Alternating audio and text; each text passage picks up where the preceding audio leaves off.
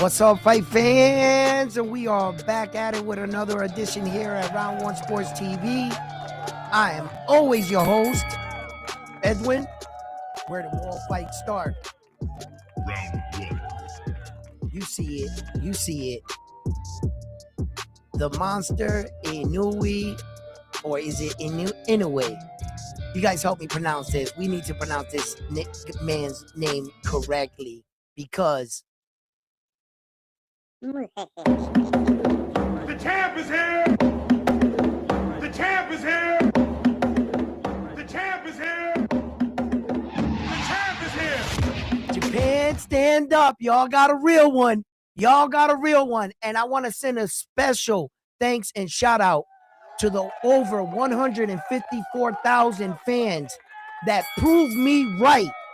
That proved that I was standing behind the real one, the right one. I was standing behind him, Naoya, the monster Inoue. Listen, thank you to all the people that tuned in. Even though my microphone was messed up and everything, I still got over 70,000 views, over 300 likes. Let's see if we can get this video over to 300 likes today. Show your love and let the world know that Naoya, the monster Inoue, is now on global superstar status. He is going to take over boxing.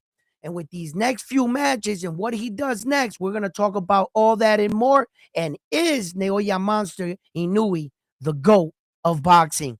So don't forget to subscribe to the channel, like the video, and become a Round One Sports Talk member. And thank you to all the Round One Sports Talk members that became new members. Thank you. So let's hop right into this episode.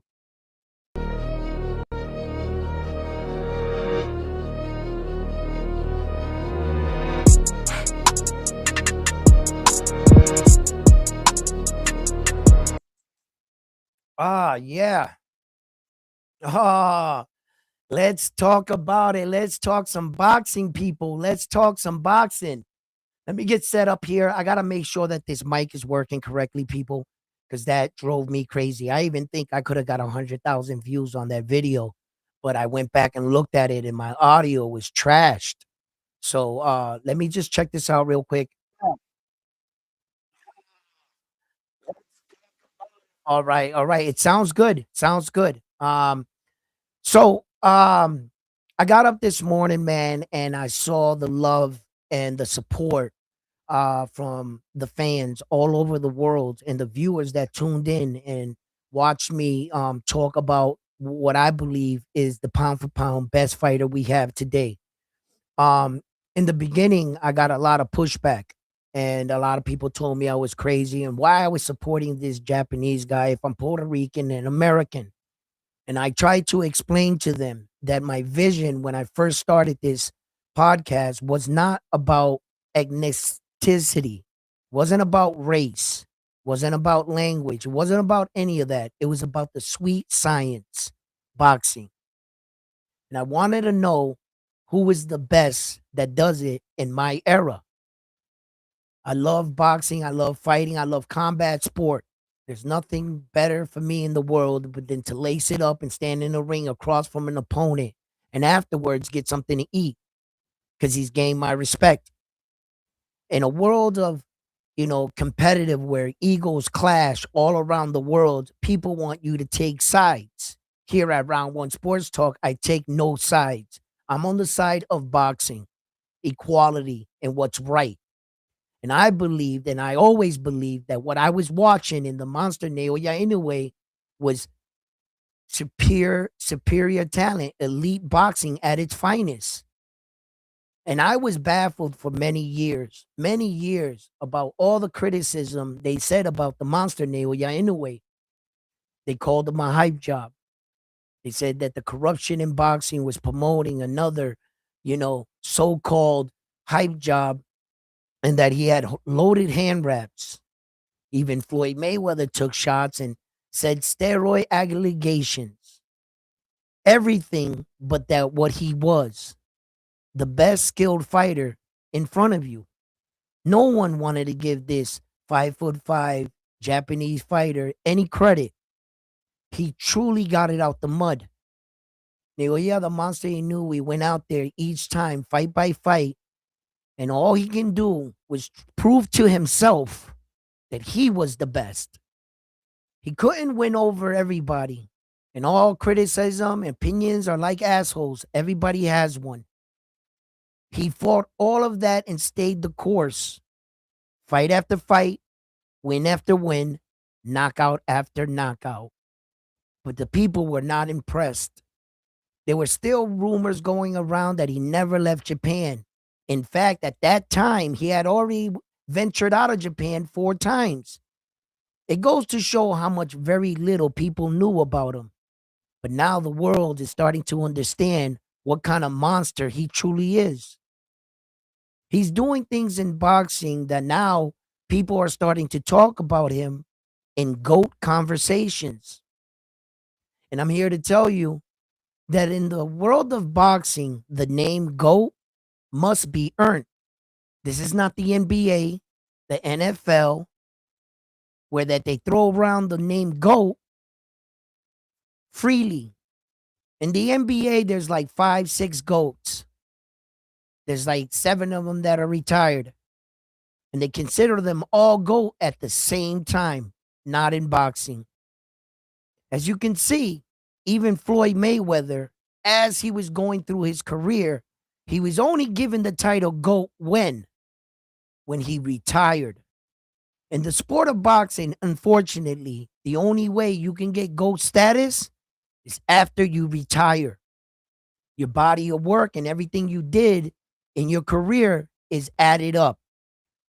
They look through your competition, your divisions, your championship titles, and your championship reign. How long were you champion? How many title defenses do you have? How many champions have you fought? And they look this all over and they start to submit to see if you reach the qualification for GOAT conversation. Do you enter the room? Then when you get in the room, they put you among the other GOATs. And they try to determine how strong is your GOAT status. There are a few GOATs in boxing.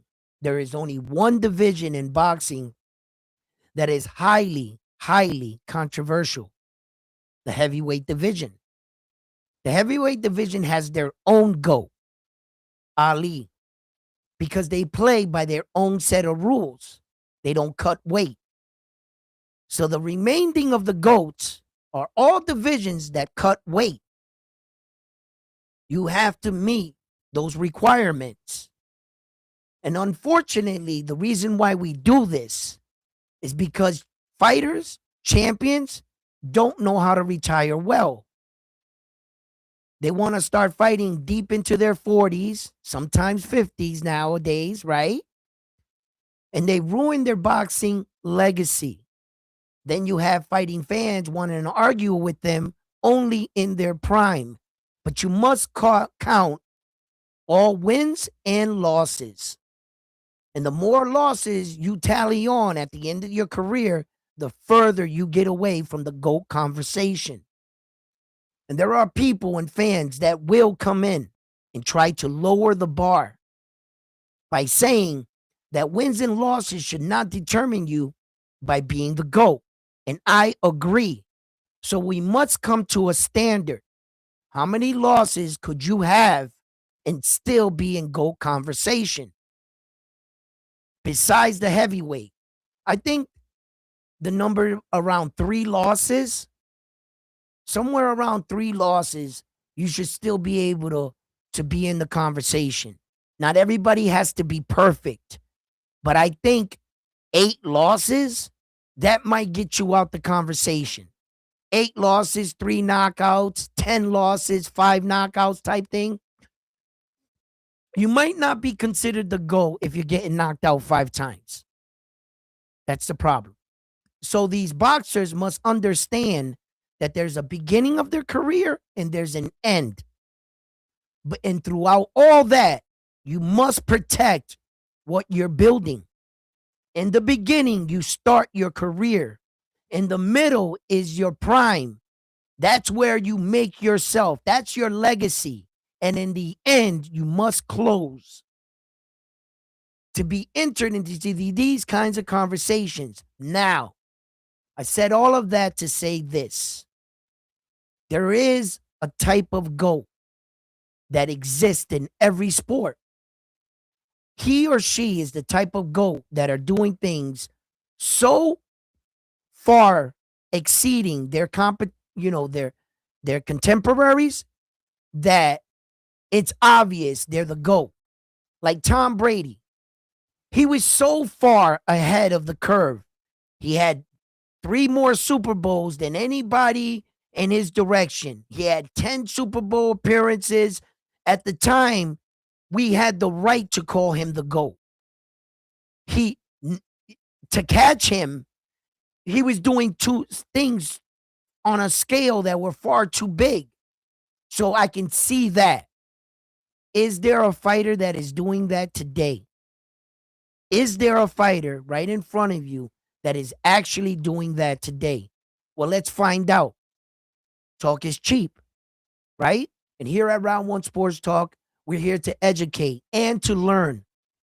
My first assignment every day is to learn something about boxing. I don't claim to know it all. That's why I have you. You guys let me know information, and you guys hit me to things. And together we'll be a stronger community, a boxing community. And that's what I hope to build. I knew in the beginning when I was watching this guy that he was the one. He was him. And I got a lot of pushback about this. But I'm telling you, the fans have come out. The viewers have shown that he is no secret no more. The world is starting to know who Naoya the Monster Inoue is. He is here. And he had a hell of a performance. What they tried to say in that fight, too, was those hand wrap situations. Did you guys see that? Another case. This is a day in the life of a Naoya the Monster Inoue. If you didn't know this, just the day in the life, okay? I can't tell you how many reports from his amateur days, the monster from Japan, how many coaches, how many times they asked to see his raps. How many times did they, in the amateurs, he has one of the highest knockout ratios in the amateurs, where it's hard as hell to knock out people. Most great American boxing amateurs got like 9 knockouts, 6, and that's great. Naoya Inoue has got like some shit like 26 knockouts in the air. That's unheard of. I'm not sure if Vasily Lomachenko with all 300 and something of his fights got that many knockouts. I got to check that out. But this is just a day in the life of Naoya the Monster Inoue. That's it. This is not the first time it's happened. It's not the second. It's not the 30th, not the 50th. Bro, this happens a lot in this man's career. Okay? And then the remarkable thing is, Shingo, you could see it on his face, how puzzled he was, right? And he was feeling that they were trying to get one over on him and his son. Okay? Because he was like, wait a minute. We were in the meeting when we were going over the rules of the fight. Your team was there. My team was there. You agreed. I agreed. We agreed. Now we get into the dressing room and you're trying to change it. Like, me no comprende. Whoa. Don't try that me no comprende shit, right? Because me Japaneso, all right? And I don't understand you neither. So I'm going to say Japanese no comprende. You know what I mean? And I'm not understanding you. So don't try that shit with me, right? Right? Yo, listen. So, another case. This is another case where if you're outside viewing this, right? Another situation, but by law, he is in his legal right to ignore what they're saying and to continue wrapping his hands the way it was signed and agreed upon the day before in the fight meeting. When we signed everything and made it official, if David Allen Picasso's team walked out of that meeting and they felt like they didn't understand something, they should have spoke up. They walked out of the meeting saying everything was okay. The day of the fight, they said, you can't do that. Where is the confusion? Now, if me, I'm Japan's team, right? If we walked at that meeting and we started wrapping his hand like that in front of you guys, right? Not hiding anything, right in front of the official, right in front of you, we started doing it. And then you said no. And there's a problem, right? Technically, Naoya Inoue was like, I have a contract that says I can. My contract, well, we walked out of that, says I can. So there's nothing you can do right now. And what did he do once again? Faced with the same situation, he's only obeying by the rules. Same rules Stephen Kubo Fulton could have used in Japan. It's not like he's wrapping his hands like that and the other guy can't. The other guy can wrap his hands the exact same way Inoue is, so there's no foul play. You understand? So when he was faced with this situation once upon a time ago in Japan with Stephen Kubo Fulton, Naoya's team said, you know what? Tell us how you want us to wrap his hands. And you know what they did in this situation? Tell us how you want us to wrap his hands. And he went out there and pitched a shutout. Shut him out. And you know what they're going to say next? You know what they're going to say next? They're going to say, oh, look, the power wasn't there. He didn't knock him out. Nice try. You almost act like you said something. No, let's go back and watch the fight, right? You mean to tell me if Naoya Inoue wrapped his hands the way he wanted, he was just going to mysteriously knock out that defense and how stingy David Allen Picasso was in the ring? Naoya Inoue couldn't even land a good flush shot on him. Allen David Picasso's defense was stingy as hell. He was mad good. He was like Paul Butler. You know how Paul Butler stood in that high guard and he had Naoya Inoue frustrated? He couldn't get to him until he got to his body in the 11th. Right? And Allen David Picasso was moved that much more and he was that much taller than Paul Butler with the high guard. Even if he had his hands taped, he wasn't going to knock him out. So in order to try to discredit Naoya Inoue, that's what they'll say. Rather than they say what they saw, a masterclass performance. Yo, okay, let's think about this. When's the last time you seen any boxer whoop Allen David Picasso's ass like that? I'll wait. When's the last time you seen that? But when Naoya Inoue does it, oh, he's nobody. Oh, hand wraps. Oh, he didn't knock him out. Then tell me, who knocked out Allen David Picasso? Who? Because I'm confused here. Because he didn't knock him out, now there's something wrong. But no one else could knock him out. What's wrong with this picture? The double standards in boxing, sometimes it's great just because they're trying to discredit him. They don't want to give you, allow him to get the credit for every victory. Pretty soon they'll say, who the hell is Allen David Picasso? Who was he? The number one mandatory. Who did he fight last fight? The number one mandatory for the WBA, MJ. So he's coming off 2 number one back-to-back mandatories. Okay, who did he fight after that? Or who was he trying to fight? Sam Goodman, the number one mandatory for the IBF and IWBO. But why didn't he fight him? Because he got cold feet at the altar and someone else had to step in and take that ass whooping.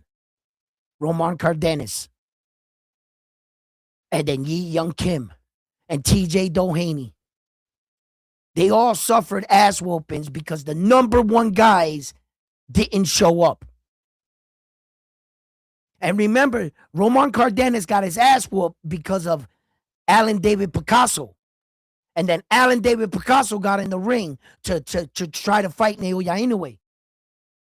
So let's just remember all of that.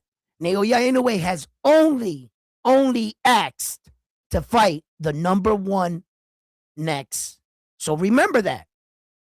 So when you guys are hearing the shit talking and that it's coming, be confident in the fact of knowing the truth about your fighter. Because my fighter gave me the ability to talk my shit the other night. My fighter did that for me. The guy that I believe in, that's the best, showed up. How's your fighter doing? You see, when the guys want to talk shit about Naoya the Monster Inoue, I told them. I try to tell them. I said, yo, this man right here is the real deal. You're not recognizing subtle things about him. You're not recognizing the fact that me and you are talking about him and the man doesn't speak English. Me and you are talking about him and he doesn't shit talk. Me and you are talking about him. Why? Because of these. Because of these. And I knew what I was watching. I knew exactly what I was watching. And that's why, yo, I'm out here on my show, and I can't believe the support and the people like responded. I ain't never got that many views, that many likes, and that many things because it's got to be the truth. And soon he could be potentially one of the faces of boxing on the way out. Like Floyd like took over after Oscar, and Floyd was deep in his career. Remember that. It wasn't like we had spring chicken Floyd Mayweather and while he was pretty boy, like making all, you know what I'm saying? Like the face of boxing. No, because Roy Jones was. Roy Jones always shadowed Floyd Mayweather. And that's what I'm talking about. Like, in order to survive in an era where there's bigger stars shining, for you to eclipse those stars, that's got to be saying something. Floyd Mayweather, when Roy Jones got knocked out, like at the end of a freaking career, he never let go that number one spot. They never wanted to give it to Floyd. Hey, yo, Frontline, come in here and read some of these chats for me. These chats is flowing. You know, I get into my thing, but I love my peoples. Drop the link real quick. Hector Bermudez wants to hop on. All right. You know how I get the flow in? All right, here we go. We're gonna start from the beginning. Emmanuel, we want to see Inoue to fight John Casimiro. 50-50 can win. GC going 12 rounds with a prospect takes Inoue right out of that GOAT talk. Sorry. GC says no cheating with double hand wraps, no knockout. It's shady. Mr. I Mr. knew they would say that. Mr. Quick says round one on that Japaneso. You know it. I'm Japarican. Loy. Loy says when is Tank fighting his baby mama? Soon. We're working out the particulars and we'll get there. All right. Fryron C says there will be another fighter who becomes champ at 112 and go out to become champ at 54. GC says crash out round one. Your boy didn't get to cheat, and he goes 12 with a prospect. A prospect, the number one mandatory for the WBC. You can't call that man a prospect. That man is the legitimate number one, and he held that number one spot for quite some time. Well, don't worry about it. Lloyd got you. He said Tank went 12 rounds, took a knee, and a draw against Roach. Fuck out of here. Yeah, and he wasn't even a guy in his division. He was a guy he brought up. Try again. Lloyd says Crawfish never defend his belt and retired like a straight hoe. Hector Bermudez, $2 super chat. The rules in Japan is night and day compared to US. Yes, it is. 100%. Mr. Quick says that hometown cooking is real. Same shit that happened to Tim Zoo the moment he stepped. Hold on, this fucking chat's going crazy. He stepped outside the trailer, shit started looking different. Romulo XD. GC says you should be ashamed of yourself out here capping for Inoue. 12 rounds with a prospect is nasty work. Oh. I shouted out Hector. I told him Mr. Facil in January. Hmm. That's Polanco. In case you didn't know who Mr. Facil is. Okay. The next time you and Ness link up is going to be crazy. Laugh my ass off. Says Wreak Havoc. Mm-mm-mm. Mr. Quick says what champions Picasso fought. Low Key says Inoue pound for pound number one now. Wreak Havoc says Ness is not convinced of Inoue. Mm-hmm. Real Deal says Round One Sports Talk has too much support for the monster Inoue. Mr. Quick says Inoue went life and death with a prospect, and that's all right. Life and death. Wow, that's crazy. I didn't see a scratch on Naoya Inoue's face after the fight. You Lloyd know, says yep, life and death had no mark on his face. Exactly what you said. yeah. GC says round one, keep up the lies, and you're gonna be off the boxing voice for good. Yo, timeout. We have a special guest. Coach Bermudez is in the building, and let me give him his just dues. I just want to put him on the monitor, big two as well, like this, so you can see him. What's up, Coach? How you What's doing? good? What's good with it, man? I got inside scoop on anyway because I had a fighter. We was out there in Japan that we had privy to go against greatness. Okay. I was training Doheny at the time, Ooh. and yeah, we went out there. The boy's bad, man. He's bad. Yeah. He's good. And so, as I said in a super chat, I sent a super chat saying the hand wraps are different night and day, like completely. Mm. So I actually have the rules somewhere around here. They prepared me because I think they already knew that when we come from the U.S. and we see that type of hand wrap, we always argue it. Yeah. So they already had a little pamphlet for me of Yeah. what the rules are. So you don't need to argue that. This was before we even once we got there, they gave it to us, Right. and it's just like a kind of a if you were to see how bare knuckles wrap their hands, Mm. they do from all tape on Yeah. on and then they do the gauze and then they do all tape again. So it reinforces the wrist. It reinforces the hand. You have all the confidence in the world to sling how hard you want to throw, Right. and without really in mind thinking that you got hand issues or you're gonna break your hand. Right. Um, every guy that I have that always turn pro and you get a guy that with the head down and you keep hitting him on the forehead. I always tell him in the corner, don't lay off the forehead because you're gonna hurt your Right. hands. Right. There was this one guy from Ireland, Gary Hyde, the manager of Polanco. His son, I was training him. He was hitting a guy. He was like, "I'm hitting him clean. Why would I not hit him in the Right. forehead?" And he said in the third round, he thought about my advice because his hand was starting to hurt. Right. So you come from the amateurs where you got those big padded gloves, hand wraps, like those little 8 ounce gloves, a 10 ounce glove with hardly no padding, Mm-hmm. and you'll have that in the back of your mind when you hit somebody's forehead. Right. The way Inoue wrapped his hands in Japan, Yeah. he had no issues with slinging his hands and not with no worries. Right. Can you there's another thing going around too, so I just want to talk about this. Okay, so what coach is saying is true, very much true. If you secure this right here with tape first, you can make like a cast like substance where it won't let your hand get what we call a boxer's fracture in boxing. So it'll give you the confidence to throw your hand. But Naoya the Monster Inoue is winning boxing gloves.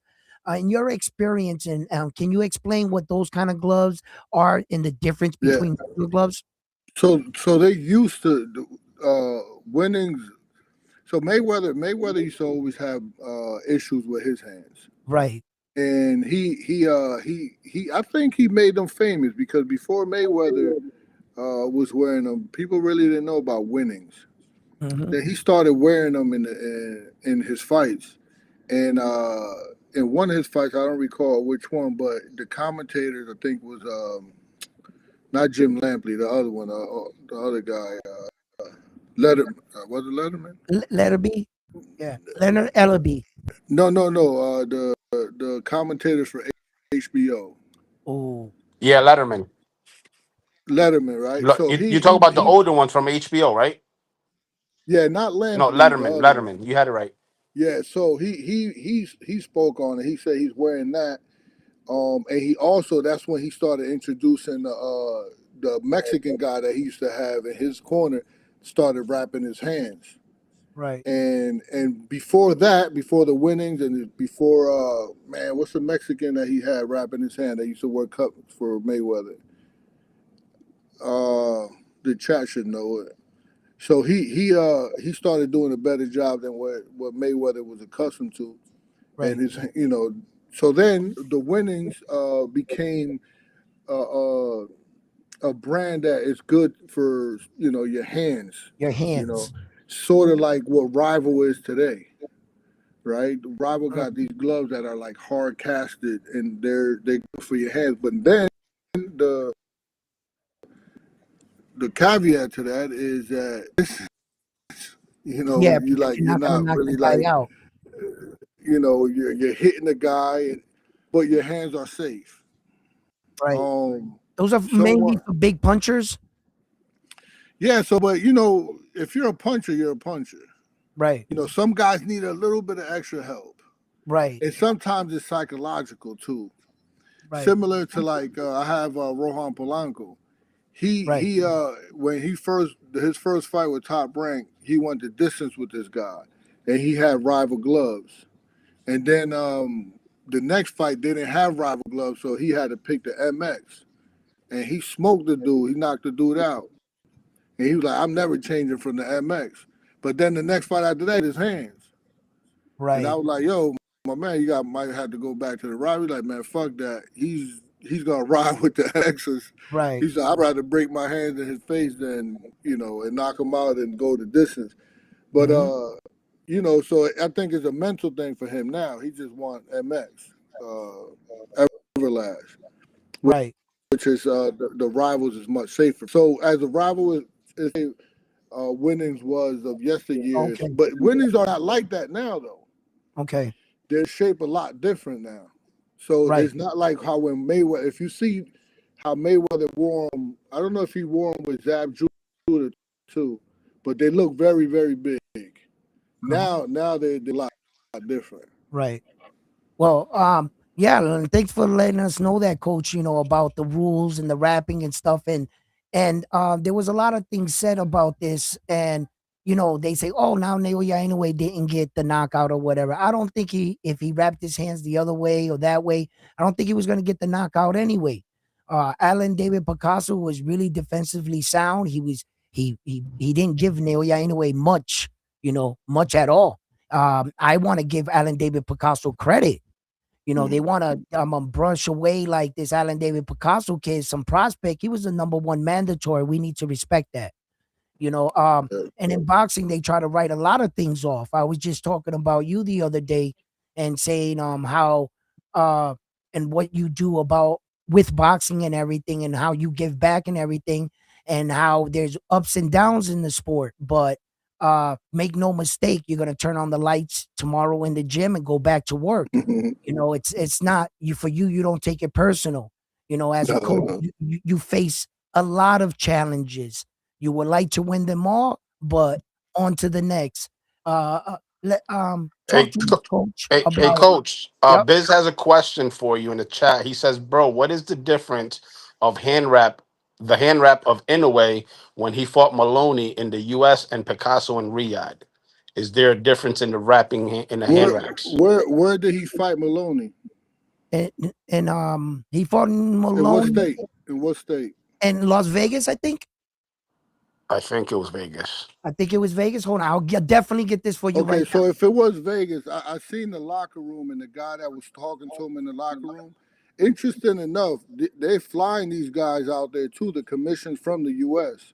that guy that was out there explaining it to Inoue, he's a commission from Las Vegas. He's like one of the head commission from Las Vegas. So not only that they're flying out fighters from all over the world, they're also flying the referees and the commission.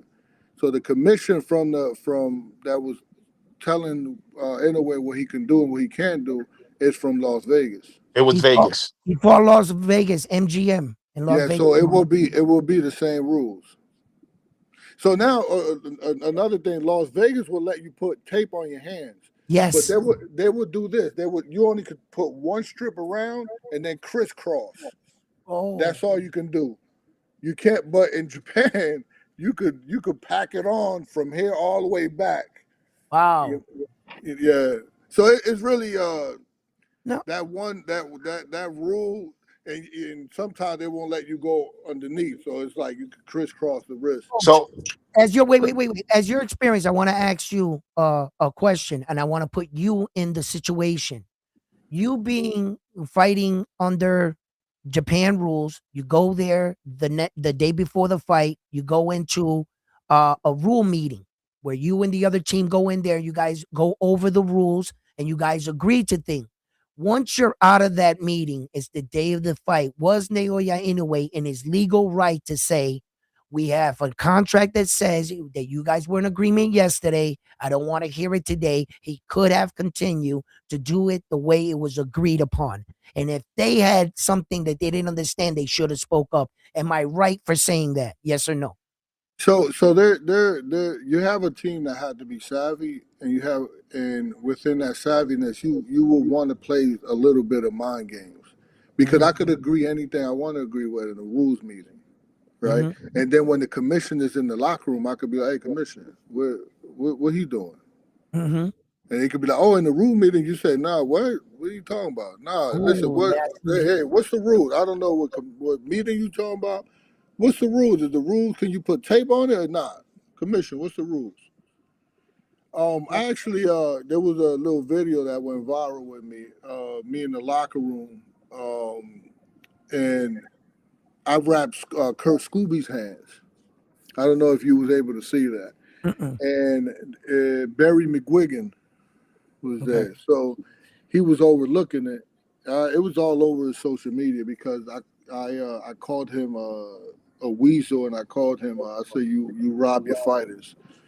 Um, so what happened? I wrapped his hands, and then the commissioner's there. He's there from the other corner to watch me wrap hands. So I wrapped the hands. The commissioner was about to sign off on it, and then Barry McGuigan comes and grabs the hand of my fighter to look at, to feel Right. and to look and to expel. I was like, whoa, fuck is that? What are you doing? He can't touch my fighter's hands. And the commission, because Barry McGuigan is somebody out there in the UK, Right. the commission, oh, that's what he's here for. I was like, he's not here for that. He's here to watch, right? He ain't here to touch your hand. He could have something on. So I made something more than what it really was. I'm saying he could have something on his hands, and Right. that's Right. probably far fetched. But Right. I want to establish, like, motherfucker, you don't come here and do what the fuck you want to do, Right. right? I You get it. come here, you here to watch. That's it. You don't come Right. here to like impose your will. And Yeah. that's Yeah. how I felt he was doing, because he was a little. I'm sitting down, I'm wrapping hand, and he's standing up looking at me right here. So the motherfucker's balls and dick is like right here. So Yeah. Yeah. one time, like, my man, back up, man. Back up. Yeah. Yeah. Yeah. Yeah, Yeah. because I'm like doing this with the tape, and it's like he's Right. like right here. Right. Right. Right. So I'm hey, like, my mira, man. mira, mira, Hector, Broadway Joe te está tirando. He said, "Does this guy ever train fighters? All he does is do interviews." Stop it. Stop it. That's all this man does. He doesn't get the time out of his day. And for him to take this time out of his day, I appreciate it. Go Yeah, ahead. yeah. Uh, Hey, I look, didn't mean to interrupt. It was funny though. I had to yeah. say that. Yeah. Yeah. Well, that's you know my how I guy. do. You get that. Some If shots. if Polanco here, boy, Polanco be all Oh, over me right now. so how do you feel about coming off this win, and what's next for you? For what win? I had the Avius win. Yeah. Yeah. If it's good, let's talk about it. No, Whatever. he did his thing. Actually, that's the first fight I had with Avius, and ironically enough, we talking about hand wraps when I wrapped his hand. There's many different ways. There is somewhat of a little advantage how to wrap hands. Yeah. I'm very good at it. Hmm. I actually I get hired to come on to wrap people's hands. I had Okay. the opportunity to wrap Tyson Fury's hands. Okay. Um, and Tyson Fury always broke his hands with Yep. every fight until I wrapped his hands. But the way I wrapped Avia's hands, he looked at it, he was like, God damn, Yeah. it's like a cast. Yeah. And you see what happened in Avia's fight. But if you're a puncher, you're a puncher. You know what I Right. mean? But there is an advantage of having the security of having a good hand wrap where you could punch and have the the mindset of like I'm good, my hands are Right. good. The I don't confidence have to. behind your punch. Yeah, So let's yeah, I talk don't have to about that. worry. So let's talk about that, right? In particular.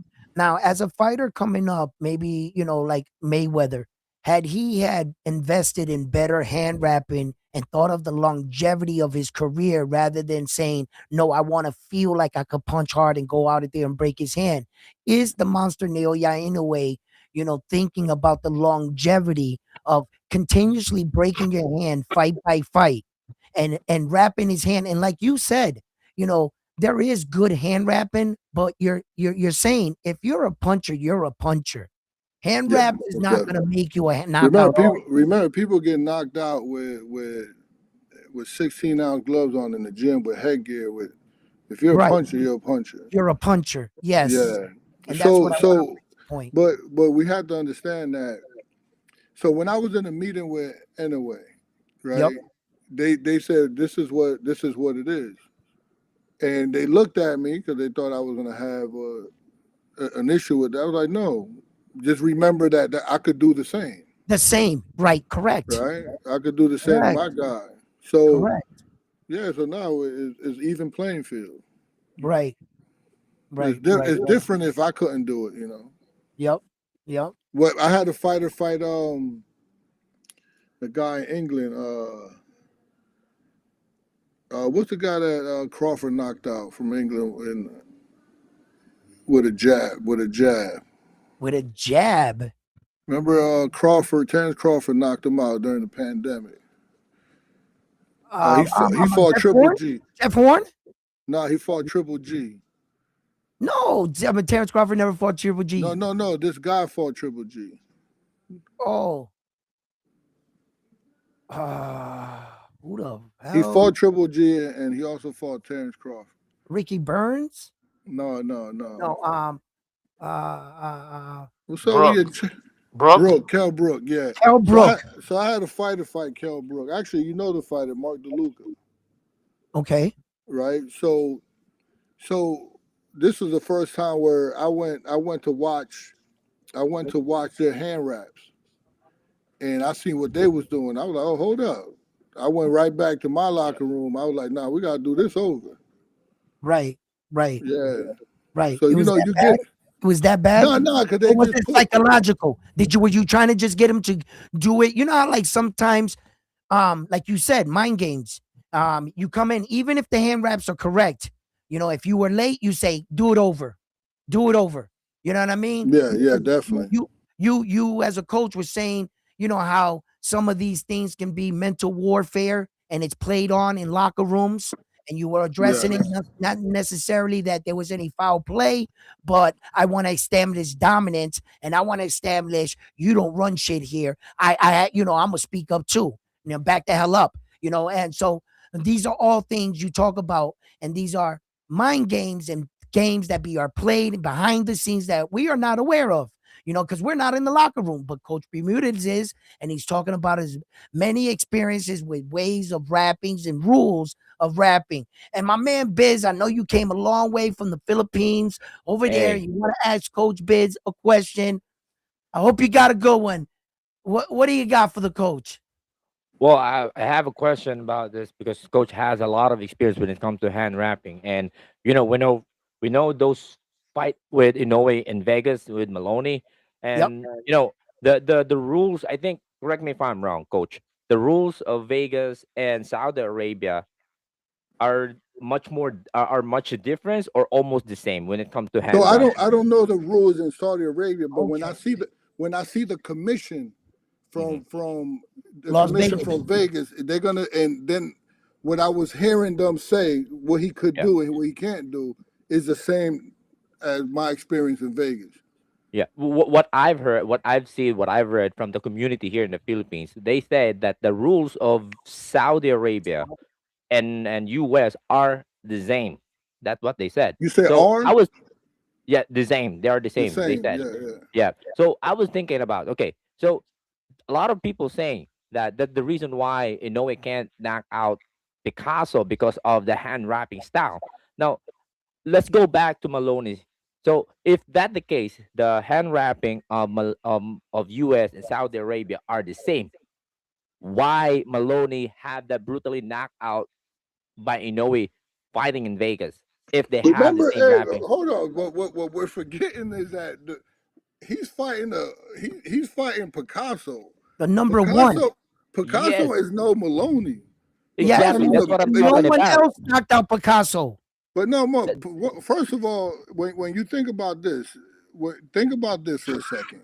What punch drunk? You know what punch drunk means, right? When they Yeah, slurring their words. right. What Mexican, right? Have Hmm. you ever come across that was punch drunk? Not too many. I want to think No. about it. Yeah, think about it. Their motherfucking skulls is different. Yeah, You ain't just knocking out a Mexican. Usually you knock a Mexican out to the body. right. Right? Those motherfucking heads is you know, yeah, it they is go what for it is. rolling. Cesar Chavez still speaks I pretty agree. Yeah, fine yeah, for freaking 300 plus amateur. I mean, like all them fights Yeah, he and had. Think he's about it. commentating, right? He's yeah. That's what I'm commentating. He's talking about. the man's commentating. Why this Inoue haters saying that they having hard time knocking out Oh, Picasso? One thing that that's one thing that I would like to hey say. Biz, hey Picasso is Biz, not easy at fighters to hey knock Biz, him hey down. Biz. Yep, A better scenario you could have presented to the coach would have been yep. what happened with the time in Japan when he fought Stephen Kubo Fulton and they said he couldn't put tape on skin. They wrapped his hands with the gauze like Stephen Kubo Fulton's team wanted, and he had got a brutal knockout. What happened in the David Allen Picasso situation? That David Allen Picasso was defensively sound. Why don't you give the young man credit for surviving the monster's power? The monster never really clean hit him clean flush. He had to take off some power and hit him with combinations, okay, and try to set him up. And Alan David Picasso, in his own right, showed the world why he belonged with Inoue. But instead, what they want to do is talk these fighters down, and I'm tired of it. You know, every time that coach, I could probably agree with me. Every time his fighter goes into a fight and beats the guy, this guy turns into a cab driver, and the boxing world doesn't want to give you credit. That's why I speak up both fighters. That's why I talk up Alan David Picasso, and that's why I talk up Naoya the Monster Inoue, because these men are warriors, and we need to treat them as such. And we need to look at the fight, what really happened. Alan David Picasso gave a great account of himself, a great Yeah, account. I Hey, agree with that. let me tell you something about that, man. You had to give people credit. I actually gave you credit getting in the ring, getting in shape, and getting in the ring, Thank you, coach. and no, I ain't here trying to fucking pat you on the back for nothing. No, It thank you. is what it is. You Thank you. deserve credit because there's a lot of motherfuckers that fucking couch potatoes and very fearful and motherfucking cross dressing ass motherfuckers on the weekend that want to sit here and talk shit to people that's actually what had the balls to get in that ring, right? So back to the hand wrapping thing. Before I get out of here, the reason why I wanted to rewrap my fighter's hand is because I didn't know that I was stuck in the rules over here. I didn't know that you could put that much padding on the knuckles. So to fill up the glove, right? So when my fighters put their hands in the glove, and I could skin the glove back. All that padding fills up the glove. So now we got wrist stabilization, right? It prevents any Damage. hyperextension, Right. Wow. right? Right. We have hand compression, keeps your bone aligned, right? Especially with the tape, right? We would what else we have? Energy transfer, right? Just to transfer the firm structure could equal like cleaner, harder punching, right? Mm-hmm. So to have all that confidence and that cast like hand wrap is is definitely a confidence booster, Mm-hmm. right? So that's why I decided and then throughout the years I got pretty good at it. Right. So I think in the way it's in his right to do whatever he wanted to do. Just because he didn't knock this guy out, I'm more concerned in the way his I'm more concerned with with the muscles that I saw on him. I Mm. seen a little different type of muscles around the shoulders and chest, and towards the end I saw him like shaking his arms out, Mm. and he kept shaking. He do a comment, he kept shaking his arms out. So you think they So were getting filled with acid? He's getting bigger yeah, muscles. I don't know. I don't know. There's something there that you know. I don't want to get you flagged. I got the fight behind me, but you'll see Yeah. every now and then Okay. you'll see that he'll shake his arms out. We'll talk. We'll talk off the You scene know, on the phone or something. Me and you. We'll talk. We'll chop it up. Definitely, definitely. But like, I definitely saw a great fight between the two fighters, and I think that Naoya Inoue is doing a lot for boxing. It's not every day everybody's going out there putting 4 belts on the line, putting that much risk on the line all the something time. about Larry Holmes, right? He tied Larry Holmes' record. Well, he passed in the modern era, 4 belt era. Saul defended his 4 belts the most, and he passed Saul. So he's on 6 now. And then in a modern day era now, Terrence Crawford in world title fights had 11 fight knockout streak. And Naoya in a way tied that as well. And he's coming into his 26th consecutive world title fight in 4 divisions. And he never used the tune up. He always used the champion every time he went changed the division. He fought the champion right away. Yep. Like that. So he's pretty he's pretty unique. He's pretty unique in his accomplishments. Now his opposition, that's a different story. Like me and my man Biz was talking, like in comparison to some of the greats, Manny Pacquiao. Manny Pacquiao's resume, his opponents is strong. He faced a lot of world champions, Hall of Famers. I mean, Naoya doesn't have that kind of resume, but he's only beating and fighting the guys that are in his era today, and I can only hold him for that. I can't hold him for what if. And if there's no guy in his era, everybody in his era, I mean, he came in, he fought an undisputed champion, Stephen Fulton. He fought Marlon Tapales. He wiped out the division, got all 4 belts, and then fought all the mandatories. What more can you ask from a guy? I can't ask for anything higher than that. So the ridicule and everything, I guess, comes from people that are not aware of him. I got a lot of pushback, and I like this guy and coach. The only reason I like him is because I think he's a complete fighter, and I'm gonna be honest. That's it. He doesn't speak English. I don't know what he's saying. I'm only watching him because I like what I see. I like his style of fighting. I think that he's a complete fighter, and that's it. He don't, So and he doesn't need. He's one of the few fighters that don't need the U.S. He right, Oh don't. yeah. He Oh don't yes. need to come here Yeah. because I when we fought him. Listen, it the I'll say this right. Usually, fighters take a turn when they get that much experience. He got so much experience on his belt, and this was the advantage that Mayweather had over people. The advantage that someone like Canelo have over people. Now Crawford, in the way, is that they're not going to freeze under the lights. right, Right? Think about Mayweather fighting Canelo when they fought. This young kid coming into all this, this much pressure, that much tension, with the whole country on your back. He don't have that same pressure anymore. right, right, He's right, much more experienced.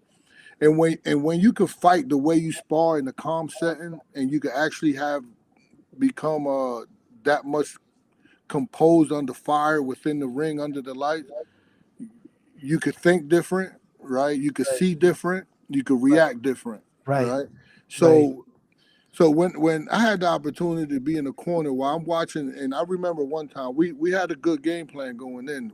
Actually, my kid won a couple of rounds with him, and they was like surprised, right? To win 2 rounds, it was like Right. he won 2 rounds, you know. So, but I remember him being like, I'm in the corner, he's being like right there, and I'm telling TJ what to do, and TJ's like fainting. I'm like faint him low, and as he's fainting him, all the feints before he even got the feint, Inoue was already there on defense. I don't know if you will understand this. Yeah, Like yeah, let's say his hand Yep. is here, and he yeah. was faint. He was just like I see you.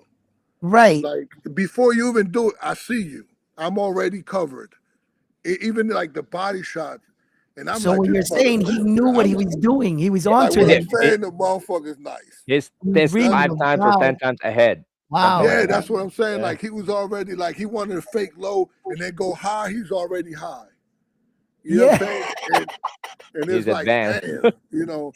So then when I saw him getting hit the way he was getting hit with Picasso, I think it came a point where, and this is another experience thing because he know how to take the punches. Right. So Yeah, right. he lost respect for Picasso's punching power, Right. and he was just fighting like Right. that's. Right. If you put someone better than Picasso in there, it won't be the same. It's similar to what Devin Haney said. Devin Haney trains for that fight, so he might look different every fight Hmm. out. Same Hmm. with Inoue. He's not gonna. Once he starts to lose respect for you, he's like, oh, whatever, I got this in the bag, Right. I felt the right? So same way. don't film study that fight and think like, oh, every time he punches, he leave his hands down. Oh, he's exposed here. No. No, because if you're that much better than Picasso, he's gonna fight you that much better. There's Hmm. levels. There's levels to his game, Right. you know. Right. But no, the boy deserved to be on that pound for pound list, top 2, 3, on Yep. everybody's Yep. list. Yep. Yeah. Yeah. No, I think that Mexico went up against Japan out there in Riyadh, and I really think that Naoya Inoue proved that he was the best Well, Japanese not all fighter. Mexican. Let's give props to the The Dominican. Dominican fighter, no, but let me get there. Let me get there. They went up against him, and that Dominican fighter beat the brakes off that man. Whoa, whoa, Yeah. whoa, whoa, whoa! I ain't gonna say beat the brakes off. It No, was he was. He was. great. Them, yo, when he was hitting him, the Japanese dude was going back. Yo, you saw Okay, the in the 8th round, but what happened before the 8th round? He was smacking that Dominican up.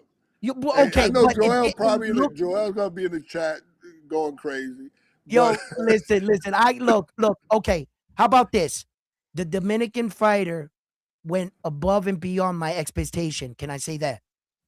so my He went guy above my Armando, expectation, Garcia. Armando, the son of a legend, Armando Martinez Robbie, right? He's in the gym right now. I'll open this fucking door right. Talking about Joel, talking about who do I train? I'll open this door right now and show you who's in the gym. Right. So Armando Martinez Robbie, he's a Cuban, right? We were signed for that fight. So the way the Cuban visas work, he was supposed to have. I don't know how the visa thing is, but he didn't have the particular visa that he needed to Hmm. travel there and to be able to come back into the country. Okay. I think he could have went there, but then he would have been stuck in Tough. no man's land. I don't know where would he been back to Cuba or whatever. So we didn't take that. We didn't take that chance. So we Right. can't. So we tried. We tried. We tried. The deadline was like December 5th. Right. If we can't get it by December 5th, then then we didn't get it, and then comes in the Dominican brother there. What was his name? Garcia. Garcia. So then he took the fight on short notice, and Really? he talked to Armando. Hmm. Armando spoke to him about some things that we was working on for that guy, and he went out there, and no, that guy Armando would have knocked him out. Garcia didn't knock him out. I don't think. I think it was probably a conditioning issue because he did take it on short notice. Yeah, but hey, come on. Remember what all the hype on this Japanese dude was? Oh, he's the next Naoya in a Yeah, way. yeah, He's the yeah, next. You heard it. I thought he was gonna yeah, wipe down Garcia, bro. yeah. And then all of a sudden, I'm going through the live and I'm watching Garcia fight him, and I saw boom, oh, and he dropped out. What happened to the next Naoya in a way? Yo, Yeah, it's not easy to do what this man is doing. For people to come on and say that if it was so easy, why isn't anybody else doing what he's doing exactly in his era? This is not easy. Boxing is the real deal, man. And I think everything, for the most part, I can say is earned in boxing. Everything you accomplish. So not well, yo, listen. yeah, What's interesting is this. yeah, So the way, and they're very, those Japanese motherfuckers. They very proud, man. yeah. They're You respectable. know, Yeah, they're very proud people. yeah. So I went out there to Japan with TJ, and we fought this guy. Well, first of all, I went out there with Jonathan Guzman, Okay, and we was a complete underdogs, and we won the world. We won the IBF world title. okay. We come back, Congratulations. right? And I always remember this. Going there was a long ride. Coming back with that title was very, very a quick ride. Really? Yeah, Yeah. you'll feel it too. That You'll was feel it, very, right, yeah, because you're so much in the morning with but you're so hyped that you don't yeah, feel the ride. You're on cloud nine. You guys are coasted. You don't want the yeah, ride to end. You know what yeah. I mean? Yeah. So when we went back and we lost it. Guzman lost it back in Japan. Hmm. And then, ironically enough, I had another fight in the same weight class that they picked Hmm. for the same title, right? Right. Right back. Right. That was TJ Doheny. So Mm. I took TJ right back there. And remember when I lost it in Japan, that ride back was long as a motherfucker, Right. right? Okay. Yeah. Yeah. That Right. ride was Right. long. Now you felt that ride. Yeah. A lot of silent moments. so so then it happened again with TJ. We won the title in Japan, Right. and the ride back was smooth, right? So Right. so then it's ironic that the reason why I think this is what I Yep. think. The reason that he really TJ Doheny got the fight with Inoue is because we was like 4-0 against Japanese fighters. And Oh. it reminded me of what you just said. This guy was supposed to be the next Inoue. So Right. there was another kid that was supposed to be, from the same gym or Hachi's gym or Oh, whatever the Hachi, name is. He was supposed to be the next Inoue, and TJ knocked him out. wow. Yeah, and then we went back there. We won the belt there in Japan. We went there 4 times. The Inoue, and for some reason, then we get the Inoue fight, Right. and I Hey, was like, can oh, you he talk won. to me a little bit about the what was the particular injury with TJ Doheny? Could you talk to us about that? Yeah, well, it was an injury, but I still think it was inevitable. I think he Oh, probably would have stopped TJ anyway. But that was right. TJ was doing good into that.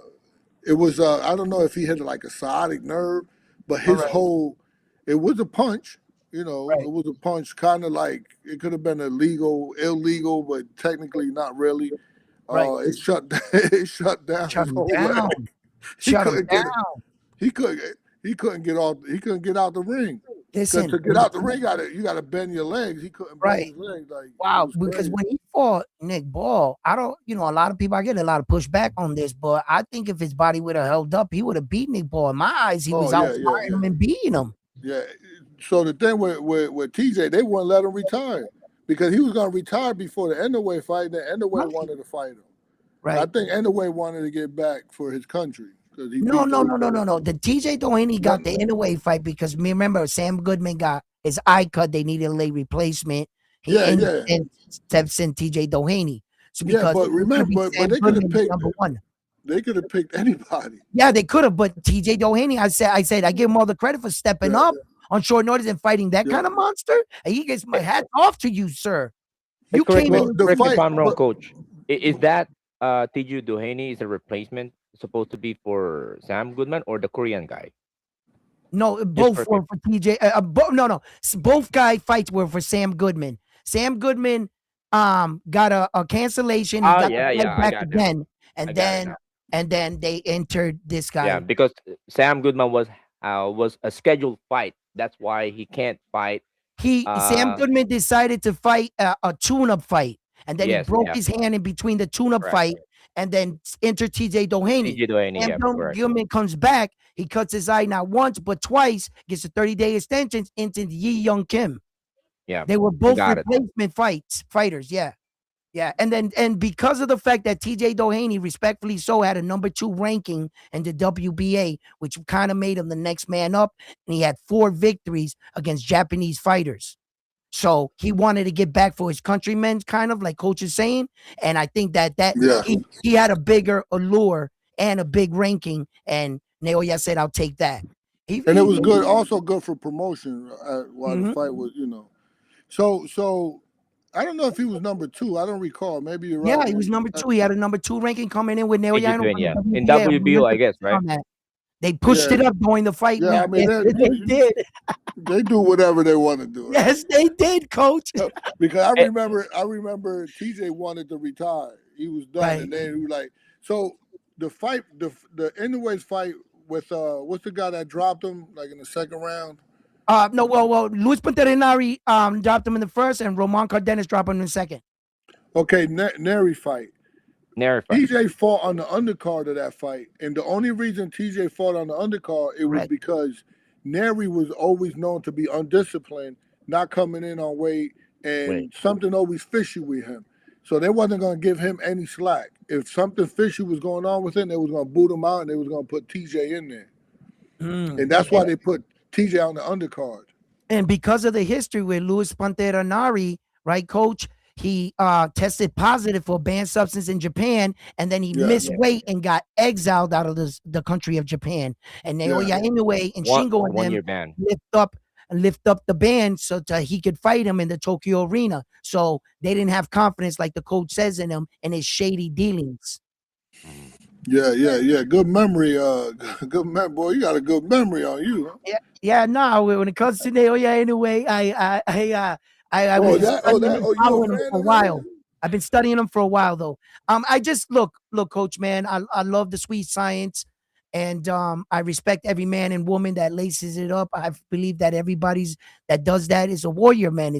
This is tough. Taking these punches to the face and working out and getting up and staying disciplined is not easy.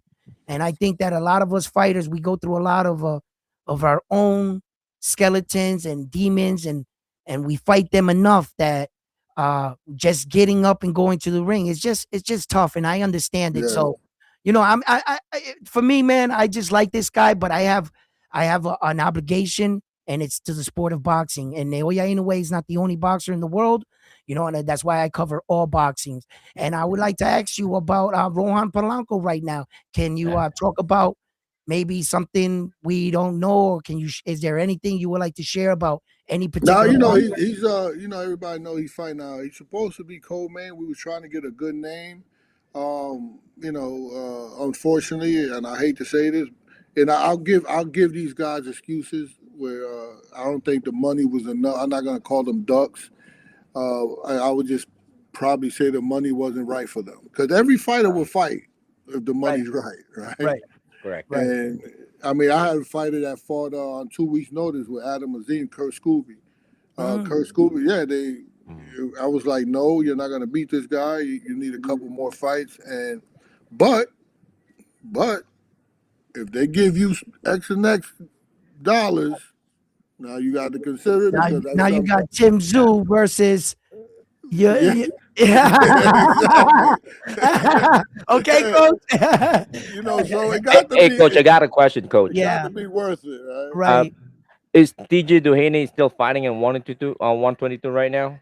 I don't. No, How many fights he can? TJ Doheny wanted to retire before Inoue fight. Then it Oh, okay. wasn't worth it for him. Then there was a possibility that he might fight um Inoue when Inoue fought Neri. So he's like, oh Mm. shit, I'm back in the action. Right. And then we find out that hey, if Sam Goodman's not having Sam Goodman, you're gonna get in. Like, oh, hold up, back in the gym. Back in the You gym. know. So after the fight, he's done. And then All right. guess what? Nick Ball called Ball him. comes up. We're like, hold up. And Wow. they're gonna keep giving me these These checks. title shots. Well, Yeah. well, well, they- well. It actually TJ Duane is once a champion, so of course those people wanted to yeah. be, call him out that because he was a champion. He's a Yeah. guy that wanted to beat them as well. Now, Yeah. I want to add this also because we have here in the Philippines. I don't know if you heard about him. After he won the fight in Japan the other yesterday, he's actually calling out Neri. Now, I was thinking that Casemiro is not ready for Luis Neri as of now. I was thinking about, hey, if Casemiro will going to call out TJ Duhaney, do you think that will be a good match? Casemiro got Uh to get a win, my man. Yeah, He yeah. got to get a win. Casemiro just lost. No, no, he yeah. won yesterday. Oh, he won yesterday? Yeah, he won He yesterday. fought He that was fast? actually he knocked. Yeah, he had to fight. He has to fight yesterday. He No actually way. knocked down the Japanese guy. No. I don't. Ah, You didn't know that he ah, knocked shit. down. He actually broke the nose of the Japanese guy. But I don't understandable. It's a very big mismatch. I got to go back and watch this right now. Yeah, no, I got to watch it. But Yeah, but I mean okay. the guy I think the guy was an opponent though that he fought, No, right? no, no, no, no. No, no. Casemiro's a victim of himself, coach, right? No, Yeah, no, but the guy he fought. The guy that I don't even know about this. He biz. he You beat. need to help me It's on that. actually a rank 500 fighter. But we a lot of people, a lot of Mexican fans in Philippines expected that the Casemiro were going to win that fight. So for me, what trying to look at is how he's going to win that fight. But when I saw he broke the nose of that guy, I said, okay, this guy can still fight. This guy can still crack. So I was thinking, who's are those ex-champion like TJ Duhaney? I think Luis Neri for now is not. Yeah. Casemiro is not ready for that. I think if Oh, TJ Duhaney, I mean TJ Doheny would be a perfect TJ 9 times out of 10 won't beat well, you someone might like want that. to talk to Kameda promotion coach. I think I think that will be the good thing. If you want to talk to Well, Kameda first I gotta promotion, talk this to Japanese. TJ to see if he wants it, but that Yeah, would be yeah. yeah, but TJ was actually a 118 fighter and he right. always fought Uh, at 122. So if a fight at 122 ever comes up, he could always make the way easy. oh yeah, Right. that will be good because I want to see TJ Duhaney fight because Are when you I a said, fan? oh Oh, you must be a fan of Casemiro. Casemiro. no, no, I'm yeah in Philippines, I am actually I have to stand what is right for. If Casemiro doing bad thing, Are you Filipino? Yes. yes, I am. Oh, okay. All right. Yeah, he Yeah. is. You see, the thing with Casemiro is, once upon a time, he was a great opponent for Naoya Inoue. Well, yeah, Once that's true. he got himself stripped, he got the year's suspension.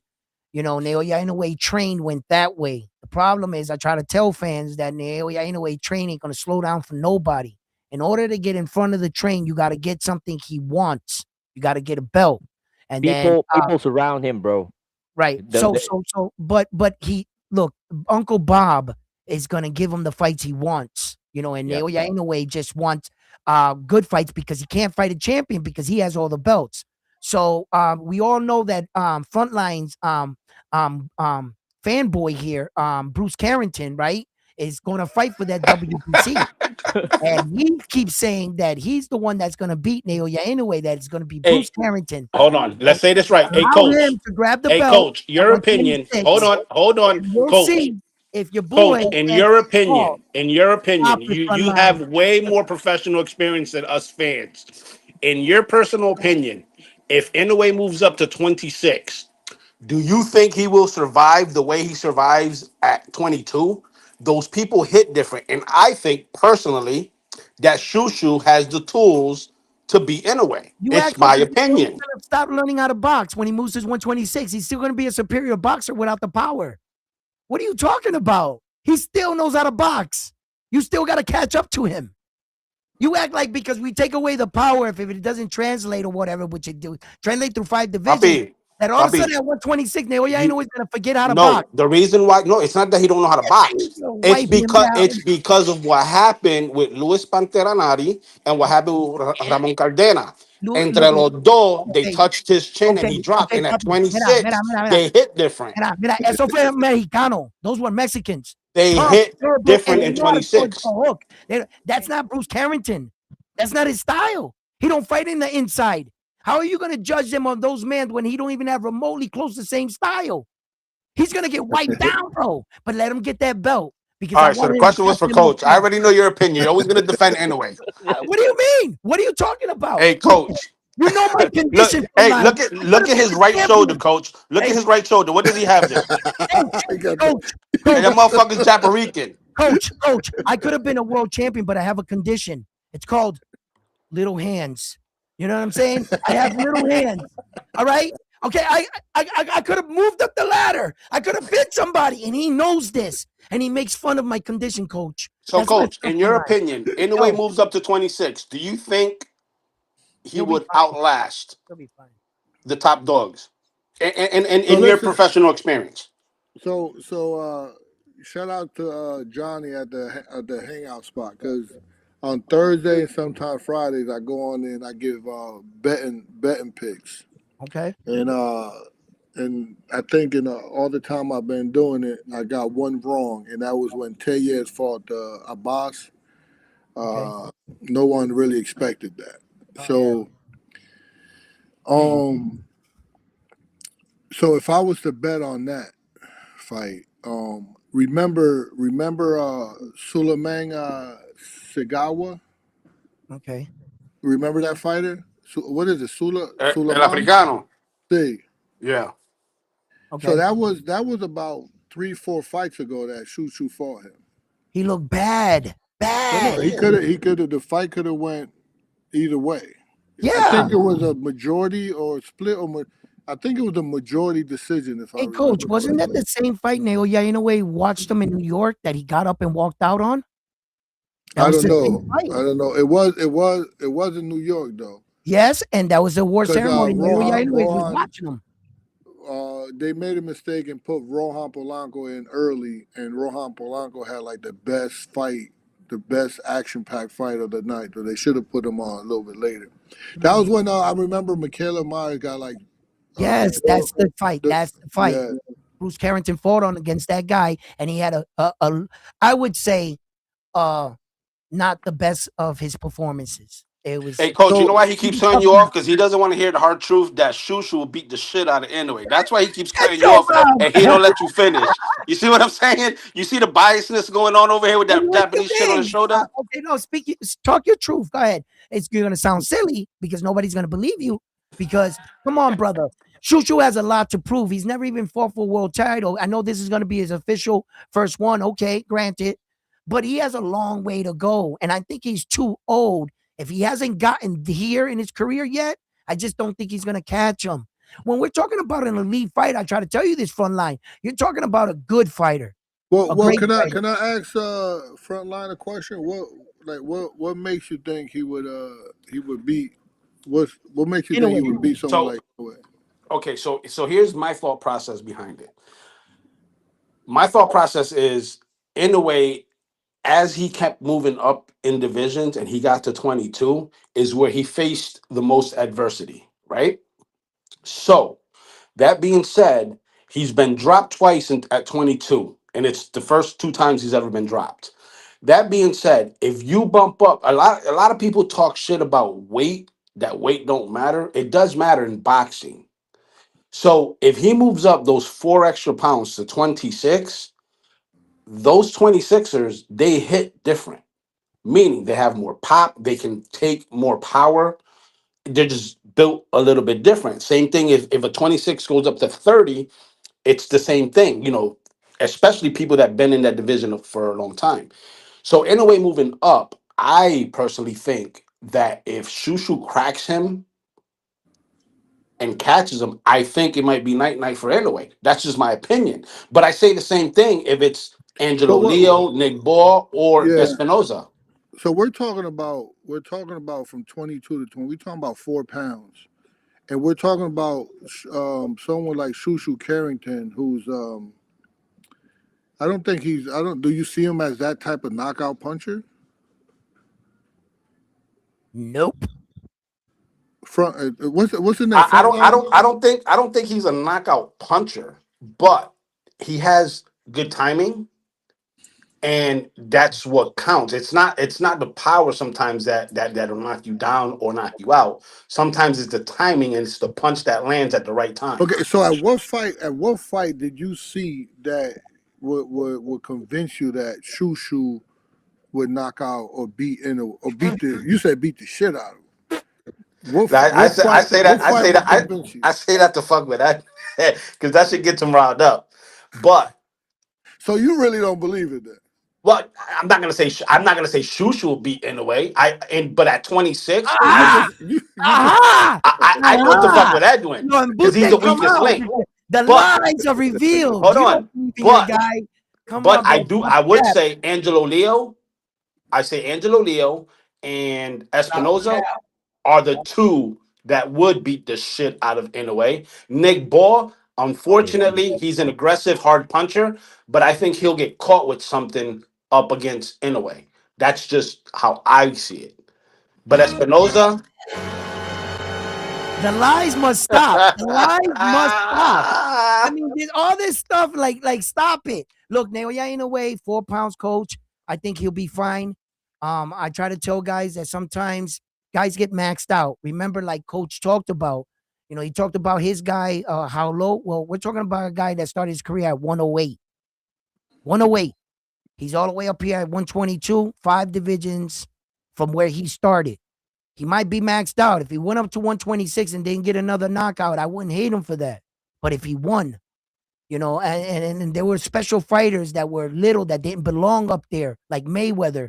He never weighed 154 with 2 bricks in his pocket, but he went up there and fought Miguel Cotto and fighters like that, and he showed that skills pay the bills. That's it.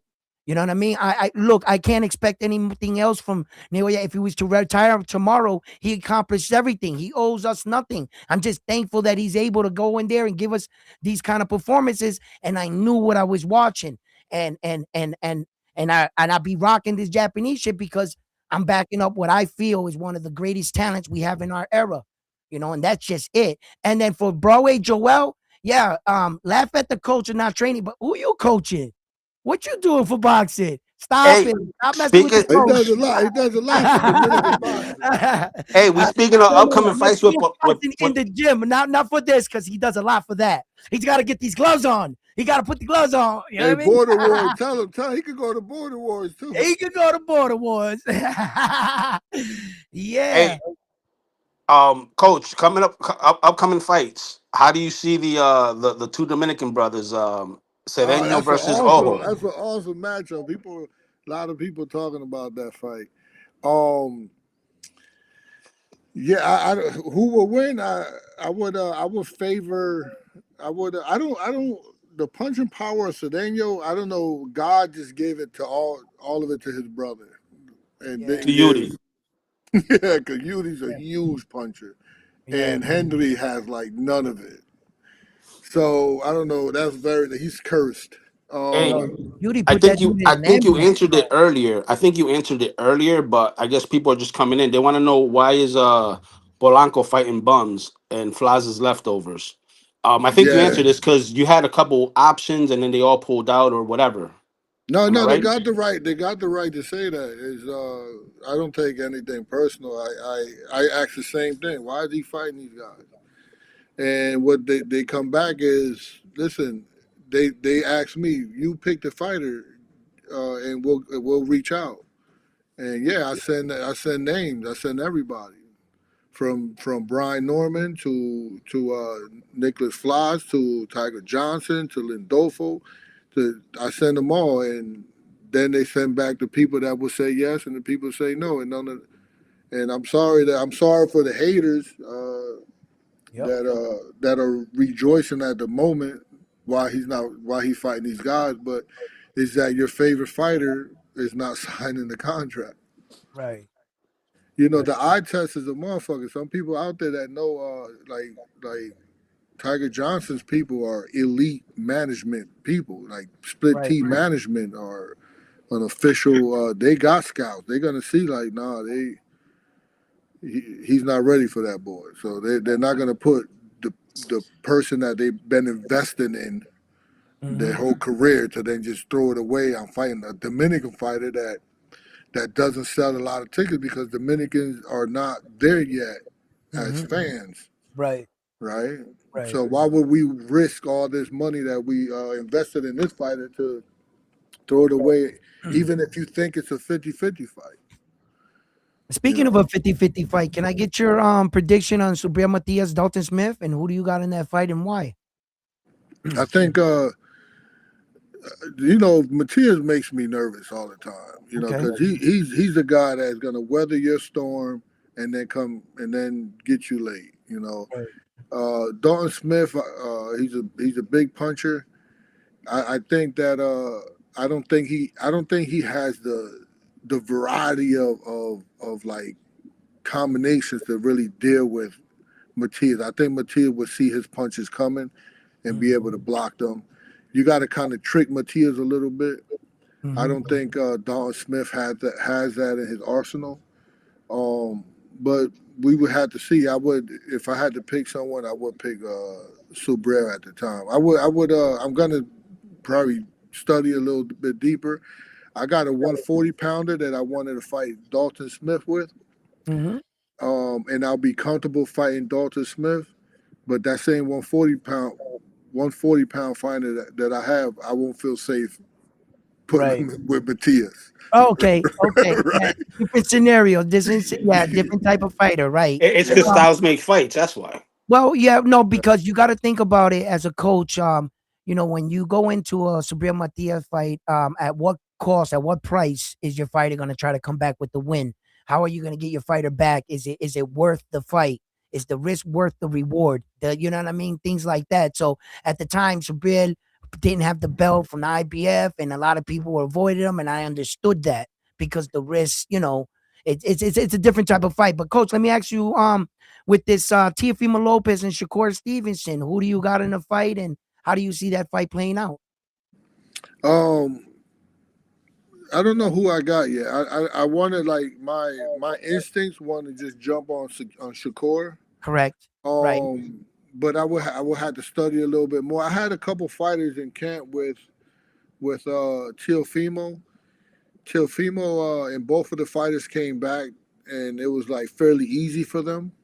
Mm, He doesn't. He's not a good guy that spars. Like there's some fighters that spar good and fight mhm, bad, right? There's some fighters that spar bad and fight good. So the superpowers of 16 ounce and headgear get taken away when from a puncher like right. like Teofimo.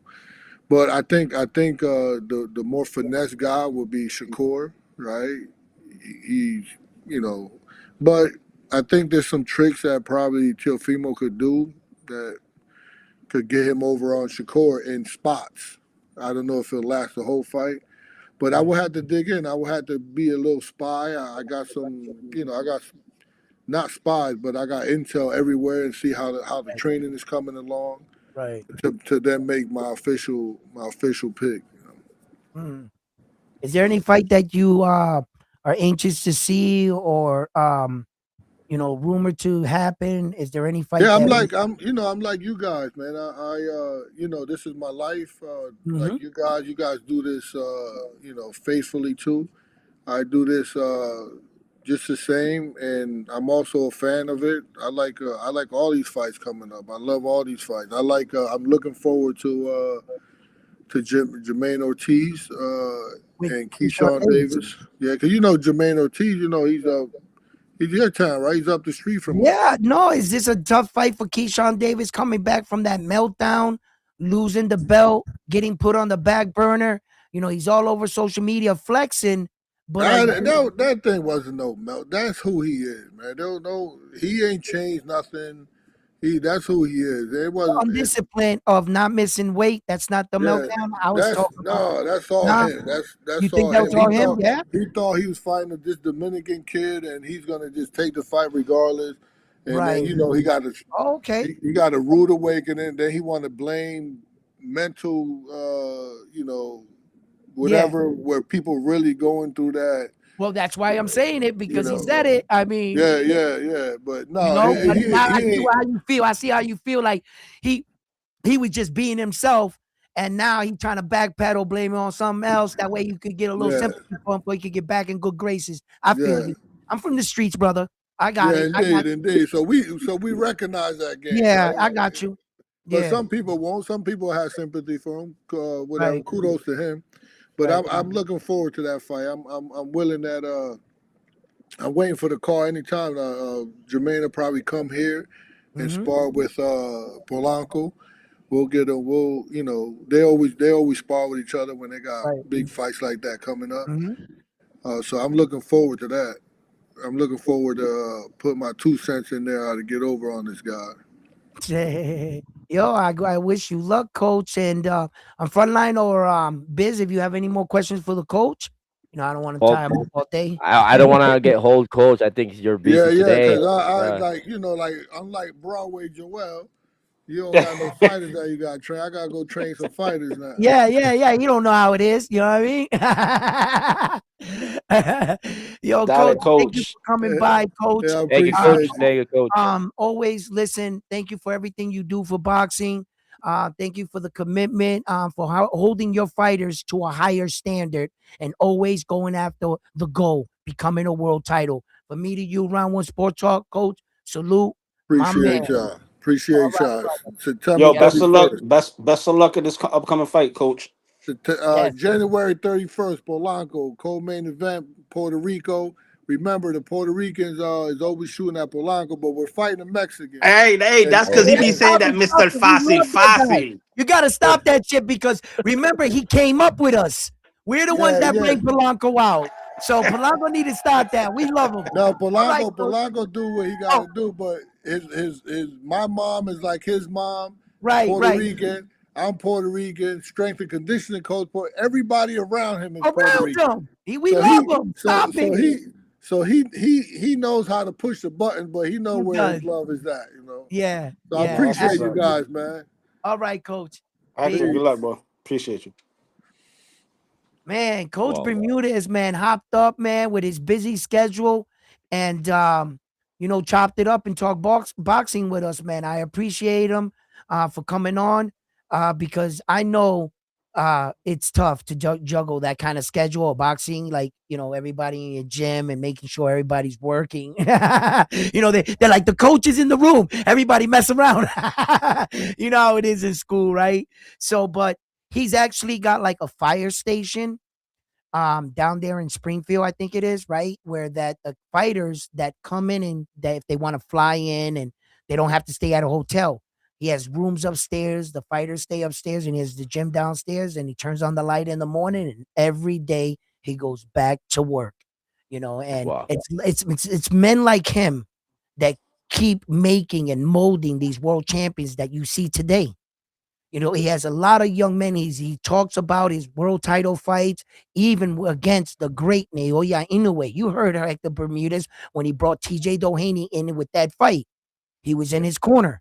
He's gone up against arguably one of the best fighters we have today. So there's where his experience lies. He's seen it all fighting styles. So I always appreciate when a master is talking, a And real not to coach. mention, he takes time off of training the guys to jump on Yeah, and give yeah. his insight and shit like that. Look, Yo, coach is a good dude. yeah, no, I know about fighting. I fight, but he's probably forgotten more about fighting than I know.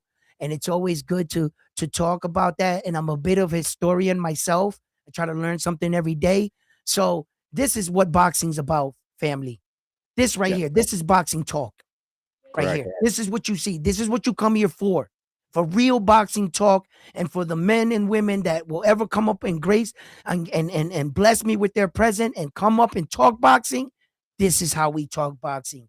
We don't talk greasy. We don't have to be like the rest of the channels. If you want a debate channel, there's a debate channel for you. If you want to argue channel, there's an argument channel for you. If you want to have a knowledge and intellectual boxing talk, this Yeah. is the channel for you. Yeah. I So mean, fight fans. you can get critical. You're going to use your critical thinking once you are in this channel, bro. Yes, That's yes, why I and like I like it. Yeah, that's I tell all fighters, look, you might be hear me be critical, right? But Hmm. don't confuse me from being critical of being a hater. Because you got to Yeah, remember, I never actually said any of these guys suck or anything like that. Criticism is criticism, but I'll also show you the positive as well. We talk objective about both criticism. sides objectively, yes. And sometimes I leave it open for interpretation so that I hopefully get you guys to engage in the conversation. You see?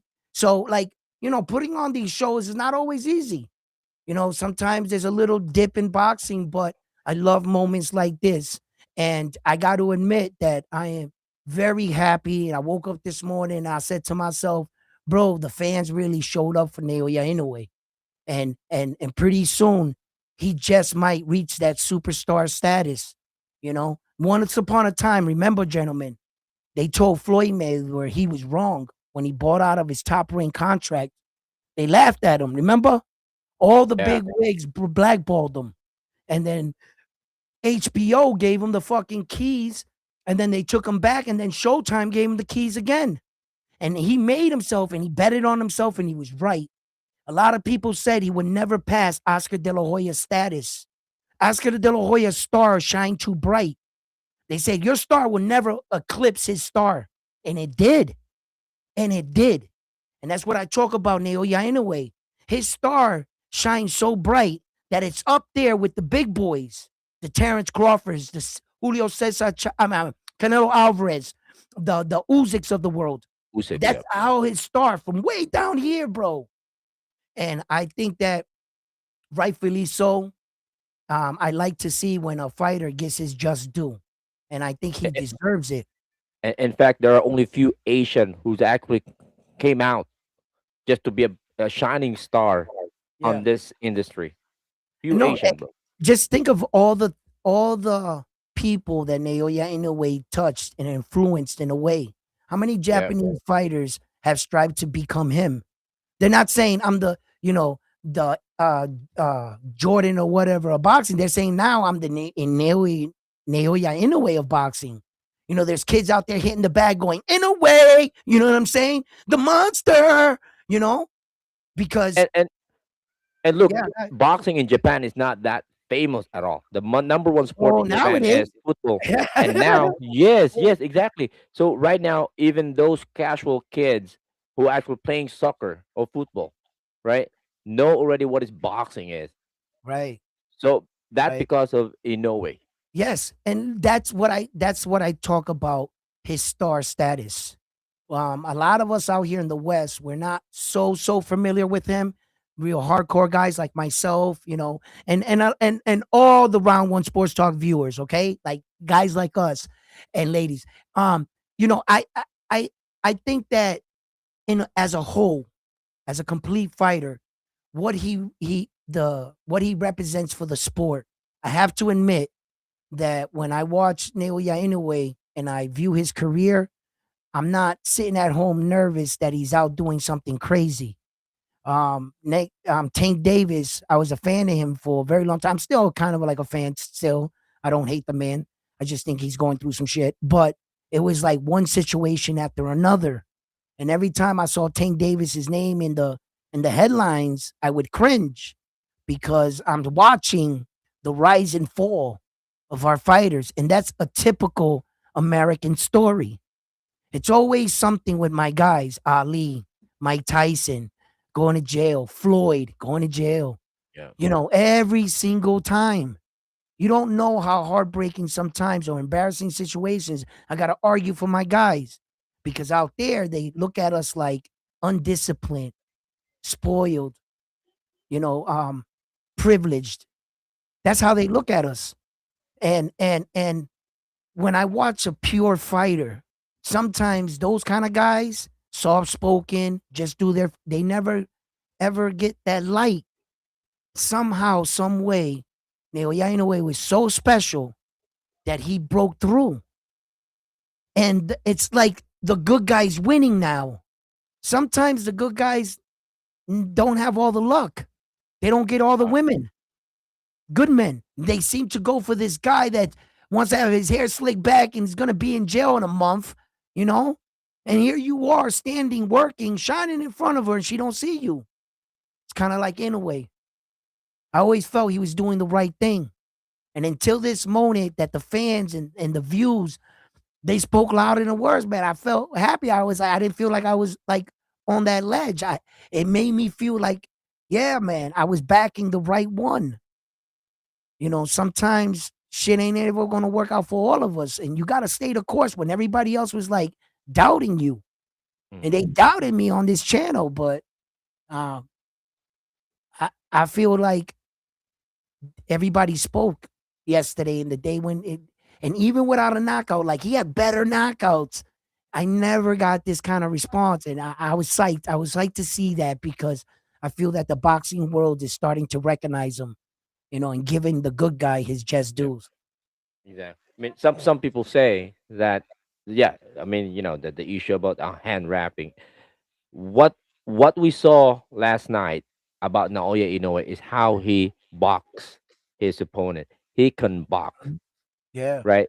The speed, the footwork. You can see that even those boxers, probably who are boxers as well, Inoue can compete and might able to pull up even is fighting a boxers. Hmm. I mean, we saw that. That was actually a display of his skill. Mm. Yo, frontline, can you do me a favor? Can you read some of these super chats off right here? We got a lot of them. We had some when the coach was here, but I think the coach basically answered some of that. They were like, Hector, uh, they were like, wait a minute, I'll read some of these off right here. Just Yo, tell me Hector. where you want me to start because I'm trying to go back. Remember, I got kicked out because I got a call. Oh yeah. Yo, Hector, why is Polanco fighting Oh, that Fly? that was Not, NASA. I'm sorry. I but I asked him because I asked him and he said that the reason why is because he's getting all these offers, but nobody's taking the fight. Right. Okay, I see where you are right here. Okay, absolutely. Bing Bang Boogie says David Garcia. David also says no one at 130 and under beats the shit out of anyway. No one. He's talking to me on that one. Mm-mm. Not Yeah. Naldo said frontline no sea malo. David says they can defeat him, but beat the shit out of him. Stop it. Stop it. Na- Yep. NASA Hey, says, brother, yo, thank you. Hector, I what? gotta get out, bro. Yep. All right, Go ahead, Biz. Go brother. step Catch out. you All on the right. Yo, next Thank you. one. Biz. Thank you. Thank you. Thank you for stepping by, Biz. Thanks. Yep. Thank. Shout out. Bye bye. NASA says, yo, Hector, White Polanco fighting bums, which he addressed that. Uh, in my opinion, says he's showing us his bag the last two fights. Cesar says, Joel, the Dominican Glazer. Big Yeah. Money War says, Joel, you don't have to take that. they instigating. Bang Bang tells Joel hit the link. Big Money says he was the only one willing to sign. Cesar White Polanco ducking Tiger Johnson. NASA says no hate Hector. I love you, brother. Thanks for the response. Bang Bang Boogie says Polanco versus Tiger is fire. Melasa Polanco isn't a threat for Tiger Johnson. David Garcia bet Dalton to win. Dalton is getting stopped, says NASA. Big Money says Eddie tipped the scales, got in Matias' head with the PED reveal. Naldo says Steele versus Shakur, shit fight. Bang Boogie says Eddie sealed the deal with that slander campaign. Smith getting deep fried. Big Money, yes, Matias still wins. But if he let him get to him, I call it. I called it. LOL. Hmm. Uh, Naldo, Coquise, shouting out Naldo. Dodge says, and don't forget the fight in the locker room. I don't know what he's talking about. I might have missed that. About Keyshawn Davis fighting in the locker room with Ah, his okay. brothers and Okay. everything. Let me see. Richard, the Roadrunner, going to lose to Teofimo. Koki says, shout out to you. Naldo Koki. Let me see. James Valdez says, I thought round one was going to do a flip. Um, Let me see. You're gonna do a Config. flip. Yeah. Yeah. James says, got to go back and catch the replay. I missed the beginning. Um, Richard says, Edwin, you're the best. Take Thank over you. Thursday. He's cool and he's honest. Talking about coach. Mhm. Big Money says we rock with him. Takeover said he's not a hater. And then Bang Bang Wiggy says Coach Hector would clap back if you get at him. Nando says this is a real channel, not the Tota channel. Oh, Um, like HLD, he's a Mateus hater. Did y'all discuss the IBF cancellation? Asked James Valdez. I don't know what he means by that. You might know, Edwin. the IBF cancellation with what? With the cancellation with Jermaine Ortiz and Richard Hitchens. And then now Jermaine Ortiz is going to be fighting Keyshawn Davis, which we said that we thought that he was avoiding Jermaine Ortiz, Richard Hitchison to fight Keyshawn Davis. Then they said Keyshawn Davis allegedly wasn't going to be ready. He spun back around the block. Now his claim was he was going to fight Jermaine Ortiz again. Now that fight is off again, and now Jermaine Ortiz and Keyshawn Davis are fighting. So it looks like the person from the outside looking in that was bullshitting is Richard Hitch in Africa. Because apparently he couldn't fight Richard Hitchens. Richard Hitchens couldn't fight Keyshawn Davis, or he couldn't come in agreement with Jermaine Ortiz. But both of these guys actually want to fight, so they chose to fight each other. You're the one that don't want to That's fight. because Hitchens is a bitch. Yo, it I just seems that way from the outside. I I don't have any proof to that. I'm just I, saying it looks I that like way, though, guys. Right? I like the kid. I like his style. He's a good boxer. I'm not gonna take that away from him. But I notice when it comes time to a tough competition, a Yeah, tough competitor, it yeah. seems like he's always backpedaling and trying to find his way out. He Huh, could talk all the shit he wants on social media right, that he'll fight him, he'll fight that, and it's the same thing when it came to Matias. right. He was never interested in the IBF belt because of the Never, rehydration never. clause. I The can't minute, make that weight claw. I yep, can't and do the this. I minute he gotta move up. loses, the minute he I want to loses fight to first. Bottle, that what does he go after? The He goes IBF. after the IBF. So I don't. You see, you sometimes you can see through bullshit, guys. Have at it. What do you guys think about that situation? Do you feel the same way? I mean, we're only holding Richard Hitchens to his own words. It's not like me and Frontline or any of you guys are bashing the guy. These are his words out of his mouth. I'm not fighting Subriel because the IBF got a 10-pound. No sooner that he loses it, he He fights goes for for the it. belt. Yeah. We're not saying anything that he didn't do. And then this is not the first, but the second time I rumorly heard negotiation go on with him and Jermaine Ortiz. Now, I don't want to be biased. Yes, I spoke to Jermaine Ortiz. Yes, he wants this fight with Richard Hitchison more than ever. Okay, so I don't believe it's Jermaine Ortiz. And If Jermaine Jermaine Ortiz Ortiz been was dying for a belt. come on, man. And then Richard Hitchison, once again, what does he do? He has a little dispute with who? Keyshawn Davis on social media. Once again, I'm not using anything against him. He said he wanted to fight him. All of a sudden, it was rumored to be fought. What happened? Negotiations fell through. Now, the two guys that he seemed to be wanting to fight seem to be wanting to fight each other. So who's the problem in the situation? You be the Hitchens. judge. Hitchens is obvious. I mean, come on. So I'm not downing the guy. I never, I'm like I said, I can be critical on my boxing channel, Two Boxers, about boxing situations. But I love Richard Hitchison for boxing because I advocate for all boxers. Boxers have a tendency of pissing me off, but nevertheless, let's go. Hey, Bobos wants to know who y'all got between Navarrete and Nunez gearing up to be Navarrete. fight of the year I had contenders. for the first time, I'm going to pick Navarrete and watch him lose. I go against Navarrete all the time. I just think he's improvising. He never has a plan. He just goes in there and lets nature take his course. Whatever happens, happens. He's that kind of fighter. And every time he proves me wrong. What a warrior, Navarrete. What a fucking Yeah. warrior. You know Nope. what though? Melassa's got a point. Hitchens is Not an for- attract. Yep. Hitchens isn't an attraction. He don't sell tickets. So I get it, and that's probably why he's not taking these fights because it's a high risk, low reward. He knows if he No, gets in the no. What Hitchens is saying is, and I saw his last interview just before I hopped on. What he's saying is he doesn't feel that he's getting the money he deserves, and they're not feeling they're getting the money that they deserve for the this kind of fight. Right. Well, it's not a huge fight because he's not a top seller. But here's the Jermaine, problem. unfortunately, is not a big seller, but they're Okay, good fighters. right. Here, So you got to understand how the promotional companies think about it. They're thinking at it on a business aspect, meaning, prime example, Jomi went in on the purse bid against Matchroom and all the other guys, and he ended up winning. Why did he win? He won because he has faith in his boxers and he has faith in Puerto Rico to you see, support and back him. you see, you see, Now, you see, you see. Wait, front line. Before you go any further, I want to separate your passion to what we should hold these fighters and what it's their mistake. Meaning, what you're saying is something about business wise and making a stand for yourself as a company in a sport, making your way through. What I'm talking about and what I want is the reason why Richard Hitchison or these guys don't sell so much tickets is because they're not as active. In boxing, if the fans see you more and you put more on the line and more at risk, you will be rewarded.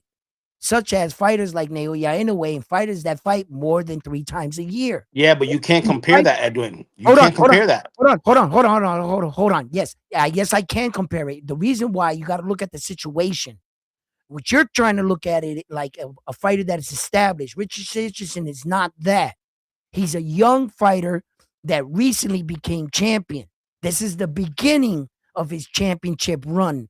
In the beginning of your run, you must stay active in order to start demanding that dollar amount. The fighter doesn't understand just because you get a belt, that doesn't spell millions. You No, still but got to here's put, here's why I say you're wrong. Because look at Inoue for an example. okay? Inoue is not a huge attraction in the US. He's starting to be, but he wasn't at first. But And hold you on. said it before. Hold on. You said it before that there was a fight that he wanted to make, and the other person was asking for more money, and he said, "Take it out of my bag." That's what a real boxer does. Yeah, but And Richard Hitchison's case, yeah. he's not a big attraction, so he's not going to get the dollars that they're asking for. Okay. That's what I'm trying to get at with it. You know what Okay, I'm I, saying? I get where you're going. Bad example. Bad example because see, Naoya Inoue is not a huge star in America, but he doesn't need America because back at home, he sells out every time. Richard Hitchison doesn't sell out back home. Correct. And He's not an attraction. we're not talking about him going out there and selling out. It's not the same. Richard Hitchison is never hit the pinnacle that Naoya Inoue did in his point of his career at home. See, this is Richard Hitchison's home. So you got to judge him for his home. If at this point in his career, in his own home, he's not selling, then he ain't doing good. Naoya Okay, Inoue in his own home by that point in his career was selling out. right. So with what you just said, think about this. With what you just said, how much do you think that fight is worth between him and Jermaine? Because Jermaine's not a big seller, good fighter, but not a Okay. big seller. Once again, So how much do you think? I bring this back full circle, right? That I'm blaming this on the fighter Correct. because of the fact that the fighter didn't fight enough to promote himself. That by the time he got his world title, he didn't have the right to ask for millions because you got nowhere. It's your fault that the world doesn't know or know of you more. In the Yeah. beginning of your career, you needed to stay hot like Abdullah Mason. He fought 6 times a year. And that way that you could stay in the spotlight to get yourself in a position to get a world title. And then after that world title fight, which ain't going to be much money, you got to start putting, just like Floyd. When Hey, I Floyd, don't mean to cut you off. I don't mean yup, to cut you off, but Bull Bull saying shit for that comment. what he say? He What he said say? even talking about Hitchens puts me to sleep. Oh my God. Wow. Listen, I mean, the man's got to, that's what I'm talking about. The man's got to go out there and show up, knock people out for the low so that you want to come see him. He thinks he got there, that he's going to demand all this money. He should get it, brother. You're not there yet. You need to go in there consistently, knock people out, and make a big name for yourself. But you think you're going to go 12 rounds in Puerto Rico with Paro and then say that what? We need to pay you millions for that? You see that I blame that on the fighter. Yeah. You know, Hey, the fighter gotta go ahead. Real deal says Inoue didn't say take out my purse. It was Lomachenko that said that. No, um, Naoya Inoue said that several times in several of his fights. He was gonna fight Casamero. Casamero priced himself out, and Naoya Inoue was prepared to give him money out of his purse. Then Casamero got suspended. And then in another situation, Stephen Kubo Fulton got an extra payday from Naoya Inoue, and he gave it to him because Inoue got hurt and had to prolong the fight for 30 days. So he gave him money out of his purse. There was another situation with Naoya Inoue. He's done this multiple times, is what I'm trying to say. Yeah, to Hey, make the fight happen. Melasa says Inoue sells tickets in Japan and he sells pay per view in Japan. He is a big attraction. Inoue make people travel from Japan to Saudi. If the boxer isn't a attraction, can't make money, which is true. Which is true. And some A, Go- boxers think a Gomez they're just says equal. Inoue stock dropped. I don't see how. I don't see how Inoue stock dropped. He didn't lose a single round against Alan David Picasso, the number one WBC mandatory, which, if you think about it, all 100% of Picasso's opponent weren't able to drop him. You're not going to give that man no credit? Not even the great Naoya Inoue could drop that man. You're not going to give that kid that kind of boxing credit? He was smart enough to weather Naoya Inoue's storm. And when the coach came up here and talked about that, I want you guys to pay attention to something. And I want you to learn something here today at Round One Sports Talk. When you come here, it's educational too as well. Now, notice how the coach said that the tape goes where? Here. And here on the wrist. That's where the tape goes. Never ever put tape or anything hard, cast-like substance on your knuckles. Why? It is the equivalent of me punching somebody in the face with these rings on. What's going to happen to my hand? The rings are going to crush my hands. It's going to leave marks. It's probably going to make me bleed. It's probably going to break my hand too. Could, right? It's going to damage my hands because the metal is going to slap back against the knuckle. Same thing in boxing. If you're sitting at home thinking that you're making a cast out of your hand and that you're putting it across your knuckles, you would be wrong. You don't want nothing but gauze on your knuckles, regardless. So where they're saying the cast light comes is in the wrist. Because if you could throw your hand without your hand being snapped back like that or taking damage of getting a boxer's fracture, well, you would have confidence in throwing your hand. And when you think about Naoya Inoue wrapping his hands like that in Japan, just remember that the other guy is wrapping his hands the exact same way. So there's no foul play. It's not like I can do it, but you can't. It's not that situation. You can do it, I can do it.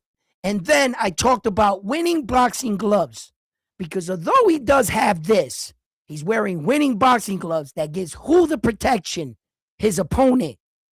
It doesn't do anything for him to punch you harder. It's to protect his hand so that he can have a long career. And at the end of his career, he's not going to suffer from arthritis. His hands are not going to be like this at the end of his career because he broke his hand over 20, 30 times. So what you want to do is you want to protect your money. What is Naoya Inoue's bread and butter? His hands.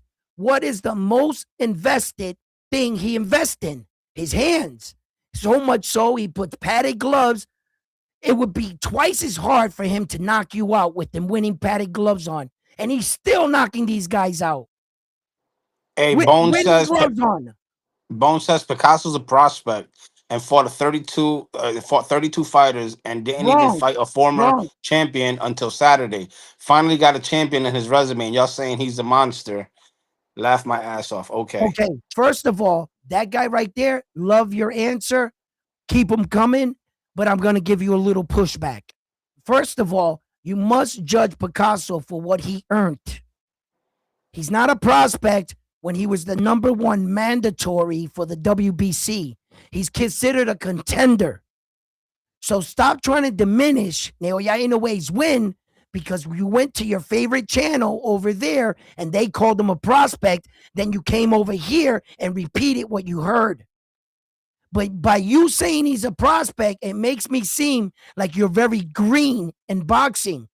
Because if you would have came on and said he beat a low contender, because that's exactly what he would be considered as the number one. So you're already starting wrong. And since he can't fight no champion, because all 4 belts Naoya Inoue won, the closest thing he can fight is the number 1 mandatory, in which he did. But now you and some of your fans don't want to give him credit for that. And as far as Alan David Picasso never competing for a world title, okay, you got to start somewhere. And you mean to tell me for his first world title fight, he got a crack at 4 belts? Where's the shame? And he lasted 12 rounds. And he lasted 12 rounds. So he fought not for 1 belt, he fought an undisputed champion. Well, actually, 5 belts. Champion. 5 belts, because the 5 ring was belts on the with line ring, too. with the ring, right? That's what kind of champion Alan David Picasso survived against. Rather than giving Alan David Picasso his credit, you call him a prospect to minimize his skills. How dare you? You don't know about boxing. Alan David Picasso, rightfully so, deserved to be in the ring with Naoya Inoue, and that's much more than I can say than some of these other guys that are fighting like rank number 55 guys, 200 ranked guys, beating their chest, talking about, I'm the best. But Naoya Inoue steady fighting the number 1 mandatory, but not getting the credit. Go figure. Go figure. Tell me that like I'm 5 years old. Explain that theory to me again. I'm waiting. Mac Majestic says, have you been a follower of Alan Picasso or seen his resume? Second 12 rounder with a guy they say is a killer. I don't know, bro. I've watched every Alan David Picasso. He's on my side of the world. He's over here with me, Coach Bermudez. He's in Springfield. I'm a little bit out, but I'm in Massachusetts. I've watched Alan David Picasso for a very long time. I've had him on my show before. He has come on my show. We've talked. I'm very familiar with him, and he's just, what do you want to know about him? Are you starting to talk about Alan David Picasso because you're talking him up that he should be fighting these world-class fighters? When pump your brakes, isn't he a fighter that's making his way? You know, those guys like you talk, those prospects turned contenders. So all of a sudden you got a guy that is legitimately a prospect and you're arguing about him, why he's not fighting world-class opposition, because that's exactly what he is. You need to let some of these fighters develop. Don't get them hurt. Like they did my boy Edgar Berlanga dirty. Edgar Berlanga, you know, he was having he was riding in his career. He has his up and down. Then they shot him all the way up there to the top. And they made him miss this entire process in boxing. Going through the gauntlet, proving you're the man. Those guys, they have it tough. But Rohan Polanco, where's he going? Right through the gauntlet. Full steam ahead. He's just in it. Let's go. He's doing it the right way. Give him a couple more fights. Let him fight. I get it. I get the frustration. I was there with Xander Zaya. I was there with him before. And now look where Xander's at. So your fighter will get his opportunity. You know, and I said it. I still got my fingers crossed. I since the beginning of my show. What was the Dominican fighter I said I thought was going to be a world champion? I got hope for him. Rohan Polanco. That was my guy. It's been my guy since the beginning, and it's still my guy right now that I got faith in for the Dominicans. You know? So, you know, now Yori, the Cedeno brothers, they've been on my channel, and they're kicking up right now a lot of noise, rightfully so. But, you know, that was my guy, Rohan, and that's who I'm sticking with. You know, I'm just not gonna switch chips. You see that flag on my picture? Where? Oh yeah. Yeah, that's who I ride with right there. That's that flag. Yeah. You see that flag? No. That's 100%. I'm with Frontline. You know what I'm saying? When I can't be biased, Frontline be biased for me at times when I can't, and I just let him talk. But he's a Hey, little so hater every now but, and but then. You know what I Bones mean? Bones responded to your reply. He says, "I'm just saying he needs to step up his competition Oh and yeah. fight fighters on his level. If not, go up in weight and fight the killer so we can see if he's the real monster like Benavidez." Well. As far as that question, remember he just moved up to 147, Rohan Polanco, right? No, no, no. He's talking about Inoue. He's talking about Inoue. Oh, in a way, well, well. That's tough, dog, because we gotta acknowledge that Naoya Inoue's fighting in his fifth weight division. He might be maxed out. He's in a different situation than most fighters. See, if I wanted like Tank Davis to go up in weight, see, Tank started his career 130 right around there. So that's only three weight divisions from 140. So it wouldn't be asking a lot from guys like that. Some of these guys got good body frames where I feel like even Africa can move up in weight. Fighters like that. I even feel Devin Haney can move up in weight. He has a good, size and stuff like that. And I think that they would transition well. But when we're talking about all 5'5" of Naoya Inoue, skinny frame, when he coming from 108, he's different. He's already did five weight jumps. That's the problem. And the fans want him to do five more. He's not a Hold on. robot. I gotta address where he at? Beater car. Puerto Rican boxing fans are delusional. Really? I need elaboration on that. How's that possible? How's that How are we possible? delusional? Well, Puerto Rican fighting fans got delusional. Which ones? Tell me. Exactly. I mean, I'm biased as fuck. I'm not even gonna sit here and lie. Oh, you might talk about Frontline? Well, if you're talking about Frontline, you're correct. Okay? You are Hey, correct. He is a JWC, delusional man. Okay? He is JWC. Yes, I am delusional. reading the messages. So if you got something to say, speak your mind. He's Let me delusional. see. Tell him. Let him know. Let him know. Renal Zero. He says, "Who are the killers at 26? Ball question Espinoza. mark. Yep. Who barely eat? Who barely ate Goodman? Leo question mark. Who was shut out by Fulton? I Fulton. Espinoza is the only killer at 26. Yeah, Espinoza is a monster at 26. He's the guy that I fear the most for a fighter like Naoya. In a way, I think that height, yeah, you can't ignore it. Same thing I think about Sebastian Fundora. He got knocked out before, but I don't care. He that's a conundrum by itself. Just his height and his reach, it's got to be a problem. It's got to Hey, be. hey, Bones, it's all love here. We chop it up. You can speak your mind, and Folks, don't worry about it. Don't hey, worry. you good. You good here, dog. It's no love Yeah, lost baby. here. We fucking love Hey, you. Don't worry and about it. then We no haters. We can and we then we can take criticism and not be mad. We're not gonna hold kick on. you off. Stop it. Be respectful. Bulby, Be respectful. Bulby. Hold on. Bulby says, Frontline, why y'all time out my other Bobo's account, bro? Never said the N word. I don't know who timed them out. Who I timed don't them even out? know. I don't know. That I don't Whoa, whoa, know. whoa, whoa, whoa, whoa. So far, since in the 5 years I've been doing this, I've only blocked two people myself. So if you happen to be one of those assholes, then you got fucking blocked for a reason. But I haven't blocked anybody in a long time.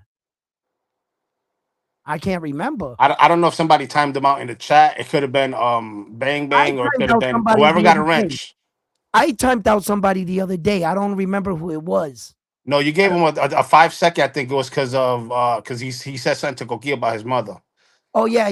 That's yeah. Yeah, that was it. But it was only like a 5 minute timeout. I think you gave him. I'm not playing around those mother kid games. We're not doing that. Yeah.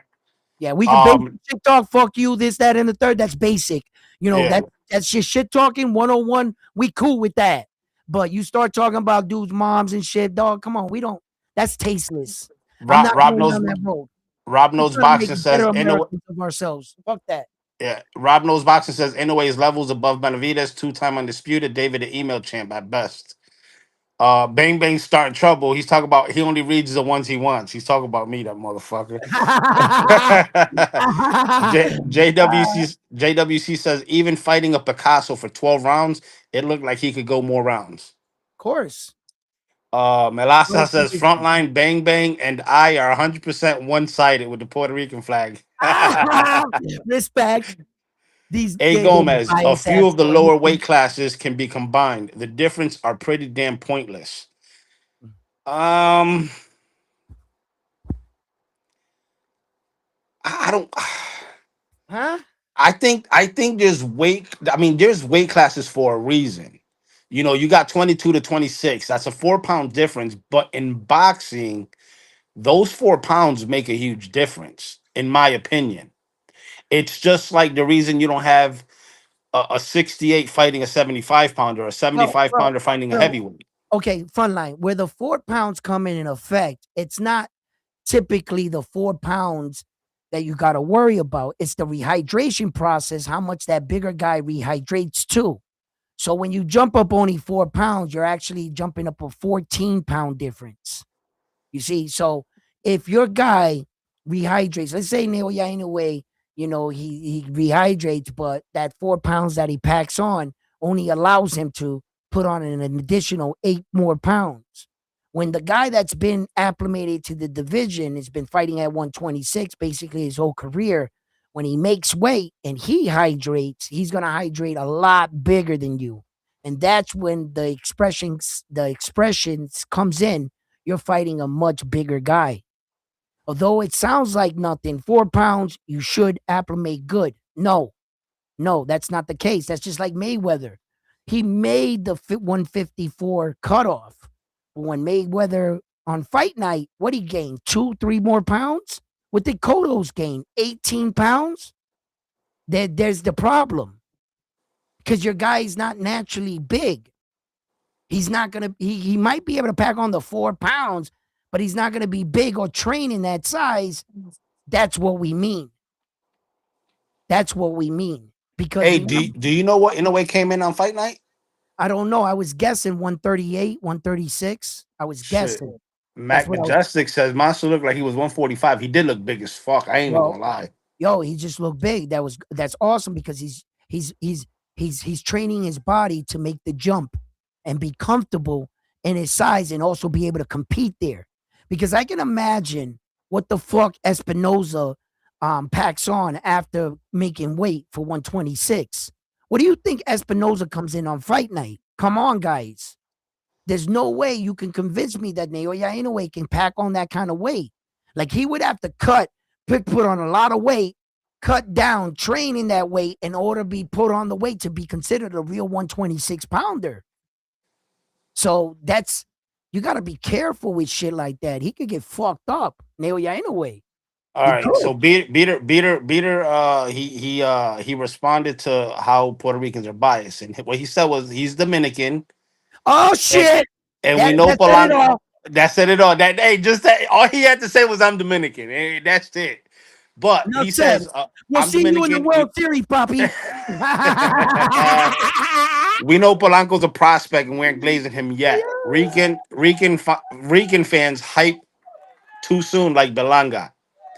So okay, there's a Hold on, lot hold to on, hold on, hold unravel on. here. Hold on, There's a hold lot on, to hold on. unravel here. Isn't Dale. Polanco your guy?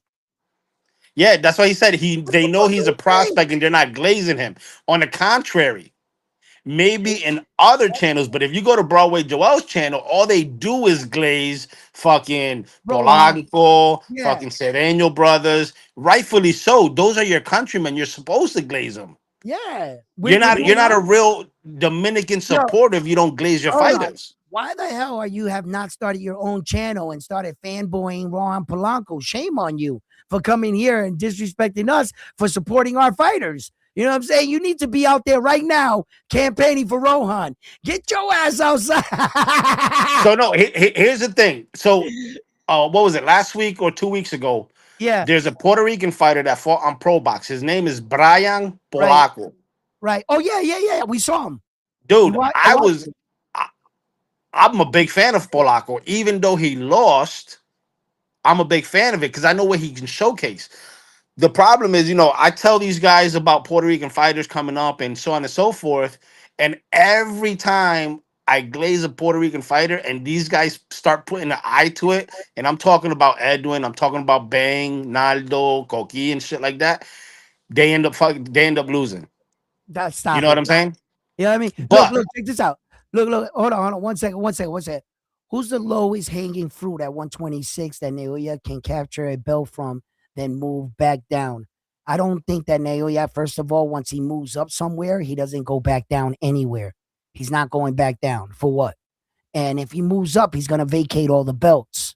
Naoya history shows that, first of all, these are other subtle things that a lot of fighting fans seem not to point out, that Naoya, the special things that Naoya Inoue does as a fighter. Okay. For the first time, he won all 4 belts at 118 pounds, right? He vacated the belts and moved up to challenge Stephen Kubo Fulton at 122. And after winning all 4 belts and achieving the first Japanese boxer in history to have 4 belts in bantamweight, he vacated the belts. They asked him, "Why'd you do that?" He said, "Because I don't want to hold up anybody's career. I know what it's like training hard, moving up the ladder, and wanting a shot at a belt. Why would I hold up somebody's career and hold these belts if I'm going that way?" Now, when you take a look at history, how many champions held those belts hostage without mentioning any names? How many champions held all 4 belts hostage and never defend them? How many careers did they hold up? How many fights could have happened? How many men could have been world titles and by that time fucking fighting for a unification because an entire year had already passed? How many fighters get to becoming a world champion and forget what it's like? Huh? Naoya Inoue does not hold up no one's career. And he's not going to hold the belts if he's not going to defend them. He is the true definition of a real champion. You vacated 4 belts to come in as the challenger against the unified champion that's undefeated? That's how confident you are? And he pulled it off. He doesn't hold on to the belt for the what if. O'Shaughnessy Foster held on to his belt when he fought Stephen Fulton. And Stephen Fulton was trying to do the same, but he missed waiting, lost it. Holding up divisions, not certain if they're going to win or lose. Not this Japanese guy. It's all about the win, baby, and completing the mission. You got to respect what this dude is doing. And these are the subtle things that it speaks louder than words. There are some of these fighters that are holding up these people's careers. How many times David the Monster Benavidez, how successful you would have think he would have been as a champion? What would his record look like? How different? I'll wait. How many people could have been champions when Terrence had those belts? I'll wait. There's the difference between a real champion and he knows who he is. That's why I fucking hold this guy in high regards, Naoya Inoue. Because he's much more than boxing, bro. He's doing shit that... So I Yeah, gotta right. address that real quick. Beater says, now this is opinions. I get it. He says Matias is legit too, but he lost to Puello. So judges have one time to judge that fight. It's not like they can go back like us fans and rewatch the fight and score it again and again and again. That being said, when I watch the fight live, I'm not gonna sit here and sugarcoat nothing. It could have went either way. I saw Matias win in 7-5 the first time. When I rewatched it, right, and I started noticing the clinching. I mean, I noticed it the first time, but it wasn't as obvious as watching the fight over and over and over. After watching it 2 or 3 times, I saw Matias winning comfortably 8-4, maybe 9-3. I saw 9-3. That's What's I'm up, saying, Cookie? Yo, what's up, Edwin? What's up, Cookie? How you doing, man? Man, Yo, Cookie, what's up, huh? what's up, Frontline? Yo, Edwin, you've been killing it on these shows, man. You got everybody in the chat heated up. Yeah. You cooking people in the chat, cooking people on here. You got Coach Bermudez on. Mhm. Shit, Yesterday you we on got fire. 70,000 views. The day before that, we got 43,000 views. So That's great. And we're you know talking what about I'm saying? Puello. Yeah, they were talking about Pueblo right now. Hey, Beater, you in the chat talking about how Zai is the only good Puerto Rican fighter, but your best fighter lost his belt. Your Damn. best, like what you gotta like when you go to 2026, right? Your highlight of the year is Alberto Puello fighting in Queens, where Edwin was at, and Bang Bang Boogie. Everybody, we saw it live. Yo, your best moment was Puello losing the WBC title to Matias. So think about that. There's no history in Dominican boxing. Dominican boxing history is Joan Guzman hitting his wife and getting arrested and falling off the scene. You guys remember Joan Guzman, right? The guy at 130, he was supposed to fight Pacquiao and all these other guys. He fell off the map. And I met him in person. This guy's a white beater, like most Dominicans. So I'm gonna be real, right? Dominicans, you have no place. There's no rivalry yet until you guys get champions. You guys don't have champions. Respectfully, Rohan Polanco doesn't hold the belt. And recently on the Naoya Inoue card, we saw a Dominican win. Congratulations, but do it again. Do it again, because Puerto Ricans, we got champions from every weight class, from 154 all the way up to 108 We have to three. 140. Matias is a two-time champion at 140. So before you open your mouth, your little plantain mouth about Boricuas, understand that we run this shit. When it comes to the Caribbean, Cubans got the Olympic boxing on deck. Credit to the Cubans, they got the gold medals. But when it comes to pro boxing, no other island has more champions per capita than Puerto Rico. And put respect on that shit. Damn, I didn't want to All bring right. up the a mini Pac-Man fighting in Santo Domingo with Edwin de los Santos and how they were booing the result. I didn't want to bring that up because you were doing great. Your own thing. Hold on, God I got to damn. hold on. He says Carlos Adames is the best Dominican and he is the best in his division. Which Rican is the best in his division? I can go on. Here we go. Oh my God. 105. Oh, 105, we got a unified and the ring belt magazine holder, Oscar Collazo. 108, we got El Chulo Santiago that beat the guy that beat your guy. damn. Um, let's see who we go up from there. Sabrina We got Martinez. Matias. We got Matias at 40. We got Yep. Xander at 54 and is about to unify at 54. And he's fighting for unification. Yep. And don't bring Amanda Serrano in this. Don't do it. Don't you do it. All No, right. that I'm All talking. right. I'm talking males. I'm not talking feminine. All right. Damn, my man, you don't really want to go down A this road, man. a front line. Tell this guy, what's his name? Reek Havoc. Tell him to take the tampon out his pussy because I think he's not used to me being on the panel. Like I'm a little raw. You know what I'm saying? Me and Forbes went at it. Forbes said he had work. He had to call out. Nah, Yeah. but yo, like you guys said, we have champions. And what belt has Carlos Adames won? Didn't he lose to Shiraz? Nope. No, it was a draw. And Yeah, to okay. be honest, Koki, I'm gonna be honest. I think Adamas won that fight. In my Okay. Yeah, I thought he opinion. won too. I thought he In won. my opinion. And But that's Adames hasn't won a belt yet. So why are we talking about Adames? You know what I'm saying? He's a good fighter, but he's not the best fighter. He has to win a belt and be at that class. Like, okay, I defended my belt. He hasn't done it yet. Hey, Beater, I disagree with that. He says nobody cares about anything lower than 126. But I guarantee I you, disagree.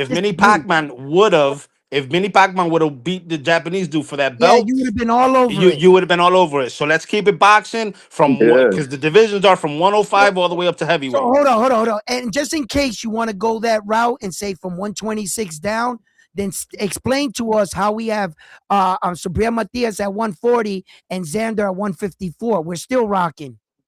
And on top of that, we want to talk about heavyweight, right? If you don't You don't like the want to do lightweights, that, right? though. Let's talk about Don't do heavyweight it. history. Don't Who do got it. more heavyweights in boxing history between Puerto Ricans and Dominicans? They don't even have one. Because they went to baseball to do steroids with fucking Salmon Sosa. Chill. Okay, let's Fucking, calm down. Let's not let this guy mess up our day. I'm just playing, man. Yo, cut it out. The video is my. I wake up and do it every day. I know you do. You see, listen, guys. Hey, and by the way, ain't Koki, you half Dominican too, right? Yeah, man. That's I know. Yeah, so I've been in it. I've been in the womb. I've been like, Yeah. But listen, guys, look, what we were talking about here at the main topic of the show was do we have the right to call Naoya Inoue the GOAT? And there's a lot of talk around right now going around that is he or is he not the best fighter in the world? You know, you can look him over, you can criticize, you can judge him amongst other fighters, but the one thing I would like you to judge him is for who he is as a human and what he accomplished as a boxer. If your standards are saying that there's someone better, then find that someone better and compare them. and you know, try not to be so hard on fighters, and try to give fighters they're just doing. See if you can break down your top 10, you know, and you can start to see these fighters for the fighters they are, and then learning how to different um uh learn between what is a prospect, a contender, and a champion, and Right. where they're at in their career. Because sometimes we talk these prospects up, and I think we're a little too harsh on them. And I think sometimes we're a little too soft on some of the contenders. Because some of these guys are contenders and they should be fighting champions, and they're not. You know what I'm saying? Virgil Ortiz. Okay. I think that sometimes we're a little too soft on some of these guys. So every situation is what I'm trying to say is different. Some guy might be in one place in his career, another guy might be in another. And we can be critical to fighters. Yeah, we're critical, but we're not saying that that fighter sucks. We're just being critical on certain situation on that fighter. Now, excuse some of my co-hosts, they can be a little critical, but I do give you the right to speak your mind, right or so. And if the other gentleman wanted to come on and say something to Cookie, I would allow it. With respect, with respect, because we all have views, we all have opinions, and Cookie's a big man. I'm not afraid. He can defend himself. You know what I'm saying? I'm not gonna hide him. He can speak for himself. I know he'll defend himself quite well. But the thing is this: at the end of the day, I want to have an educated boxing talk, and I also want to debate a little, and I like to argue a little, but it all in fun because of support of all our fighters. So don't get me twisted or get me wrong, like I'm Be- some biased channel, you know, or with just Puerto Ricans and this and that. Don't do that Peter because Carr said, "Please don't lie about Dominican boxers. Adames is the WBC champion at 160. I don't lie about Puerto Rican boxers." right, he is, and I was telling you he All won a right. So belt. how did he get that belt? I He just put got the link in there in case he wants to jump up. remember he had the belt against Hamza Shari. Came in as the champion, and the Dominicans were supposed to celebrate and get their first title defense Yeah, with that's what I'm Hamza, and they saying. got a draw. Like, I never hear Dominicans hype up Adames before the Shiraz fight. I'm just being real. Like, Yeah, well, maybe Broadway Joe up. some I never heard circles, Punch Drunk talk about him. I never heard like because I Edwin, do. you know how you cover Keith Cologne, you Yeah, yeah, cover upcoming guys before they're yeah. big. You know what I'm saying? So like you're Right. already on it. I got it. These so-called Dominicans fans, they're like, oh yeah, yeah, you know, we got this guy. But were you talking about Adames 2 years ago? Come on, man. Ebronco, you went like, and I'm around YouTube. I see these folks, and it's like Well, they Broadway want to talk Joel, about I him could now definitely because he say had a close fight something. with Shiraz. All right, cool. But Yeah, I could definitely say Broadway Joel has, because that's all he talks about. All Dominican boxing, yeah, he's talking about Bronco so much, but you see, we don't watch those channels like that, so we don't hear it, you know. right. And since the Dominicans themselves, they gotta back themselves up. You know what backs Dominican boxing? Puerto Ricans, Yeah. Mexicans, other I mean, Latin. That's just the truth. They don't have a huge fan base, so they're survived by us. You that's true. understand? And And that's so, undeniable too. That's an undeniable point. Now if yeah, we talking baseball, then they can talk their shit. no, they I that mean, they got their own team. They got their own section of fans. And if they weren't like that in boxing, then Dominican boxing, I think, would flourish more.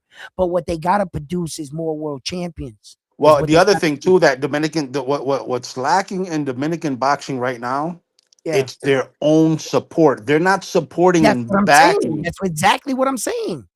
That's exactly what I'm saying. We support them, the Puerto Rican, because they don't got it from their own culture, right. from their own people. Now, if we Yeah, were talking about baseball, they back up their baseball players, yes, right.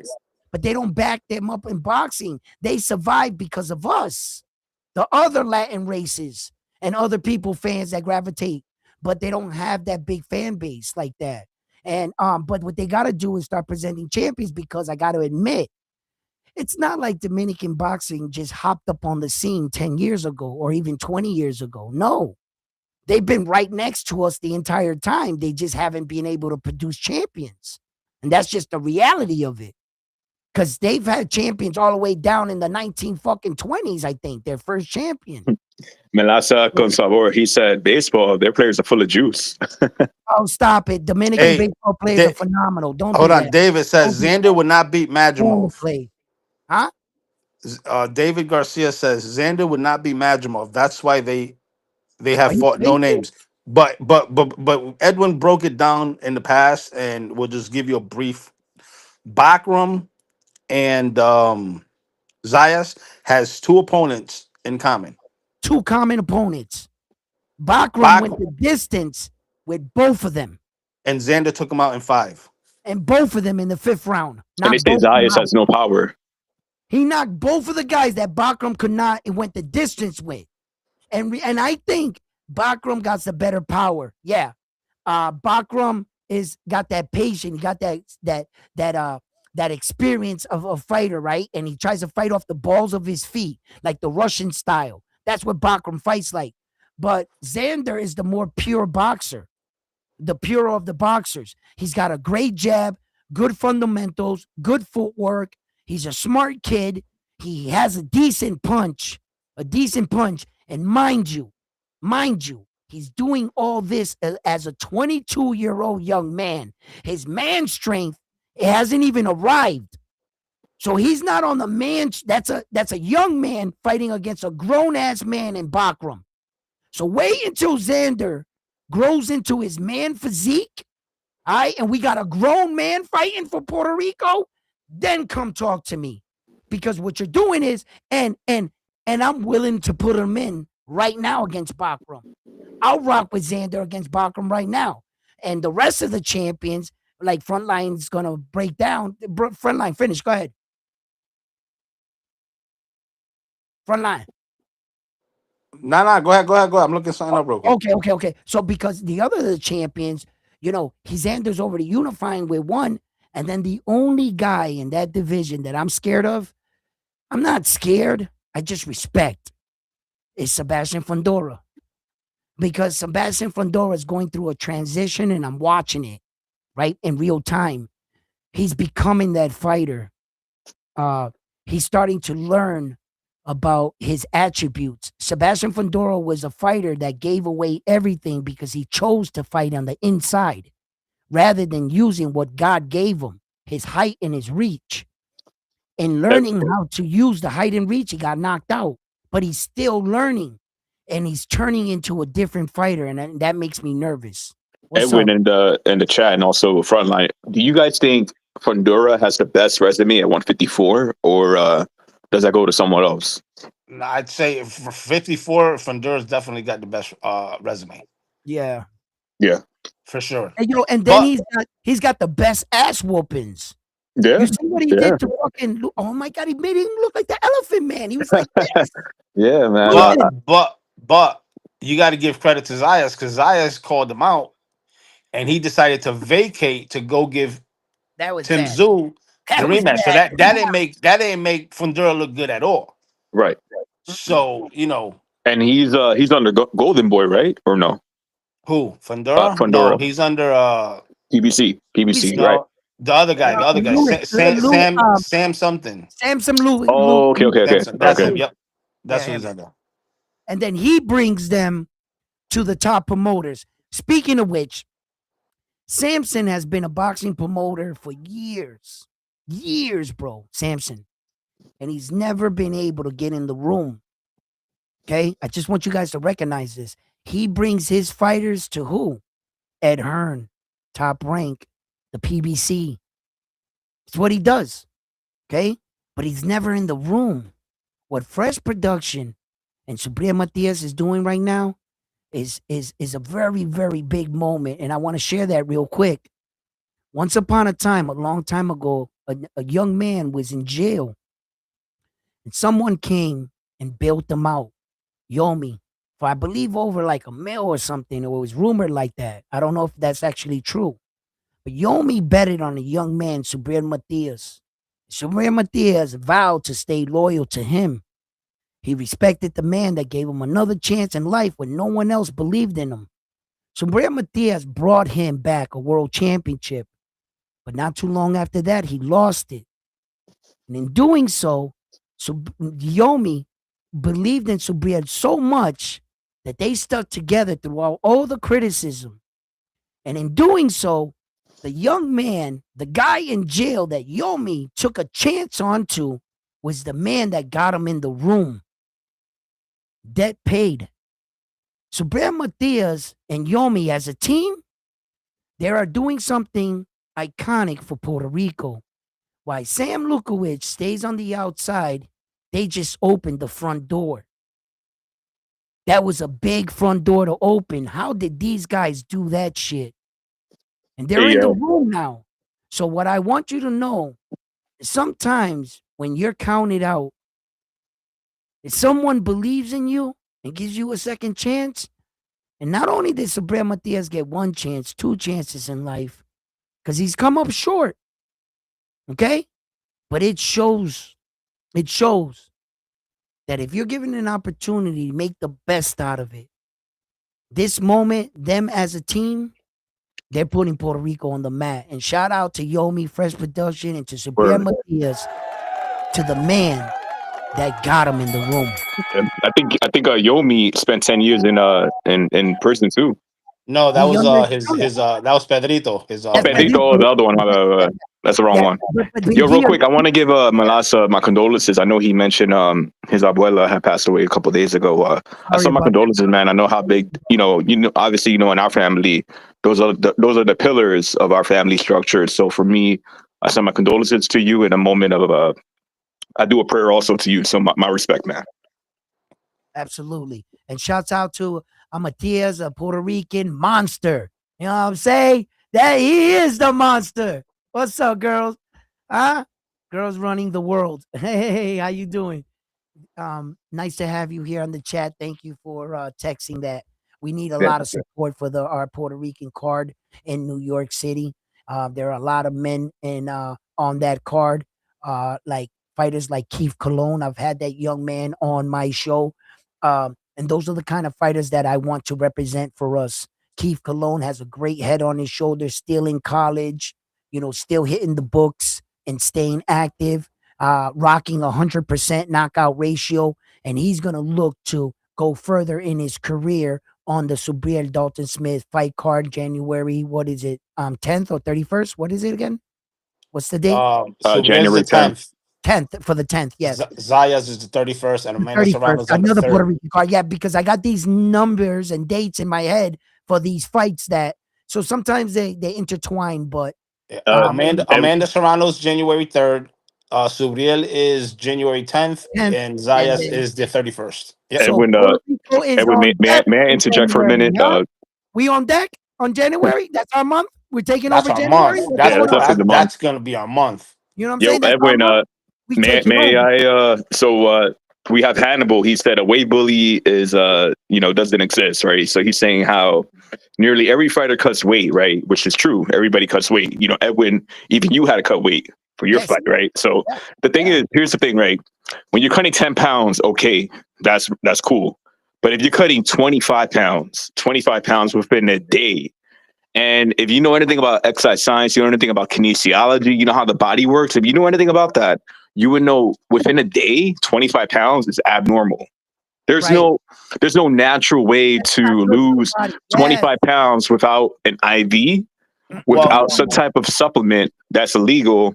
And the thing is, if you don't have experience fighting, if you don't have experience working in boxing gyms, if you don't work with coaches as a fan, if you're watching YouTube highlights every day, if you're on the Boxing Voice, you're not going to gain that perspective of like, well, what do these guys really do to make this weight class? Okay. Yes. And I'm going to tell you, because I still fight. I've been fighting since I was 20, right? So as I cut weight, you have to realize that 10 pounds is a lot because you're draining yourself like a raisin. nah, but Koki, I'm sorry, but I'm on Hannibal's side on this one, and here's Right. why. Here's why.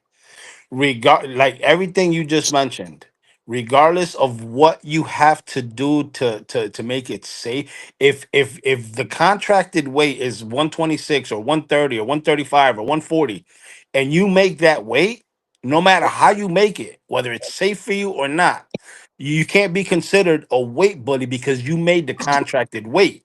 Yes, it may be difficult on the body, it may hurt you, but technically you made the weight it was contracted for. Yep. Now, a weight bully, let's just say for an example, somebody like when Ryan Garcia fought Devin Haney, They were contracted at 40, and Ryan Garcia couldn't make 40, so he came in at a catch weight of 44.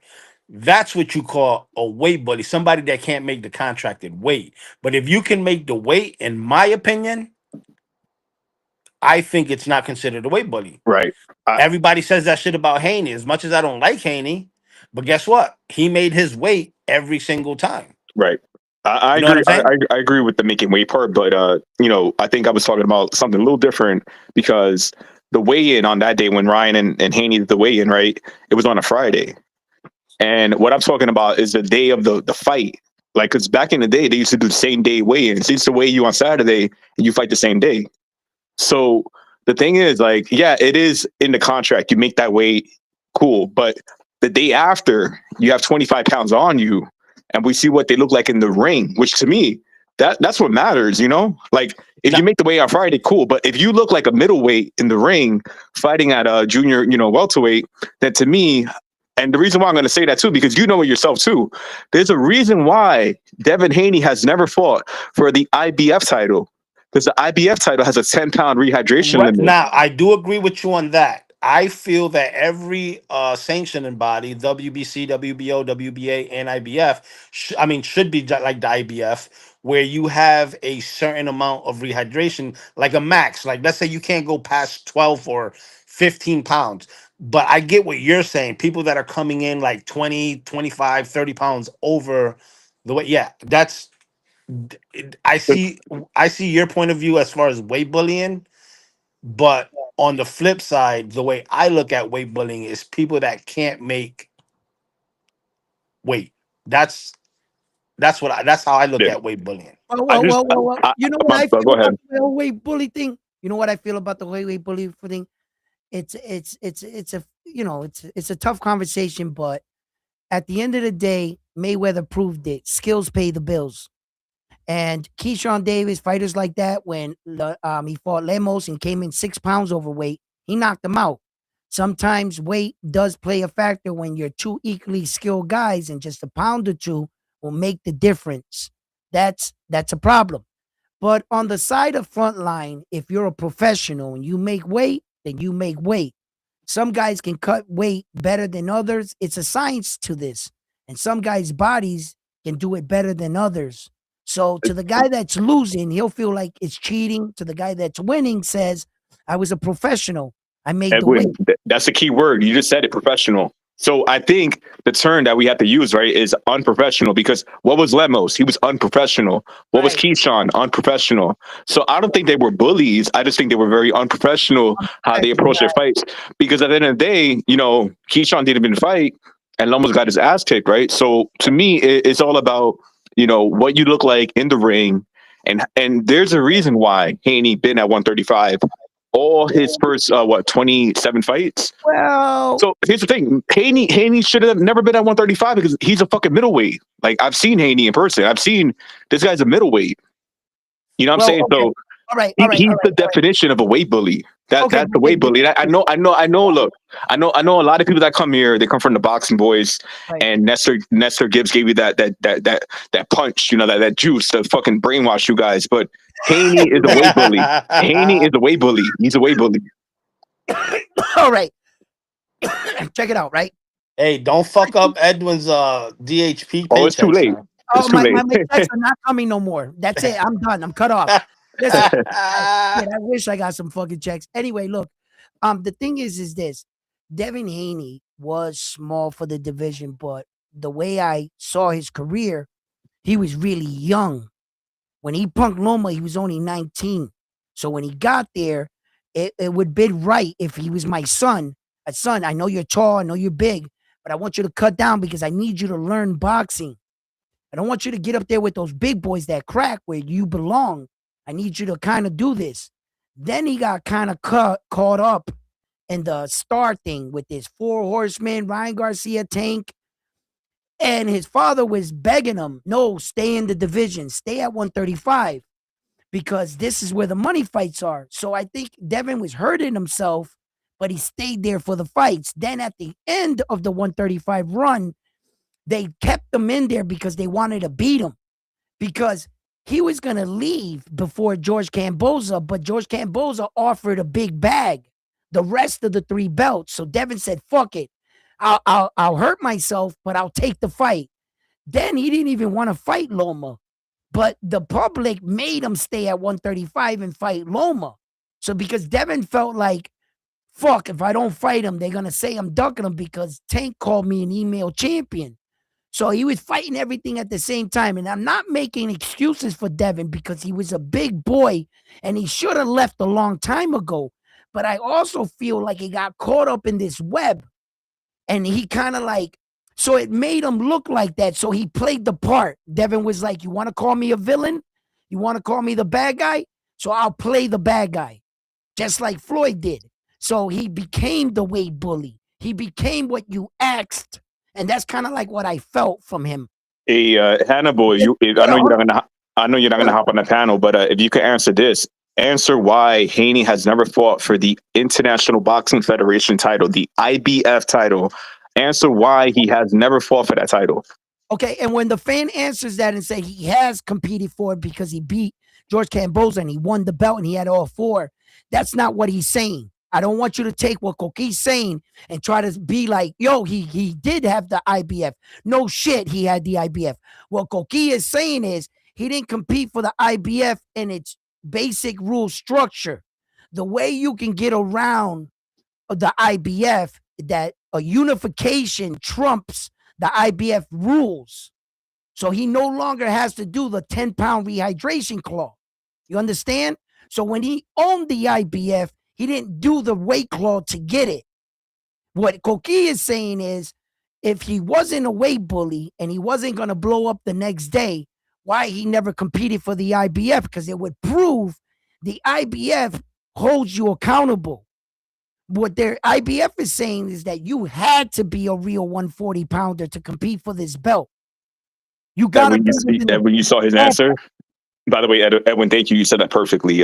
But Edwin, he said Haney always chased the WBC. Yeah, we know, but we're asking you a question. We're asking you why Haney has not fought directly under the IBF rules. IBF, no, he cannot. That I won't lie about. Devin was too big. But I agree with what I saw, what I was reading throughout Devin's career. He played the bad guy because they kind of like, he got caught in this situation. Now, rightfully so, he got taught a valuable lesson now, didn't he? In karma. How big was Ryan Garcia when he fought him? That's what a lot of guys felt like when they fought him. Edwin, you know why I respect Hitchens? Because Hitchens is 5'11" and he fights under the IBF rules. And he didn't want to. He even admitted it. He doesn't like that 10-pound limit, but he still did it. He beat Liam Paro. So I respect Hitchens a lot. With Haney, it's like, I feel like he manipulated the career with this. Guys, I'm going to warn you guys right now. Here comes Hugo. He's going to talk and take over the show. That's my boy. All right, Hugo. Here we go. What up, brother? Hugo, what's up, Hugo La Casa. Hey, Hugo, the floor is yours. The show is yours, yo. You can even take the... Nah, I was going to say you can take the flag. Nah, I don't want to... Let's turn the stripes into green and red and shit. We do know one flag, and we do know one flag that flies high, and that's the Mexico flag. Here we go. What's up, everybody? What's up, Hugo? How you doing? How you doing? Brother, what about yourself? How's everyone doing on this lovely Sunday? I'm still pissed off. Sebastian got robbed, man. Fuck Junto. Sebastian got robbed. Yeah, that was bad. But you know what, though? I am a little upset at one certain thing. I am a little upset. Wait. Before we go any further, sorry to cut you off. I'm sorry. Hold on. Sorry. Hold on.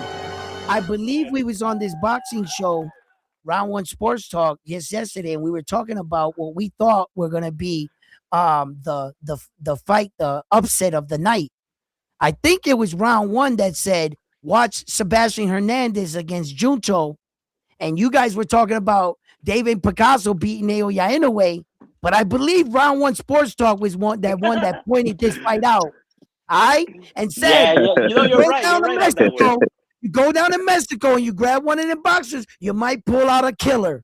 Yo, though, round one, I heard that Huh? that was Naoya Inuge's sparring partner. Is that true? Who? Uh, Yeah, Hernandez. Hey, Sebastian Yeah, Hernandez. yeah, yeah, yeah, hey, yeah. Hugo, read what Melassa wrote in the chat. Read it, read it, read it, read it, Hold read it. I on, want I hold you to on, think read hold on. it. I think I did that. Who? Which one? Melassa con Melasa sabor. con I want you to sabor. read. Ah, Mexico Mexico con is Japan's sabor, little yeah. baby. Mexico is Japan's little Yo, though, babies. let me get this off, though, bro. Let me get a couple minutes over Shots here. fired. Fired, Let me get a couple fired. minutes, gentlemen. You know, I Yo, Hugo, we lost you. Oh, we lost you. That's But it. That's because he was but gonna start talking shit. yo. The problem was Sabor there, right? He's gonna say a Mexican couldn't even get the job done. That it took a Dominican to come in and win. Oh, shots fired. Ooh. Hugo, you're gonna be down bad again on Sunday. He They laughed. said a Dominican had to come and get the victory for the Mexicans because they couldn't get one. I didn't say that. They said that. Yo, Hugo, what happened? Oh no. Yo, they cut Yo, his phone. Hugo's down bad. He's down bad. He's Melasa down lo bad right ofendiste now. with that one. You got him They, good. oh, Melasa cooking in the crazy. chat. Yo, Uh. Hannibal says they hate Haney so they hate Haney so much they respect Hitchens, who's a duck over Haney. The feminine energy is amazing to watch. I Hey, mean, Uh, fuck you're in that the dude chat too. box. You're not on the Yo, panel, so I think the only feminine and energy fuck is my you. boy Jermaine Ortiz. We ain't no fan of that dude. You know what I'm saying? And Yeah. we just broke it down on my show. I I said mean, I mean, Hannibal. I don't know why you mad, man. We asked you a question, you couldn't answer us. Now you're gonna like come with insults. So the problem is, like, if you a Haney Hannibal, the fan, link is in the chat. yeah, the Hop link is on, Papa. Frontline posted it. Hannibal, look, the problem we have with Haney fans, like, y'all have no problem like avoiding shit. Like when it comes to the whole IPF thing, okay, let me not answer that. When it comes to other shit like Snack and Vita Conte, oh, let's not talk about that. That's the problem we have with Haney fans. When it comes to Matias fans, when you ask about the Austrian, yo, we got a whole fucking a whole report ready. Like we could go to court with this shit. You know what I'm saying? So like you got Hey, if you're gonna be confronted, be a man about it. Understand that your fighter has flaws, just like every other fighter has flaws, right? And don't act like your fighter is perfect because your problem is you act like Haney is so fucking perfect. You can't. Yo, I never heard Hannibal, and Hannibal goes to every chat. I tell you because I go around YouTube. This motherfucker is in every chat. He has never said one negative thing about Haney, and that's why we call people like that a Haney sexual. yo, mm, so Naldo got a point. Hitchens got the Paro beaten up version from Matias. Even when they beat Matias, they still lose, which is true. Edwin said this a couple times in yeah. what type of fighter are you gonna get after Matias? You know what I'm saying? Is Right. How that are you gonna get your fighter back? How are right? you gonna get your fighter back? He's not gonna, how much damage is he gonna take trying to get a Subir Matias victory? You might not get your fighter the same way. Hold on, hold on, hold Subir on, hold on, Matias Edwin. fight takes a lot Ho- from a fighter. Go Hold ahead. on. Hannibal, I will personally go into the chat and block you if you don't jump on for that statement. Haney never popped dirty for anything. Haney worked with the guy who could like clear up everything you need on a Who test. knows how to beat the system. Yeah. Shit. Fucking Hop on, hop on. The link is in the chat. Hop on. Man, you don't put yourself in a spot now because I can only control the boys for a little while because But they but gonna speak. but hold on. You know what I'm saying? He's got a Bird point. to the Haney's only dog. 27. They gonna That's bite. the crazy part. They gonna bite. So Nobody's if they knocking block you, Haney's brother, accomplishments. Yes, he's brother. undisputed in what one weight class or two. I forgot because I don't follow him, so I can't. to me only one because 140 he only beat Prograde. That was his only win at 140. Look. He's scared now. Link these nuts. That's what he says. He's Yeah, shook. yeah. My Snack. man, Shook. my man. Snack these Listen, nuts. listen. He's trying to get you to come up. He's not coming up. Then He he's ain't But done. coming anyway, up. It's all yo, good. It's all yo, Yo, good. Blocky, Melassa made me laugh. Melassa said, my Yeah, bad. I love his Melassa said, feedback. Haney's from California. I don't like that state. California's that rainbow state. They're weak. I was wishing nobody read that. I was like, "Yo, stop!" Oh I was yeah, like, my "You bad. got to go up." But Koki, one of y'all had to catch it. Nah, that shit caught my eye. Like that's good. That's good. I'm gonna use that later. Yo, funny. Yo, but yeah, look, guys. Well, no matter what you think about some of these fighters, I give respect to all fighters. I give to respect to Devin Haney. That's why these guys bust my balls about it because I haven't written Devin Haney off.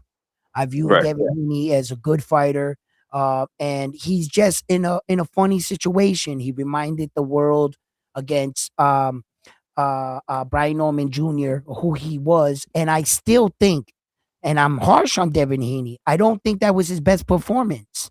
I think he fought better in the Regis Progress fight. And he showed the same power in the Regis Progress that he did in the Brian Norman Jr. So all this snack shit, I think it's bullshit because he hasn't hit nobody and kept them down. So where's this snack power they're talking about? Hey, I pull up think that that post I sent hold you. up, frontline. I just think that Devin Haney is in a bad situation. But since Devin Haney and his father, Bill Haney, are pissing off a lot of people for what a lot of things they say, then this is the backlash you get for being this kind of fighter combination duel. So I can't blame Frontline or Koki or anybody else for taking shots at the young man. He's been getting criticism, but thank God that's not what boxing is about. Boxing is about in the ring and what you do and how you win against your opponents. So no matter what anybody has to say about Devin Haney, I'm on the line. Devin Haney's career is in Devin Haney's hands. What he does next, the world will see because I will be watching. Hey, Continue. Hannibal, I think you're mistaken. Just because I don't like Haney doesn't mean that he's not accomplished. It doesn't mean he's not accomplished. He's an accomplished fighter. Yeah, you got to give it to him. I just don't like him. Hannibal sound like somebody who followed boxing when Haney started. Because if you ask him about something 20 years ago, I don't think he knows shit about boxing. Now, He just seems like a Haney fanboy. I mean, even if he is, it's within his right. Just like I'm a Puerto Rican biased dude. It is what Yeah. it is. I mean, he's got his right to, but But shit, you know, At least I could talk to you about the Tito days. I could go back to like '94. I feel like if I asked this motherfucker about Zab Judah, he's like, "Who?" and it's just like there's another dude that's being hyped up, but has bum resume, and that's Tito Mercado. Yeah, I agree. I agree. Tito Mercado, his last fight, yeah, he knocked the dude out, but bro, he didn't look too good. And if he fights any of the top guys, he's getting stopped, in my opinion. Yeah. And isn't he like how old is he now? Like almost 27. Something like that. He's getting up there with Shushu and him. They kind of haven't had Yeah. a big name on their resume. and Hey that Edwin, did you see that post I sent you? which one? Which It's one? on WhatsApp. It's on Oh, what's WhatsApp. that? If you could put it up on the screen, it'll be funny. No, I can't put it up right now. I'm not gonna bust my head right now. But Yo, what I will say is this. Um, when we're talking about real boxing and we're talking about the 140 pounds, yes, I think Sabrina Matias will kick Devin Haney's ass. oh yeah, Yeah, easy. yeah, I think he would. All day. Not easy, but I think Devin Haney will be a little problem. He is skilled. He is very skilled. He's that Mm, skilled boxer that I think, see, because Alberto Puello's a skilled boxer, but he's a smart one. There's a difference. Devin Haney is skilled, but he's not as smart as Alberto Puello. And like seeing windows in moments. No, Devin's not like that yet. He and has the Pollo got more pop ability. than Haney too. Yeah, he has the ability to get there, but Devin's a more flashier boxer. He likes to be that guy that's doing all those moves going up to the rim. He's a more flashier fighter, not as effective. See, Alberto Puello is he's smarter, He's but like Larry Bird. yeah, he's smarter. And so Bear was able to shut that down. Okay. So when I think about a fight like, Devin Haney and Subriel, there was a point in time where you can attack Devin Haney and Subriel would have wiped him down. But there was also a point in time where if Devin would have attacked Subriel, he might have beat him. Because the boxers have highs and lows through their emotions in their careers. There was a point where Subriel's coming off that fight with Mad Match that we saw he wasn't as dedicated and it showed in his character. Attack him then. You can beat him, and they did. You see? So, and then that time in Puerto Rico, that was too big of a stage for him. And he fell to Liam Paro. I Attack him think then. I think stylistically, Haney is like that's the But worst matchup for Haney because I feel like yeah, if you get them at their Haney, best, right. Subir beats them. Right, but with Haney, right? Subir beats Haney likes to move. Haney likes to fight on the back foot, right? But in boxing, that takes energy. And I know Haney has great stamina. Haney probably has the best stamina at 147. This guy's an elite athlete. I give him credit for that, right? But for 12 rounds, if you're gonna box for 12 rounds, your legs are gonna get tired. And Matias in the Puello fight, Matias landed 108 body shots. Okay, and that's not normal. Yeah, he'll Most guys fold land Haney. around 30 to 40. Matias landed 108. So Matias is a body. He works the body. Matias does have a jab. People say that Matias doesn't have a jab. He throws a jab in different ways. He has a swivel jab. He has a power jab. He has a snappy jab. So and he knows how to throw the jab in the clinch. So if Well, Haney's moving, keeping Matias on the distance, right? He's going to get tired by round 6. And if you're tired by round 6 and you don't have legs against Matias, you saw what Puello did. Puello was holding, clinching, headbutting. He was fighting for his life. And well, on look at my bad, guys. Let me no, go land ahead. it. No, go ahead. My Go ahead. bad. My bad. So on the inside, once Hades in that level, like, okay, I got to hold this guy. Matias is going to get his offense off.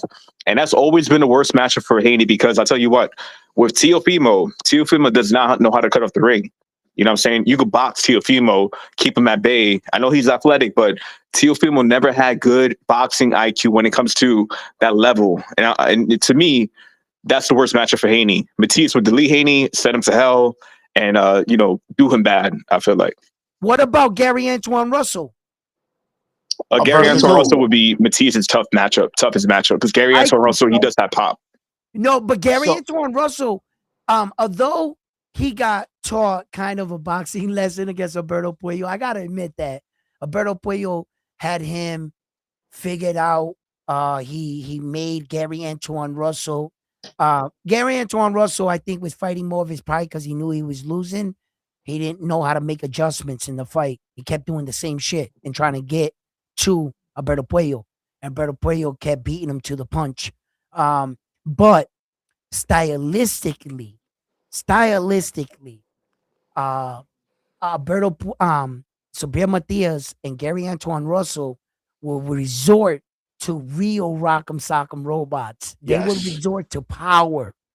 Here's the And problem with that, though, Edwin. what do you think? What do you think? What do you think?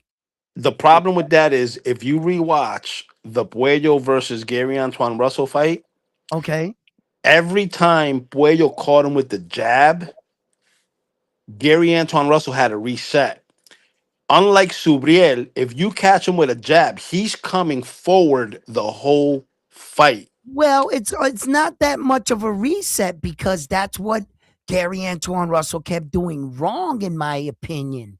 What Right. So he you kept think he's going to doing. keep applying that pressure against Matias? No. Okay, when Alberto Puello was snapping the jab, that Gary Antoine Russell would go like this. He would go, "Tsh," and then rock back and forth, right? And then you're thinking Subriel's going to take the jab "Tsh," and come forward, right? Okay, Gary Antoine Russell tried that same shit against Alberto Puello. It wasn't that was successful. It was Subriel Matias, highly underrated evading and defense. When he got in the inside, he made Alberto Puello miss and made him pay. That's Right. what won Subriel Matias the fight. It was everybody thought that Subriel Matias was going to take a lot of damage. But what I saw live was him getting in close and evading shots and making him pay. Well, And that's that's what that goes to what what Coqui said before. Subriel Matias' defense is so underrated. It looks underrated. like he He gets was hit flipping a shots lot, and he but was he blocking doesn't. You shots could watch the Yes. Hawkins fight. Hawkins was way Matias better. was using that high right glove. I was like, He was yo, using a telephone guard on the Hawkins fight. Alberto Puello wasn't getting to him. He Yeah, was he was those palm punches on the. Mr. Miyagi. You are the man putting some color in the chat. Oh, salute! Woo! Let's go. Frontline, read that off for me. Salute Edwin in the chat, man. This Inoue fight had mad numbers on everyone that was streaming live. You had 70K views for the live commentary and 46K for the weigh-in stream. Crazy stuff. Congrats. Thank you. And I just want to say something right now publicly. I've already seen the chat and the thing that Ness is dogging Naoya Inoue, and I want to prove right now that he's wrong. That Naoya, no one knows Naoya Inoue. Nobody talks about him. Over 154,000 viewers tuned in to my last 2 streams. That proves him wrong. Right there alone. He wants to say that nobody knows this guy. Nobody knows who he's fighting. Why did everybody tune in on the way in? I had 70,000 views with a fucked up mic. And I still got that. I probably would have got 100,000 views if my audio was right, my microphone. And that proves to the world that people are starting to recognize Naoya Inoue, and they're starting to prove all the doubters wrong. He's over there putting up a poll. No one knows Inoue or anybody who he fought. Bullshit. Let's stop the lies. That's why Ness is bad for boxing, bro. I know he runs a show. I know he runs a community, but shit like that is the reason why he's bad for boxing. I love what he does, but I got to tell you, sometimes I believe, he doesn't see some of these guys. And I'm glad I stuck by this Japanese dude. Right. I'm glad because it's showing.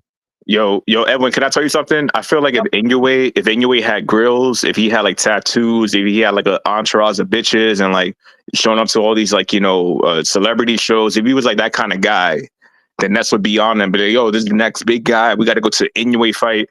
But since Inoue is so straightforward, he's like a very, humble. He's humble. He's Tom Brady-ish. And Ness loves to promote the guys that bring the controversy, the guys that bring the the WWE shit. So for me, it's like if you're gonna run a boxing channel, at least be thorough and make sure every fighter gets highlighted because exactly.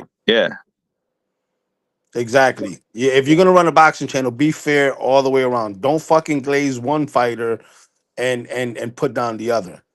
You know what I'm saying? Like, he glazes Tito Mercado, he glazes Haney, but ain't none of them getting in the ring with Matias. Yeah, and yeah, well, he gave Berlanga that karma too, but all that glazing on Berlanga, fucking Berlanga ended up choking. yeah. But look. Sometimes channels can, I understand, show get a little bias or loyalty when they invite you to the camps and shit.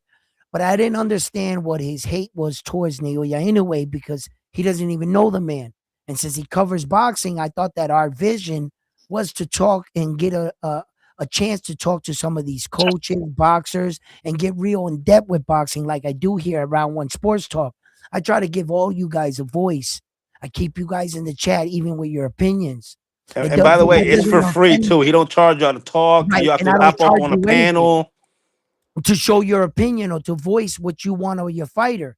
And no, we can debate sometimes when the topic gets, but we're not attacking you. And we will not kick you out unless you get disrespectful. Because you have the right to talk about what you feel about your boxer or your situations in boxing. So the world wants to hear it. So here at Round One Sports Talk, that's what I try to provide. But all this nasty work about shooting down a man that all he's trying to do is become the best in the world, that's nasty work to me. That's nasty work. It's nasty work, man, because Naoya Inoue didn't ask for Ness to get up on his platform and start doing a poll to try to discredit you from tuning into his fights. I don't know who paying the man, right? But you know what I'm saying? Like, it makes me feel that way. But still, nevertheless, my pursuit and my goal is to talk to all these boxers. Outlets like that and shows like that, I know what I'm there for. I'm there to promote boxing. I'm not there to, always try to prove him right or wrong on his show. I have my own show, but I'm also there because I want to get more connected with the boxing world. And I'm willing to do that for all of us and bring it back here at Round One Sports Talk so we can talk real boxing talk. Hey, recap it. If you want to hop on the panel, feel free. The link is right there. But if you're going to stay in the chat, go ahead, man, because you sound like a bitch. Hold on, let me put it. I'm gonna put it right now. Yo, Edwin, he's saying to cut me off because I was cutting off on Ness. He got a little emotional because I'm cutting on Ness. That's the problem. Yo, Ness. Let me say something real quick. Hold up. Ness got followers that they're so in love with him that if you talk negative about him, they're gonna get into feelings. And the thing is, he's a bitch because he's gonna stay in the chat, typing. but he ain't gonna get in the panel. He ain't gonna talk. You know what I'm saying? He can't raise his voice because his mother's next door making him the cereal and shit.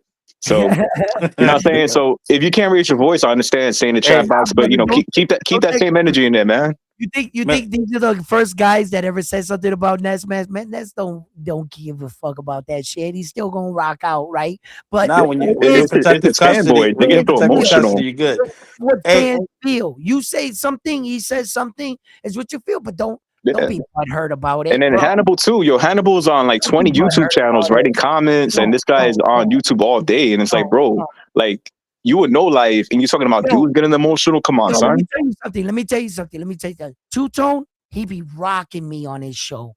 His intro is about me snapping on fucking things. So don't give me no shit about, oh, when you let these guys. No, this shit happens. I get rocked on shows all the time. Okay?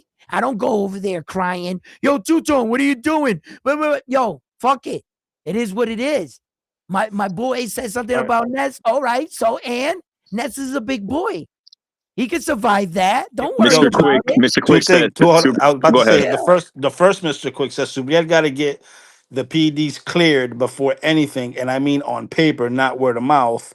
Then he said, "I'm if I'm misinformed or lately informed, my apologies. But PEDs, whether coincidental or intentional, should not be allowed in the sport. Professionals have to act accordingly."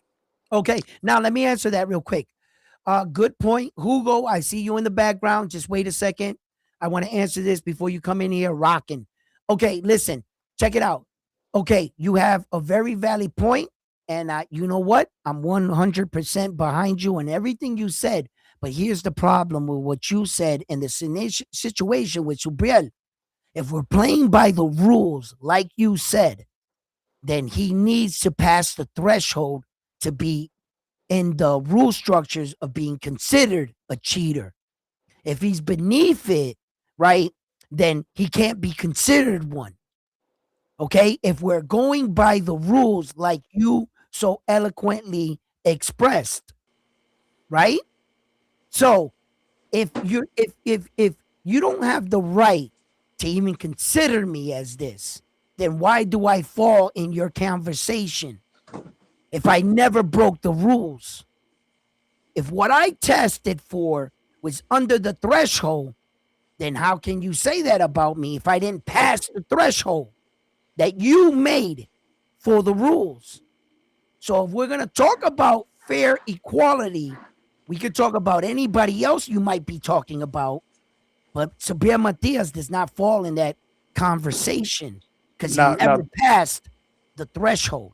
and to take it a step further, that particular so the first test was done on the 2nd of November, which on the 9th is when Mauricio Suleiman sent out the whatever it was, the IG or the tweet about congratulating both fighters for a clean boxing.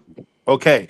Now on the 9th, Subriel got tested again after Suleiman posted whatever. Now, that being said, on the 9th is when he came back with the 0.085 nanograms of ostarine. Then the B sample, when they opened up the B sample, it came back with adverse findings, which they didn't give a number or a percentage. They just said it had ostarine in the B sample, which is normal. What people are failing to understand is the cross contamination. Fast forward after the 9th, which was the 16th that they got the results back, which is a week later, Subriel and his team, they took a private independent test in Puerto Rico from a reputable clinic for all steroids, not just ostarine, and it came back negative.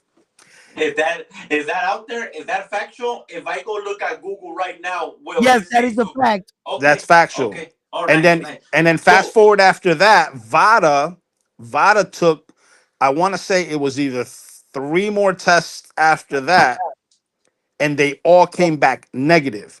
mm, So if Subriel was quote unquote how everybody's saying micro dosing, that 0.085 nanograms, he would have came up higher if he was microdosing, and it would Mm, have been consistent throughout all his tests. mm. Yeah. So Okay. One more thing. Right. To the anybody that may be thinking that Ryan Garcia and Sabrina Matias' situation is remotely similar, they're not. No, Okay. because Ryan First, Garcia tested 60 times more okay. Right. than Right. the Right. Right. Right. acceptable Right. Right. limit, Right. and Ryan Garcia didn't go above and beyond and go do his private test. He just said, you know what, whatever, give me the punishment, and we'll go on with our life. So Okay. he didn't Okay. go to court and he didn't go to jury. So Uh, Bren Matias, Puerto Rican dominant fighter, said, you know what, that's not correct. Give me the B sample, and as a matter of fact, I'm gonna go do my own test by a reputable clinic in Puerto Rico to show you guys that I'm a clean fighter. yeah. Sabrina Matias went beyond and beyond, above, and above and even beyond.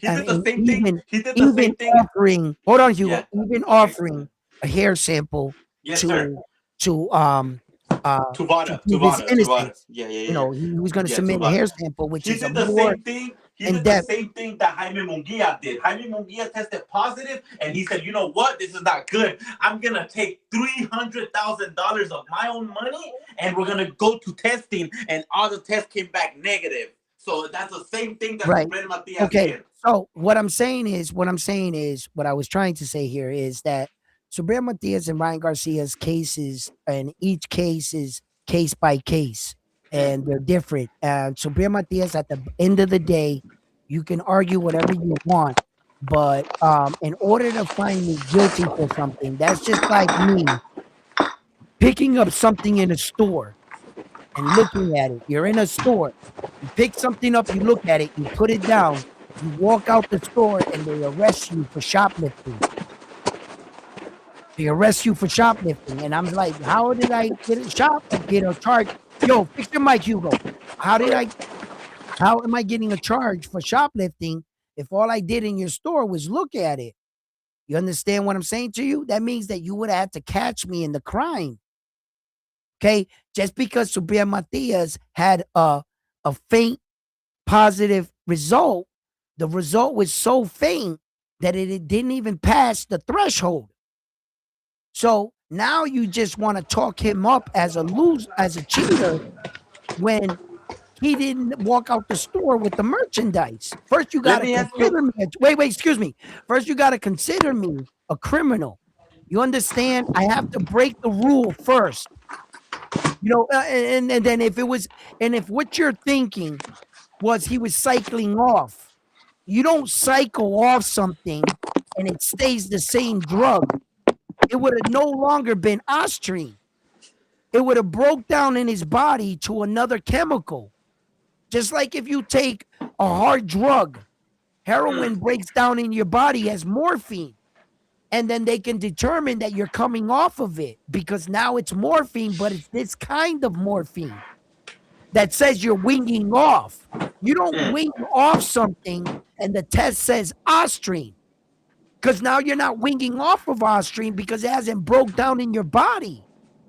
mm, So if the low amount tested for Ostrine, that means that it was a contaminated substance of that product, but it was so low that you didn't even cross the threshold. That's mm, how they knew it was Ostrine.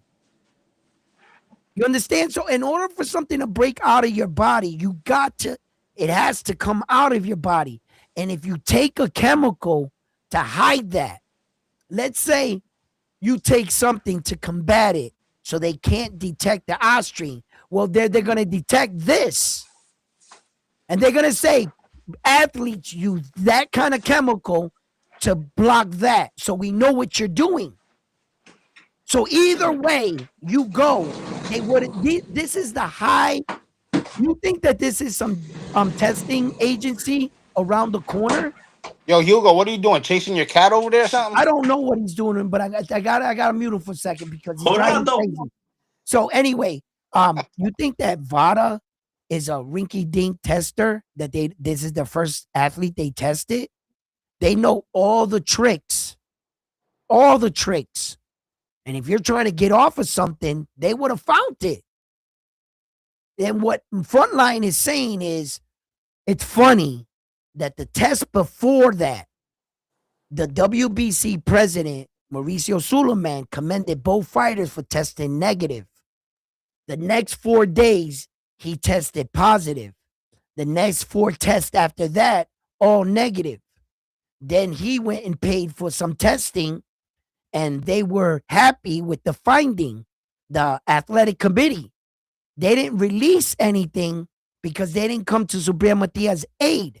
Like, had the American Boxing Association come back and say X, Y, and Z. This is why we're acquitting Subriel because he submitted these chemicals. We found where it came from. That would be helping him. But they're not doing that.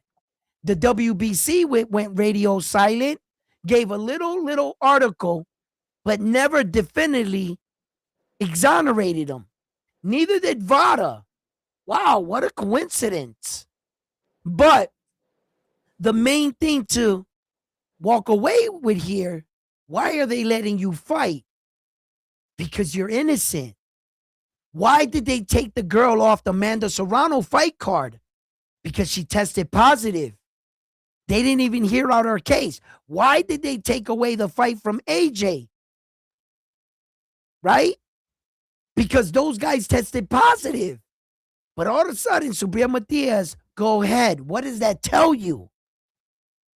He's innocent. That's what that tells you. And that the Boxing Association and the WBC are okay with it. And most importantly, Dalton Smith. You understand? Hey, I gotta resign to you real quick. Obi says no round one. Not all drugs do that. Stop it. You're not a chemist. Then he goes on and says, "This is bad round one. You're saying stuff that's 100% false."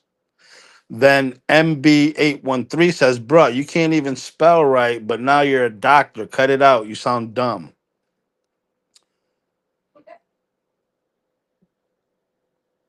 You got. I think you muted yourself, and you got you. Absolutely. There you go.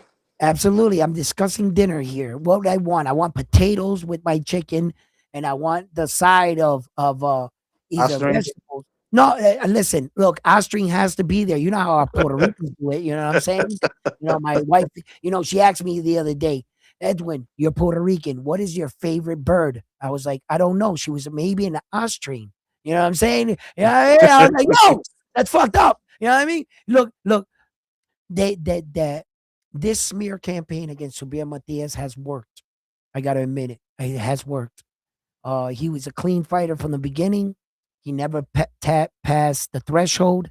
Whether you want to believe drugs work like this or not, they never caught him doing anything. In order to catch me, I gotta break the rules. You gotta catch me with the merchandise. You can't just say that, you were close to it, so we're gonna think you were stealing it. Yeah, I'm not going down like that. You know what Well, I'm saying? here's the problem. The problem is Forgot about all, Hugo. I had to mute it. Wow. Here you go. Here you go. You got a all voice. it's all these other channels, right, that are stuck on the same theme, the same topic. Yeah. Of course. Because They, because they it's just funny. It's just funny that, you know, um, but it's not only that though. It's not only that. It goes bigger than that. It goes that team. I'm gonna say the team Subriel Yeah. Matias. They said no to Turkey for November 22nd. Right. That's number one. Number two, they won the purse bid against the big dogs. The big dogs are mad because they got a young, wild Puerto Rican fighter and they got a promotional company that's small as fuck from PR that is hosting their own event. Fast forward, once Yomi won that purse bid, it's when the slandering started coming out. yeah, well, look, let me tell you something, right? We've talked about, we touched on that a lot about this moment in Puerto Rican boxing, and I hope to see more Yomi cards. Let's see where they go from here. And Hugo, you keep hopping off. You get these phone calls. Oh no, because he's saying unmute me, brother. He put in the chat to unmute him. I did. Unmute. Can I hear you? Hugo, say something. Oh wait, maybe I got him still. Let me see. Oh, But oh, but Hello. hello. let's Oh, there you there you go. go. I Damn, got it. man, you had me unmuted. Let me Yeah. hop in here though, because when you guys start talking about this private test, Subriel Matias, brother, it does not take a Google search for a Google to say Subriel Matias did not perform a separate private test as he required, which All is a right. standard procedure for adverse finding. So, brothers, this is the part where you guys were going right down the right lane, but when you guys start putting extra sauce on it, it's Hold like, on, bro, no, Hold Hugo, on, Hugo. yeah. Hugo. Hugo, Listen. wait, front line. No, Wait, I I got this. no no I no no got no this. no. I I like to give got this proof. front line. I I got to give got him the this. proof. I got to give him Wait, the stop. proof. No, front line. You sometimes you're a bit long winded. Front line. No, this Wait, one. Hey, all wait, you wait. got to do is check out Authentico Boxing. Oh my He God. did. He interviewed Subriel, and Subriel posted the results from the Okay, independent can I get company. there? Can I get there? Dale, go Okay, ahead. Okay, because okay. on Wait, Hugo, Google, it does not say that. It's a Hugo. HIPAA thing. No medical records are you're gonna find medical records or anything medical related on Google. It's part of HIPAA. That's why we don't get the results. The promoters and the promotional company that's doing the event get the results, not the fucking American people. Okay, now another thing is this, right? Check this out, right? Jaime Munguia and his team conducted independent testing of his supplements at a water accredited laboratory. So when you guys say that Oh Super my Matias God. did his own test, he didn't. And that's Okay, so according to where? this Wait, internet. So stop, Hugo, where? stop, both of you. Go Hugo, ahead. Go do ahead. me a Go ahead, favor. sir. Do me a favor. Go Yes, back to sir. where you found your look at it. Look at your article. Do me a favor. Look at your article. Yes. Okay, are you at the article where it says about Supriya Matias and he did not submit the Yes. finding shit? Okay, do me Yes. a favor and read off the date.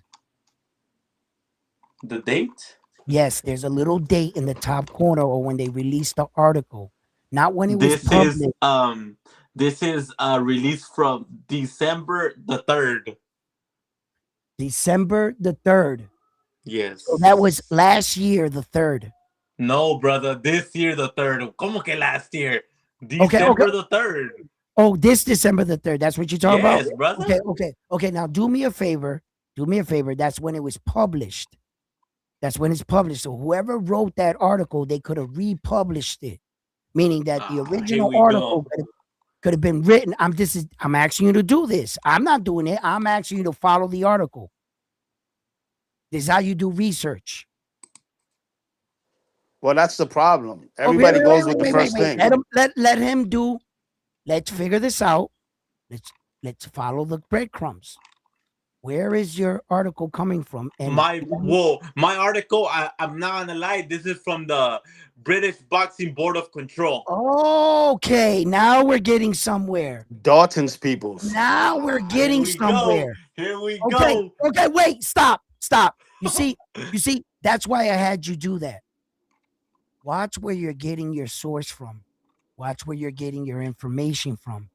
And what I did just right now was to teach you the proper way to look down and chase down articles and sources and where they're coming from. Because I'm I telling you got one right right now, here from ESPN too, brother. I yeah. got one from And ESPN what does too. it say? Why don't you read it for us? Matias What happened? positive. Matias test was for performance enhancement drugs Ostarine. A source confirmed to ESPN. The WBC has received notification from VADA about adverse finding. The WBC, VADA, and the New York State Athletic Commission has never received an independent testing source from Subriel Matias' camp. Okay, That's check what I'm this out. reading. I want to show you something right now. I want to show you something. Okay, in a second, I want you to put your eyes to the screen, right? I'm gonna bring something up for us, right? Okay, hold on. Yes, sir. Let's see here. Hold on. Wait, I got it right here. Let's see. Let's go to. I think it's this video right here. Wait a minute. Why isn't it? What did I do? Did I? Damn it! You know what I did? Yes, I did do that, didn't I? Hold on. Maybe I did. Maybe I didn't. Okay. Wait. What are you beating your computer over there for? And it did I'm nothing typing, wrong. brother. I'm typing. I'm typing. It I'm did nothing typing. wrong to you. Okay, hold on, hold on. I'll find it right now. Hold on. Let me get this. I got this. Uh, let's see here.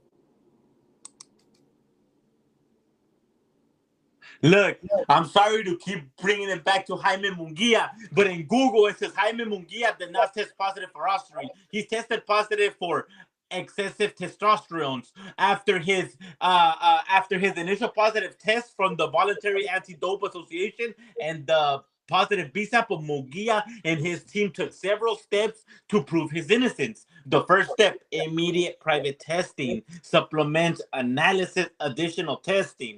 See, brother, Hugo, we don't have that with Subriel. Hugo, was that Yes, after his papi. fight?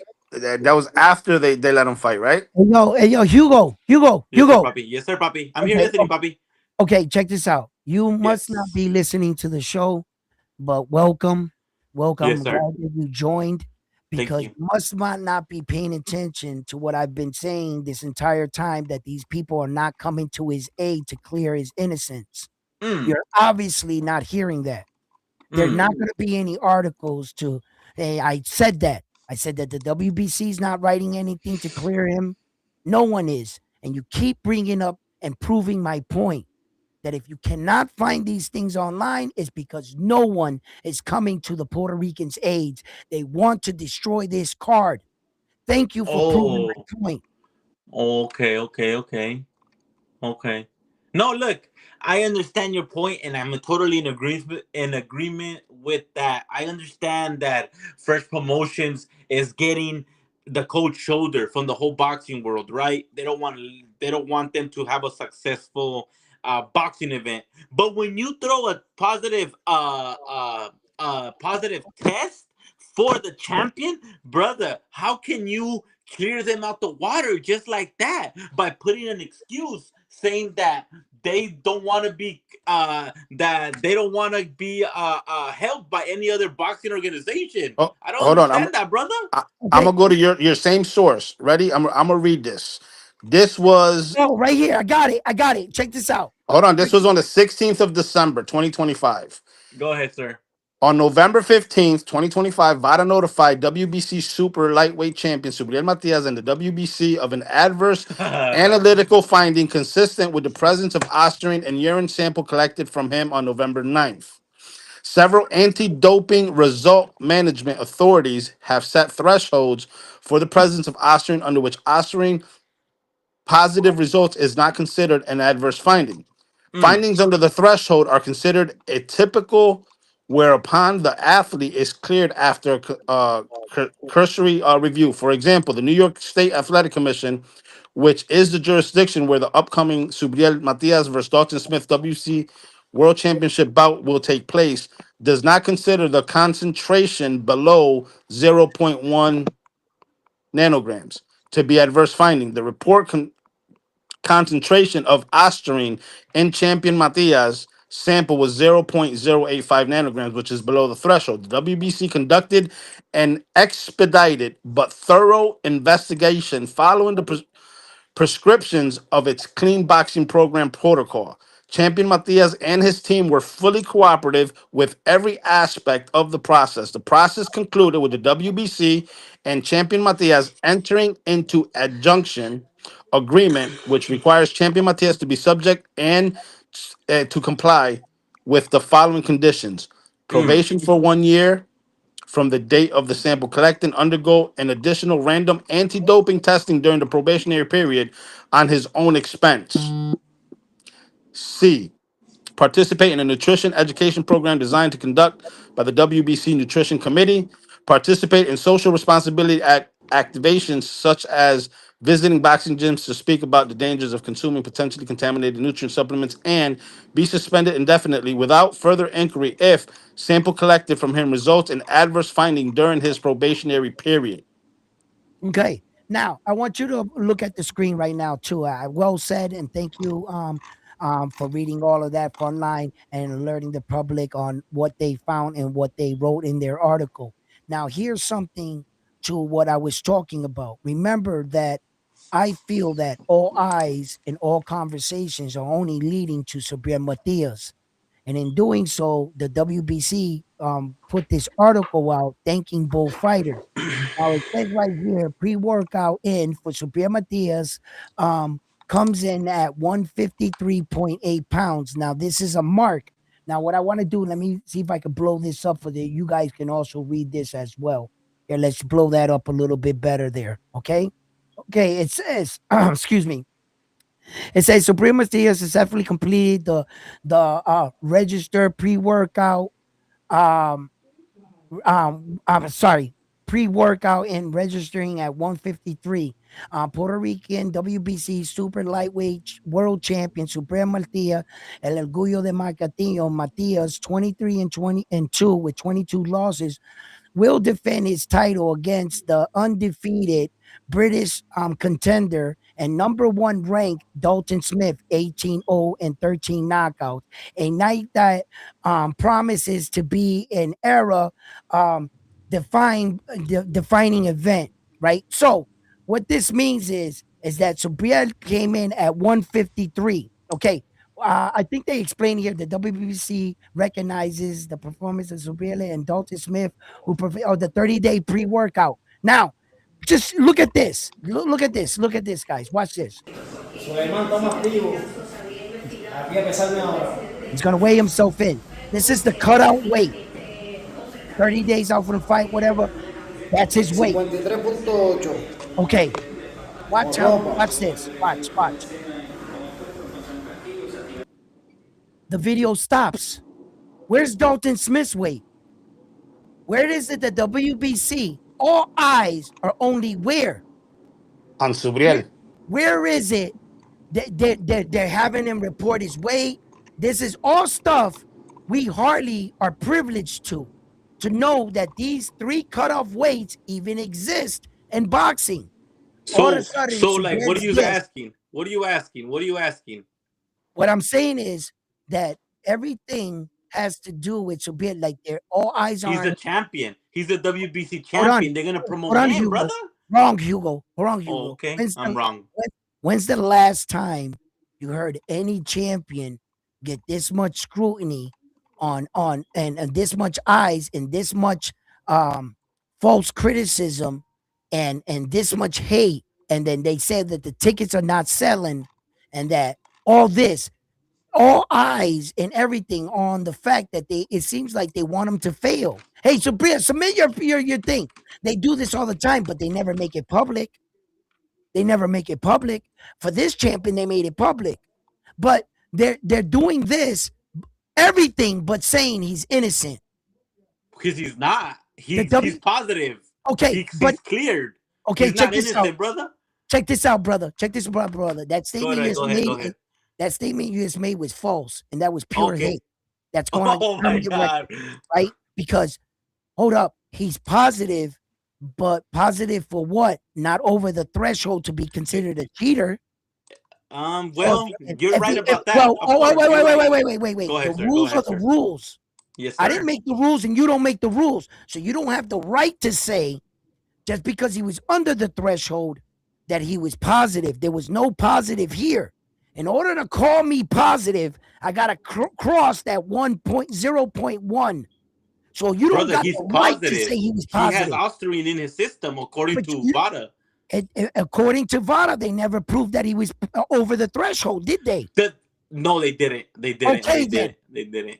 Okay, then. So if he's not over the threshold to be considered a cheater, what are we talking about? Well, a lot of people. What we're talking about. Hold on, though, brother. Let me respond to that one. Go ahead. A lot of people would say that you're not even supposed to have an ounce of Austrian in your system. You know what an ounce an Austrian is, bro? An ounce an Austrian is 28 grams. That's a lot.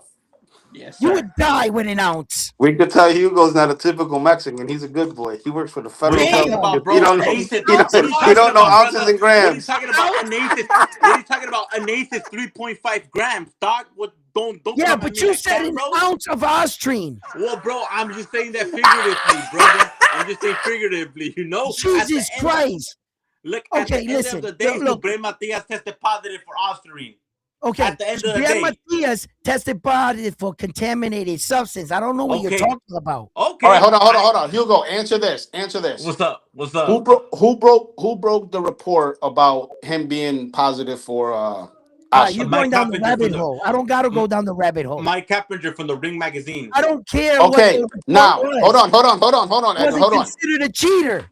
Technically, it wasn't supposed to be reported because it was under the allowed threshold. And that's why it was a smear campaign. So why did Coppinger with Ring Magazine come out and make these accusations that the Matias versus Smith fight in jeopardy? Because Why do it's you in think? jeopardy because they don't know how much the B sample is going to come back. If the B sample would have came back Yo. above the All I'm saying is Jaime Munguia and all the noses boys out there are testing positive left and right, and we need to investigate these Mexicans. And we're not That's even all I'm talking about the saying. Reynoso gym Hey, either. how many Reynoso's damn, whole brother. team. fighters Yo, now? Is hold that on, hold on, six? hold on. Look Is at this, that six bro. fighters? Hold on. Hey, Look yo, at this, how many bro. fighters is that? God Let me damn, see. It bro. was How many Canelo, fighters out of that Oscar camp? Valdez, Navarrete. Okay. Shit, I can keep going. Canelo Alvarez, Canelo Alvarez, Munguia. Come on, Monguia, put yep. them in the chat. Put them in Hold the on, Oscar hold on, chat. hold on. Look, Valdez, all Yeah, of you them. damn, want to bro. talk Hey, about look. something? We can talk about that. Hold on, though, brother. Look, no joke, though, bro. I swear to God, I'm not even trying to throw here, bro. Oh, stop lying, then I There's a won't throw gang of back. tickets, bro. There's a gang of tickets. There's a lot of tickets still available for the Subril Matias, and that shit's in less than 2 weeks. Okay, check this out. So There's a why did they lot, open up? Why did they open up more spacing at the Barclays Center if they weren't selling? brother. I'm right here looking at Ticketmaster. There's I a know gang what of you're tickets. looking at. What you're looking at is all the new space they opened up. So No, brother. those are now There's available. ringside tickets, brother. There's Okay, ringside tickets. good. Then buy a ticket and go to the fight. Stop being cheap. Nah, I'm You gonna know what go I'm to the saying? I don't know fucking what to tell you. So listen, Nah, it's a Puerto Rican card. Hugo's gonna look for a link. He ain't even gonna pay for the pay per Yeah, view. He's gonna watch from outside across the building in a broken alley through the window. You know what I'm saying? Listen, check this out. My thing is this, right? I've heard this all before, and I've tried to tell you guys we're American. Of Americans course. drag their feet, and we're smart boxing fans. We know that if the deadline, the tickets go down, we get them for the low, we go in. We do this all the time. Okay. So listen, another thing is I've seen this kind of smear campaign from guys like you, pure haters, when they try to say Naoya Inoue card was not selling against Roman Cardenas and Tom Mm, Coughlin and all these other guys came out and made this article. When I got there myself, that motherfucking building was packed mm. to the gills. Okay. So I've seen this kind of hate done on my favorite fighters. And just because Hugo is now doing it because of his Mexican love and he wants to come up because now today he feels ready once again. But once again, Hugo's going to leave the show down looking, he's going to be looking bad. He's going to be Though, down can I hard. get a You know what couple I'm minutes saying? of your So, show? Let me get look, bro. I'm really upset round one. Let me tell you why? why I'm really upset. Hold Why? on though. Hold on. Don't interrupt Why? me. Tell him why you mad, Hugo. Tell him why Okay, Tell you him why look, mad. you hold mad, on though. Hugo. Hold on. Okay, Hold on. look, I'm upset because some of the biggest Hit the like button, I'm guys. upset Hit the like because some button. of the biggest platforms on YouTube, boxing podcast, is not giving Naoya Inoue any credit. They're None. saying, how can he go 12 rounds with a 20-year-old, 29-year-old prospect that never fought a world champion? Why is he called the monster? He is not a monster. Tank's a monster. Naoya Inoue went 12 rounds with David Picasso that never been in a world title fight, that never been 12 rounds, and Naoya Inoue, all of a sudden that he cannot double stack, all of a sudden he goes the distance. This is a deeper, darker criminal link. He has Okay, to rewrap his hands. Okay, let me answer. And I'm going to mute your mic because I know you're going to go into a heart attack. But Nah, I brother, promise you're gonna to forget to bring it unmute back. me. No, bro. Just go, No, go, because go. you can't help but interrupt, Brother, Hugo. This is for bro, your own good. you're Trust gonna me. forget to unmute me, brother. You It's always for your own forget. good, Hugo. It's for your own good. Okay, listen. Anyway, check this out, Hugo. First of all, everything you said was crap. It was just like pure crap, right? Because not only am I going to stop you in what you said, which was really bad, he went life and death with a prospect. And how is that? And you said you use who was it? Tank Davis? Well, once upon a time, Tank Davis fought this guy named Isa Pitbull Cruz that never competed for a world title and went 12 rounds with him. But all of a sudden, shut the fuck up! I told you were gonna interrupt me. I knew it. You're no, I fucking knew it. I couldn't do it. I couldn't do it. Now I gotta mute him. I gotta mute him. You see, I knew it. He could not just shut up, right? Once upon a time, Tank Davis went 12 rounds with Isa Pitbull Cruz, but all of a sudden, after the fight of going 12-round cruise, and guys like this mine, Isa Pitbull Cruz is a world, like he became a world superstar. What happened to Tank Davis's power? What happened to his knockout fight? See, there's a double standards in boxing, and Hugo is the real reason of a double standard, right? And then he kills his own fighter, right? Because and then when Naoya Inoue went 12 rounds with Alan David Picasso, I remind you, he went 12 rounds with the number one mandatory.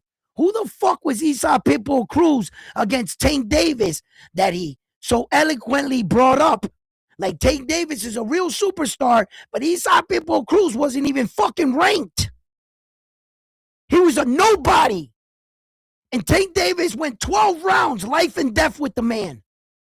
So your fucking analogy and your point is garbage. Right? And then because to the level of competition, Naoya Inoue actually fought the greater fighter. The number one mandatory. Not some guy coming off some fucking higher weight division. Coming up to the weight division to fight you. But you have the audacity to say Tank Davis is the real deal. Not Naoya Inoue because his competition was better? Is that you don't know how to see boxing. What you do is repeat it from what you see on the other channels. Because Tank Davis didn't do remotely what Naoya Inoue just completed if we were looking by records. So you obviously didn't do your homework, and you used your own guy, Isa Pitbull Cruz, for me to put down. It's like you want me to do this to you. Unmute him, Edwin. Unmute him. We got to hear what he got to say. It's crazy. Hugo's down bad. You are down bad, Hugo.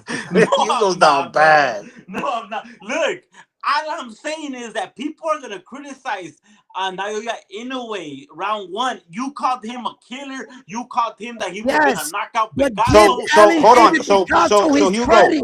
So Yes, sir. Hugo, Give you're saying that Alan David Picasso's a Picasso nobody? his credit. All I'm Are, saying is that are you saying that Picasso's a nobody? Wait, Hugo, wait, Hugo. Listen, Yes, what sir. you're Go ahead, saying is sir. crap. Because in actuality, what you're not doing is giving your Mexican fighter the credit that he survived Naoya Inoue, and Naoya Inoue did not knock him out. And you talk about Naoya Inoue couldn't knock out Alan David Picasso, but please tell me who has knocked out David Picasso? Who? No one. That's how good he is. Mm. You know what, Edwin? I like coming to this Jesus show. Christ. You teach me a lot of good stuff. However, I am gonna ride with the fact that why all of a sudden when Naoya Inoue couldn't double stack, why couldn't he even get a knockdown? Excuse me. Get him, Edwin. Get him, Edwin. Okay. If you did your homework and your research, I would take in what you were saying as consideration. But you act like you almost said something just like everybody else out there. That's why I can tell that you're coming here saying something you heard. Because if you were just 10 seconds a little bit on your game, you would know he just came off his last fight that he didn't knock out nobody. MJ, he's coming off a 12-round decision. You're acting like he came off his first 12-round decision after not being able to stack. He didn't stop that guy and he didn't stop him. He's just fighting better and bigger quality. That's it. But you don't bother to recognize what's going on in boxing and to look at the whole landscape. You're acting like you're saying something ironic. Like all of a sudden he's not knocking. He didn't knock out the last guy. Well, I'm MJ, right? precisely just made a good point. He said Naoya didn't stack against Fulton, and look what happened. That's right, and he knocked him out. But he didn't knock out the last guy he just fought. He didn't knock out MJ. He didn't knock out Alan David Picasso, but all of a sudden, because he doesn't knock out David Picasso, there's something weird. What do you mean? He didn't knock out the last fight he fought. Mr. Miyagi. What was weird about that? Yo. Learn your facts. Learn your facts. What's up, Mr. Miyagi? How you doing, brother? What's up? Talk to How's me. it going? How's it going? Yep. Can you hear me all right? I hear you. Yeah. Hugo in the silent corner over here. Nah, man, not no more, brother. I got unmuted, but go ahead. All right, go ahead. What's up, Mr. No, Miyagi? no. How you doing? No, it's all right. I see this YouTube channels just going crazy at the moment. Yeah. I don't understand what exactly was wrong with Inoue's hand wraps, because I remember seeing the video of him rapping, and he wrapped it with gauze first, and then I'm guessing you're not allowed to put a little bit of tape round. He did about 6 rounds of tape round his wrist after the gauze went on, and then they put gauze back over it, and then I don't know what was wrong.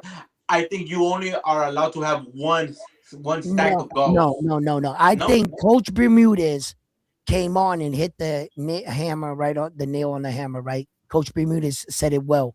It was about mind games at that time, trying to disrupt the rhythm of Naoya Inoue in the thing. Whether it was right or wrong, they were going to say something was wrong. Anything. But it was wrong though, round Hold one. on. You can't say it's mind games if it's actually wrong. Oh my, Hugo, shut the. Okay, now back to real boxing talk. Before the everything came out, it was said that Alan David Picasso's the guy that was talking, that was saying that it was wrong, and then Shingo, Naoya Inoue's coach, they talked about it. They said, "Yo, we agreed to this in the fighter meeting the day before, and we all walked out of the meeting knowing the rules." So that guy can't tell me that he knew what Naoya Inoue was doing was wrong, because they were doing it the right way. They discussed in the fighter meeting, which lets me to believe it was a mind game thing, because these guys are not dumb. They knew, they walked out of the meeting knowing what it was and challenged whatever he did, because they wanted to disrupt his flow, his chi, so to speak. So they had him wrap him this way or whatever way, because also Hector Bermudez let off another clue that the guy that was overseeing them wrap their hands was from Las Vegas, Nevada. That means that in Riyadh season, they were going by Las Vegas, Nevada rules. Why else would you have a Las Vegas, Nevada judge there overseeing your hand wraps if you were going by New York rules? That would make no sense. Who said they're going by New York rules? Stop. You got to see the clues that are in the room at the time. And you got to kind of read between the lines of bullshit. That when that guy said that to Naoya Inoue, and Naoya Inoue's father revealed, wait a minute, when we were in the room meeting yesterday, we all agreed to this.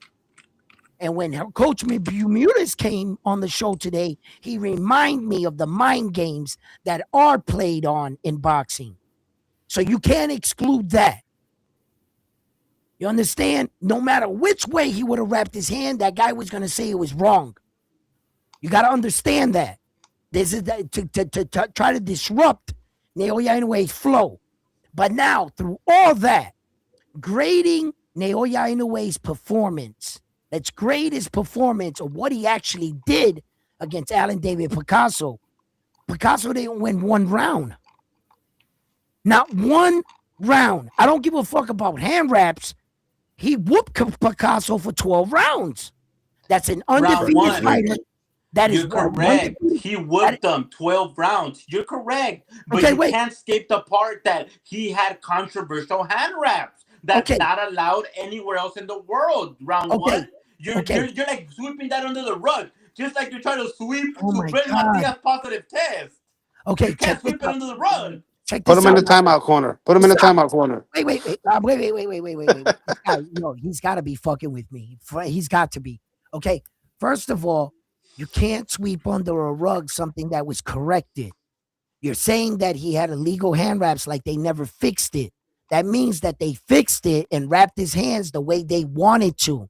So going into the fight, he had the wraps that they agreed to, not the ones that he didn't agree to. So Naoya Inoue's team agreed. He undid it. He undid it and did it the way they wanted. So what you're saying is I'm sweeping under what? The way they wanted him to rap, and he lost 12 rounds that way. He didn't lose 12 rounds with the way he wanted to wrap his hands. So that's what you keep avoiding. You keep bringing up something like you're forcing a renege in spades. A guy throws out the wrong card. Nope, you threw it. That's what you're doing. You're not acknowledging the correction. That they corrected it. He wrapped his hands the right way and whooped his ass that way. Why ain't you acknowledging that? No, I'm acknowledging that he No, swept no, no. and he Why are went. you not acknowledging that he got his ass whooped with the correct hand wraps? Okay, you're correct about that. He No, lost but why every you never round. say that? No, no, no. I'm saying No, that right because now. you're a What I'm hater. saying is that all of a sudden, where he doesn't double stack, he can't even get a hard punch landed and a knockdown, and that's what the whole internet is shaking up Hey, by right Okay, Hugo. now. okay. Hugo. And then I Sure. say, you almost said something because he didn't knock out the last guy he fought. Mm, Hey, shout out to Leonard Sterling with a $2 super chat. He says Isaac Cruz Universal top 10 lightweight in 2021. mm. He was a top 10, but according to round one, he wasn't even a top nothing. Isa Pitbull Cruz was a top 10 at the 130. Where did he fight Javante Tank Davis? 35. So he moved up. So you're bringing his top 10 ranking from a lower weight division? That's what you're doing? Well, that's what Okay. Naoya Inoue did. Didn't he pull someone up? Oh, Didn't he no. pull someone up? What are you talking No. about? David Allen Picasso's been in the weight division this whole time. Not He earned him. that W. Not him. Don't start The with the other fake dude. news. Don't start with the fake news. Oh, wait, but that's my super chat. Wait. Yo, frontline, read up your frontline. You're about to get fired. I just read it. Oh yeah, you did. So I get a raise now, right? No rate. No rate. You're still getting paid what you get paid now. Okay, how about double what I'm paying you now? Just double it. All right. I got you. I'm paying you nothing, just double nothing. yo, hey, Mr. Miyagi, what do you got to say about all this shit? I just think it's ridiculous. I was actually really impressed with Picasso in that Me fight. too.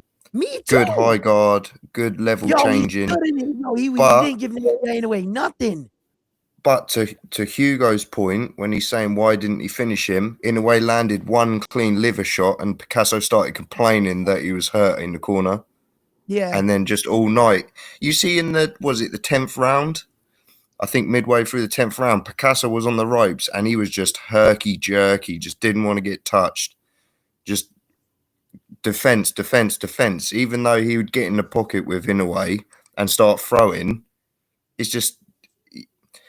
I think when it got to about the 6th round and Inoue was just styling on him and countering him like crazy, that's when it looked like he was just there. He was just going to survive. I can just go to the 12 rounds. Don't get stopped, because his dad was in the corner and that saying to him, don't get hit, don't miss. Make sure you keep the hand up. Don't get hit by the right. But he never really showed what he used to fight. Like all of his other fights, you see he comes forward and he throws far more punches than he did in this fight because he didn't want to get blasted away. He got hit with one good body shot and he's in the corner like, yeah, he got me. It's just like... Right. I think Hugo is the hater of the year. We're gonna have to make an award and see who the hater is of the year because he's definitely leading the way. But listen, let me tell you something, right? Fucking love Hugo. He's my boy. Bro. He's my boy. He's my boy. Facts here. I love Hugo. No, you're not always kicking facts. Don't try to give you that yourself that title. Stop it. But anyway, at least he's an inspired. What I consider Hugo. One of the things I wanted to know: are you related to the boxing outcome? Somebody said that. You know what I'm saying? Because they say that dude hates me. But anyway, look, what I see Hugo is a guy that's learning. He's not scared to ask the question. He's not scared of controversy. He likes stirring the pot up at times, but obviously he's a guy that wants to become a historian, and I can see where Hugo's passion. So I don't necessarily hate him like that because I would have been kicked him off my show. But but Hugo is what I consider like most boxing enthusiasts, but all I try to say is careful where you hear your information because you're gonna get like Hugo. You're gonna hear some shit. You're gonna run back down around when sports talking. You're gonna think he says something, and I'm gonna have to dog check you on it. Whether if it's true, it's true. If it's not, I'm gonna have to let you know. And that's what Hugo happens to do. Hugo happens to put me in situations I find hysterical, but he's my man, and he's always asking either interesting, outrageous, or crazy boxing questions. But I love it. But I love it. This is what I do. I've been on for I don't know how many hours right now. We still got like 100 plus people watching, and a lot of other people love it too. And they're starting to show their support for Naoya the Monster Inoue. And I think that it's about time. I think that he is on his route to busting out and becoming a mainstream star. He has all the potential. He has the accolades. He has the skills, the power, everything. And just because you don't knock out every one of your opponents, you're not a robot. Neither did Mike Tyson knock out everybody he fought. Okay? And those are big punchers. Evander Usyk didn't knock out AJ twice, but Dubois did. That doesn't mean anything. It means that the guy that Naoya Inoue did his homework. Why ain't you giving Alan David Picasso credit? When Edgar Berlanga went the distance with Canelo Alvarez, you guys gave him a moral victory. When Isa Pitbull Cruz went the distance with a big puncher like Tank Davis, you gave him a moral victory. But all of a sudden, Alan David Picasso gets no love. They just want to say the Japanese dude was either cheating or exposed. But guess what? Thank God that this is not the first time someone has accused Naoya Inoue of the same thing. From all the way from the amateurs to present day, they're still saying the same thing because they just can't believe how hard this guy hits. Has nothing to do with your glove or your hand wraps, okay? Because I don't think that makes the when and the where. What hand wraps and gloves make them that fast? They give them hand wraps, give them an IQ like that. Hand wraps gives him footwork like that. You guys are ridiculous. Boxing Hey, has to do with a lot more things than just hand wraps. shout out to Leonard with the super chat. Isaac Cruz, a lightweight all his pro career from 2015 until he moved up to 40 in 24. He was top 10 in ring and TRB universal ratings. Yep. And he never competed for a world title. Like, remember what Hugo said that a guy in Alan David Picasso never competed for a world title and went the distance with Naoya Inoue. And that was my point. By the time Isa Pitbull Cruz at that time, when he fought Tank Davis, he never competed for a world title. And now all of a sudden they gave Isa Pitbull Cruz, he went to star status on a loss. Well, Mr. And Quick this, got a point. Mr. Quick got a point. He said we got to cut some slack. Inoue's 32, defended 4 times this year, had to acclimate to Saudi time change as well. Sometimes a man gets tired and needs rest. yo, did you hear Inoue say that he lost a little focus in the ring with Alan David Picasso? And that he saw that, and that all comes to everything that gentleman just said, that message that Frontline just read off. 4 times a year he's fought. He had to acclimate to the weather change, everything. Well, Sometimes the this time can, change. The time yeah, change is what I meant kills not him. the weather. I meant time. I'm sorry. And the time frame and everything that can throw you off. Not And everybody responds to that well. Alan David Picasso, he's pretty young. He might have been able to respond and bounce or got there earlier. I didn't look that up. Who got there first or what? But yeah, that all plays factors into fighting. All that shit comes in. Go ahead, continue reading the messages. Reading some of these messages. Where we at? Oh, we got a J- $5 super chat. Start right there. What was that? I already read it. I already read it. Okay, okay. Okay, go down from there. Read everything down from there. Right now it says, and Inoue fought more accomplished Uzbek in MJ than Majimov, and he shut him out 12 rounds. JWC says neither did Roman Cardenas and Kim ever fight a champion. Right. Inoue took everyone's belt, says Jamar. Yep, Virgil Ortiz too. I read that from Mr. Quick. Yep, Virgil Ortiz too. What else we got? Mike. Even at 26, if he wins all the belts, they're gonna move the goalpost and tell him to go to 35. You He know can't it. win with these You clowns. know it. You know it. That no. They're gonna turn around and say, you know what, Naoya, in a way, we're not gonna be satisfied until you beat Usyk. When you beat Usyk, then you're the man. Jamar says Cruz gets more opportunities than other fighters off losses. He has 3 losses and 2 draws. Mr. Quick says Picasso's game plan was nasty. I really don't know what the fuck he was trying to do in there.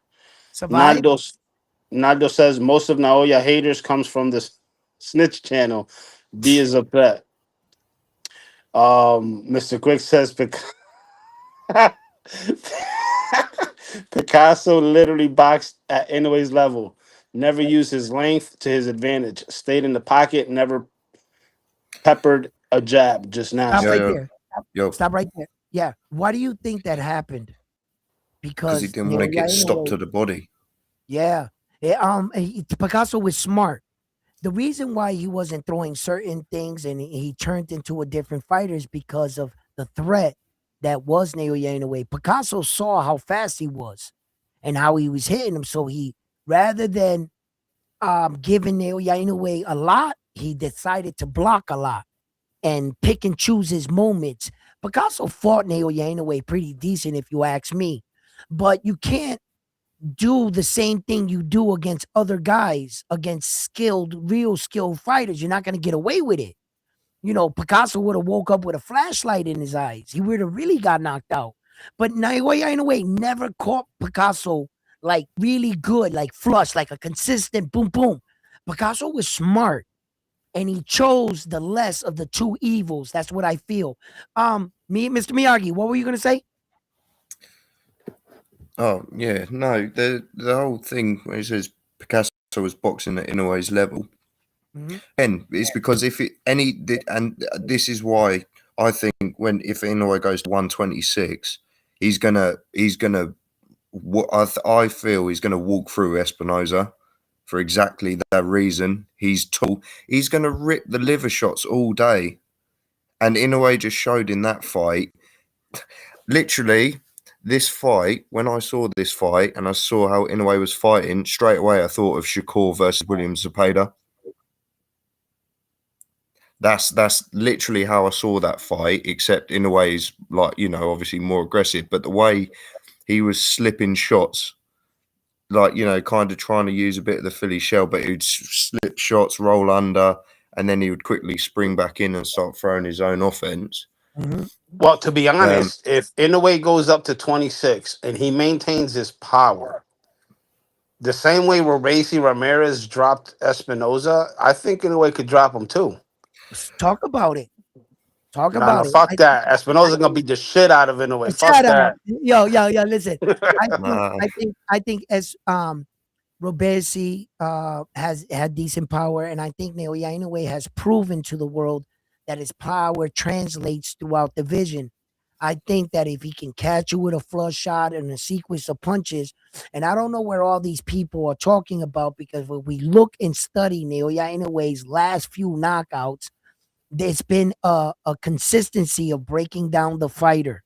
Roman Cardenas took all Naoya Inoue's power without the double stacking and got stopped on the ropes and the referee stepped in. So where there's all this, why is he knocking out people? Then the next fight after that, he went the distance with MJ. You see? And then the fight before that, okay, he broke down TJ Doheny. And the only fight that he straight up knocked out was Yi Young Kim. When he hit him with that straight shot, it was a straight shot that Yi Young Kim had his jaw out like this, and he knocked him out. Unless you're getting a straight punch like that, Naoya Inoue at the 126 of late has had them break down his opponents. So this myth and this lie about hand wraps and that all of a sudden mysteriously he's not knocking people out are people that are being misled by these fake boxing channels. Because if you just did your homework and saw his last 4 or 5 fights, he had to break down Luis Pantera Nari. He didn't knock out Luis Pantera Nari with just a single punch. Luis Pantera Nari kept getting up. It was a systematic breakdown. It wasn't this overwhelming power that he hit Luis Nari and put him on his back. Yeah, but like Coach Bermudez said earlier in the live, he said these Mexicans, bro, their faces They're, are like bricks. yeah, they're tough to And knock and, out. and don't get it fucked up. The Uzbek fighters too. That's why MJ was a tough one. Yeah, they're higher quality of fighters that can take a better punch. These are the fighters that proved throughout their career they had a beard. They're the toughest of the tough. That's why they're at the top. And these guys are going to go loaded hand wrap for Naoya anyway. That's why Mysteriously's not knocking out who? Look at his last fights. These guys were tough. He didn't knock out MJ. He didn't knock this guy out like that. It was a process. He didn't even knock out Roman Cardenas like that. Hey, Mr. Miyagi, And when Roman Cardenas was saying to the world, Naoya Inoue doesn't have that much power, it was more of a volume. Right? Right? But all of a sudden, here comes the criticism. Loaded hand wraps with David Allen Picasso, and the mystery just started today. Bullshit. Mr. I'm calling Miyagi, it bullshit. Mr. Miyagi, if Inoue moves up to 26, how do you Yeah, see him playing out in the division? don't really know. I don't really know, to be honest. I could see him doing well if he just wanted to box his way through victories. I think he wouldn't have much problem. The only thing is if you try and box with Espinoza and stay at long range, then you'll probably have a horrible time. But I think if he just wanted to go up there and box, which is not in his nature, he'll do really well. I don't really know. It's hard to tell until someone moves up. But I think he'd do all right. He might lose a fight or two, but he'll definitely grab a belt up there. I think he'll stop Nick Ball because Sam Goodman was. Yeah, Yeah, go go ahead. on. Finish your thought. No, Sam Goodman hurt Nick Ball to the body multiple times when they fought, and I'm just like, in a way, so precise with his liver shots. And Nick Ball's a smaller guy. Yeah, he's strong and he's stocky, and he does throw in volume. But he because he's so tough, he comes in reckless a lot of the times. But Yeah. I don't know. It's exciting. Okay, a few things happened in that fight that I had to notice. First of all, Sam Goodman wasn't a 126 pounder. He moved up to fight the champion in Nick Ball.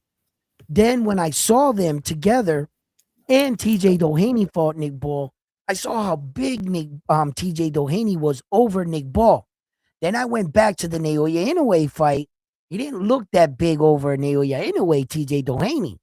So, and then another thing I took away from the Nick Ball situation and preparation in my mind to look forward through a clash through Naoya Inoue and Nick Ball, I also noticed that Sam Goodman was this close from beating him, and TJ Doheny was this close from beating Nick Ball. And I said, TJ Doheny didn't win too much against Naoya Inoue. He did pretty good, I felt. He did good. And Sam Goodman didn't want to find out. And they went and did that to Nick Ball.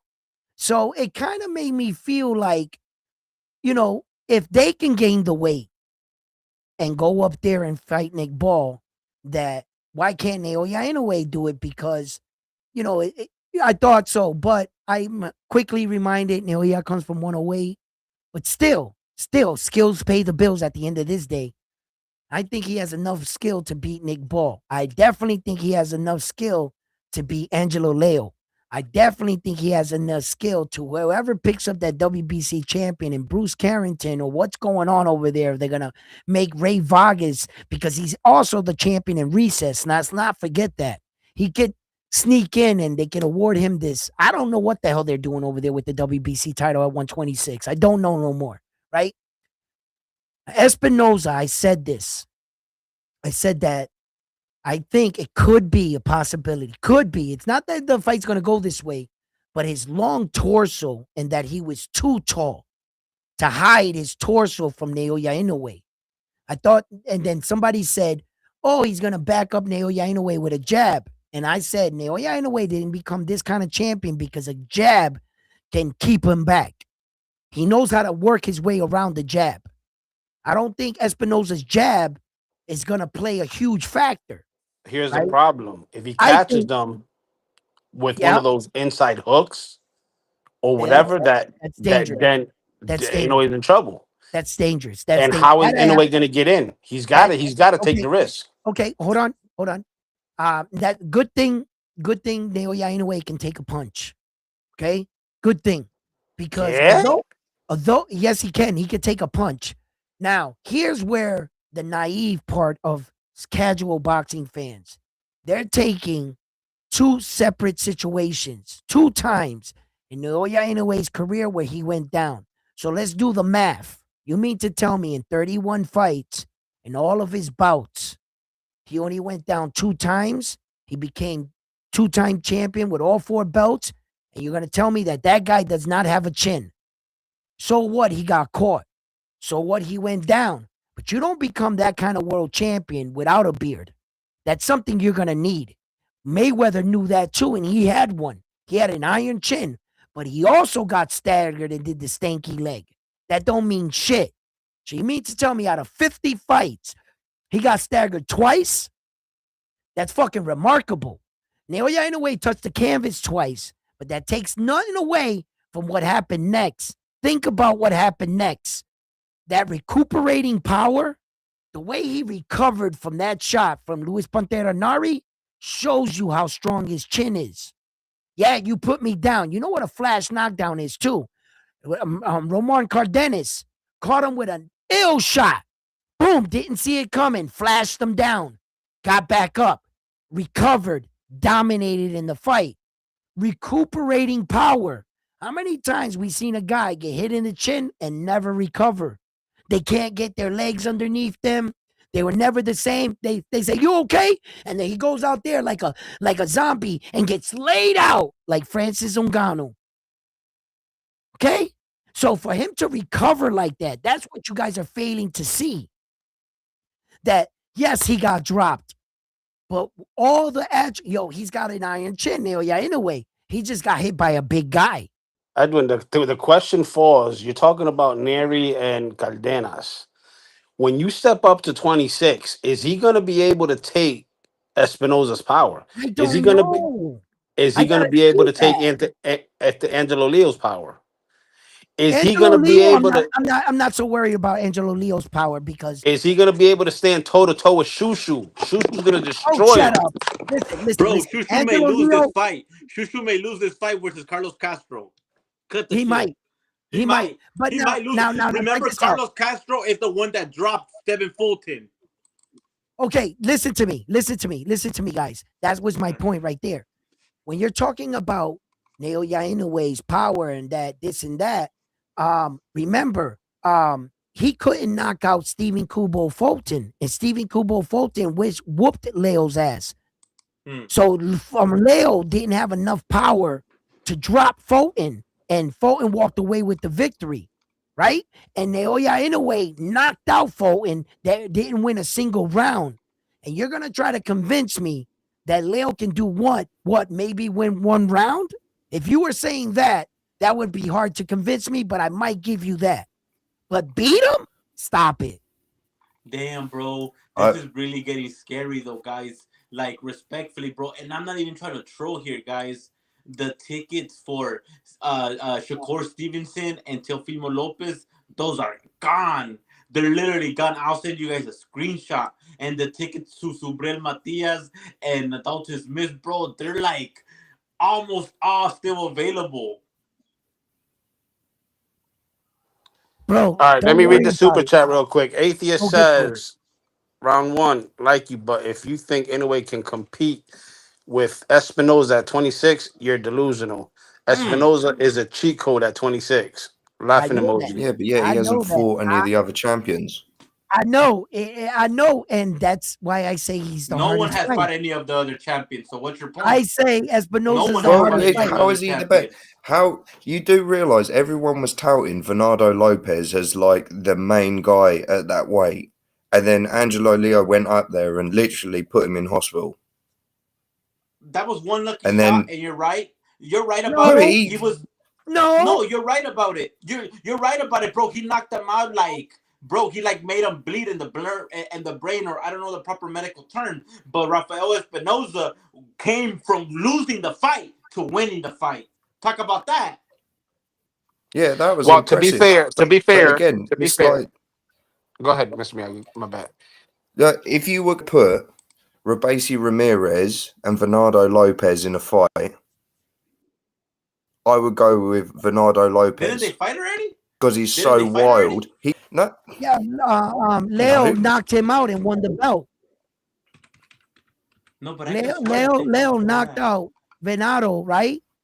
For the belt that he has right now, the IBF. Listen, to be fair, that Espinoza and Robesi won. Not two, but one. Honestly, Robesi should have won that fight because the ref gave Espinoza extra time to recover. But Yo, you want to to your know something? to You your want to know point though, something? It's not Hugo, my you're fault. right. It's not my fault that you let the fight come out of you when you thought you won. You got to stay focused, Robersi. This is the pros. This is not the amateurs. This is not the gold medal. You're not fighting 3 rounds and the referee comes in and saves you because you got the guy really hurt. They might have gave him a couple times, but then Robersi didn't want to bite down on the mouthpiece and fight a warrior's fight like Espinoza did. The reason why Mm. Espinoza came back because he saw that Robersi started taking steps back and it built it to Espinoza's confidence. Because technically, even during the time he dropped him, Espinoza was losing the fight. With that drop, with that 10-8 round, he started losing the fight. What made him come back is that Robersi in the corner started celebrating early and he let the fight come out of him. Mm. And he Yep. felt like he didn't want to fight anymore. I saw it with my own eyes. I experienced things like this. I've watched it. I knew what happened. And I was scared. I was like, no, you got to bite down on that mouthpiece. You got to fight this giant. And the giant kept getting confident, more confident round by round.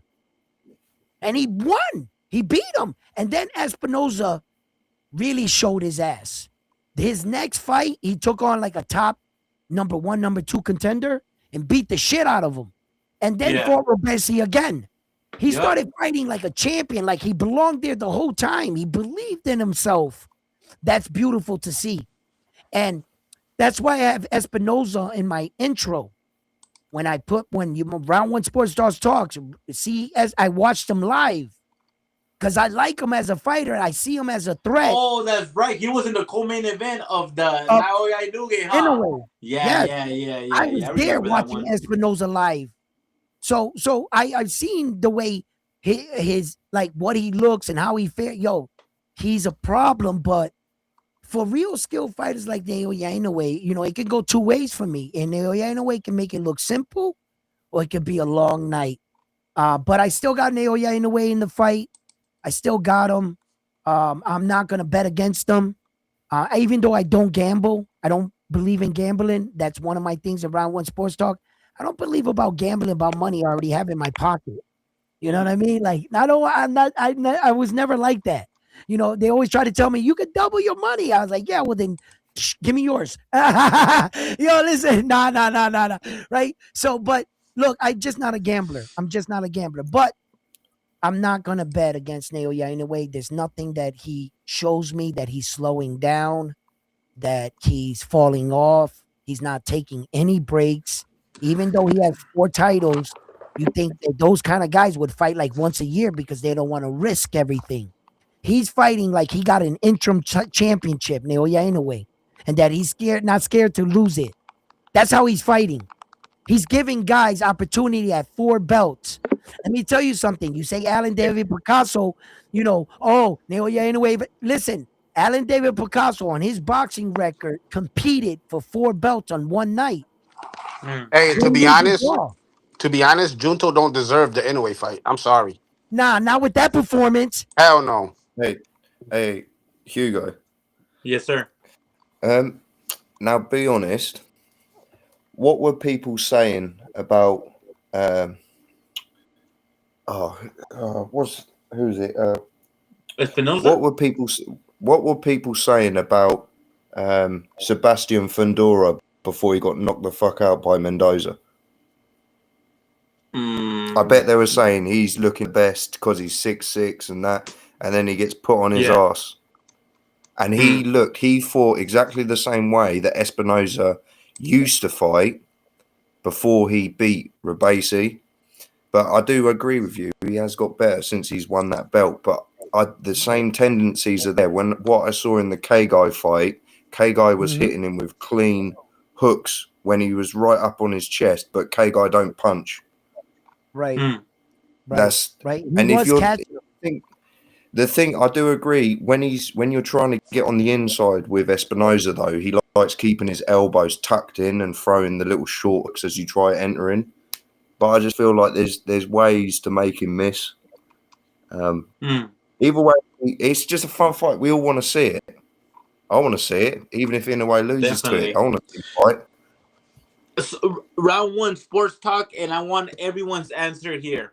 If the day after tomorrow, so what was I about to say? Naoya Inoue would vacate the belts at 122, and then just be like, you know what, Junto, you don't deserve the fight. Look better, and maybe down the line we could look back into it. Now, my question to everyone here on the panel is: who do you think at the champions at 126? Who do you think he would target? Okay, Who first would of be the all, first target? let me address something real quick about Yes, sir. competitive boxing and countrymen and respect and honor. Okay. Yes, sir.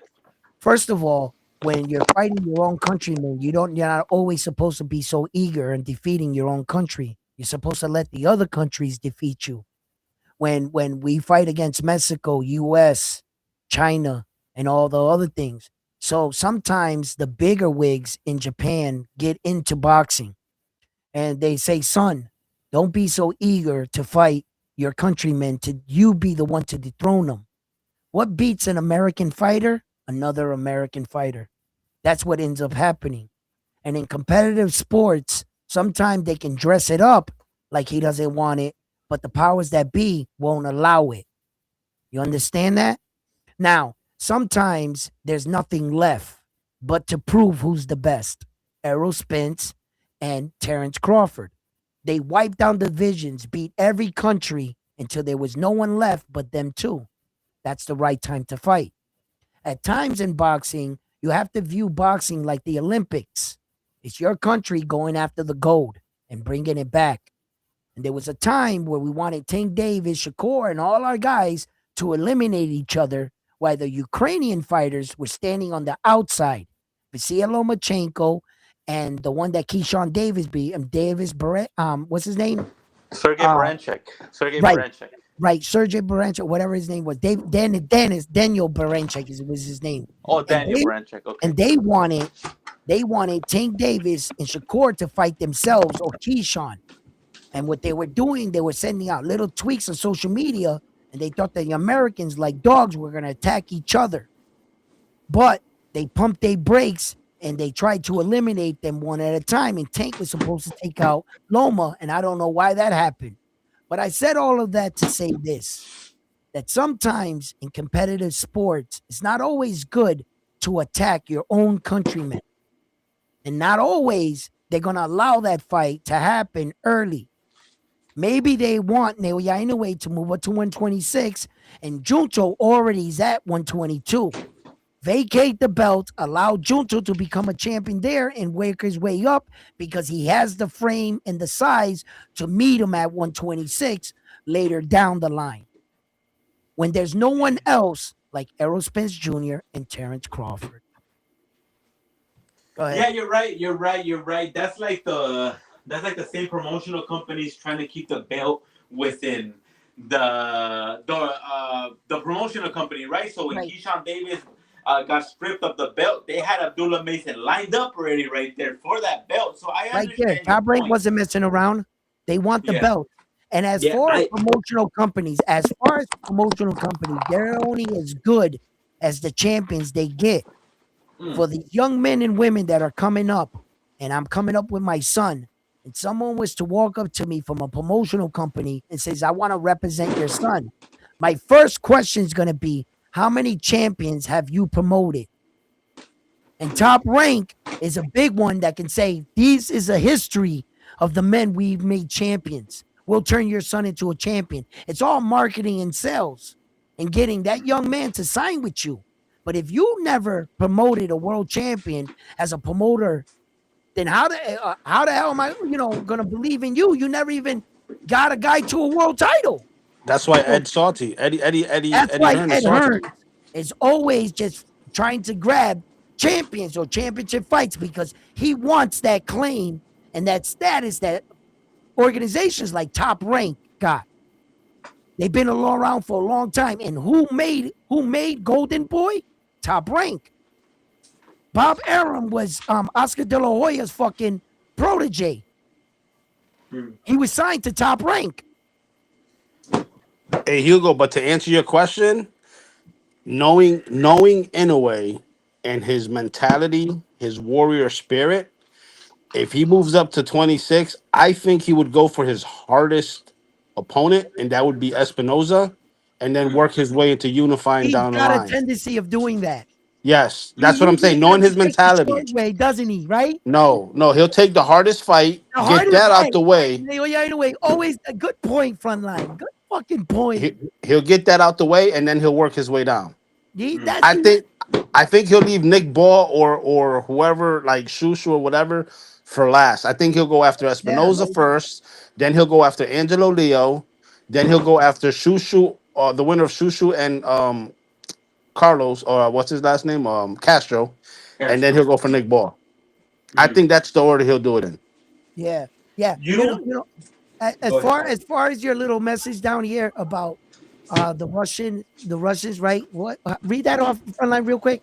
He said it's just like chess. Anybody seen 60 minute special on chess boxing? Crazy sport. Russians got it locked thus far. Well, it's not that the Russians got it locked, right? The Russians, what they do really, really well, the Russian style, they fight off the balls of their feet. They're bounce fighters. They're rhythm fighters. They're rhythms. Now, the way to beat a Russian fighter, disrupt his rhythm.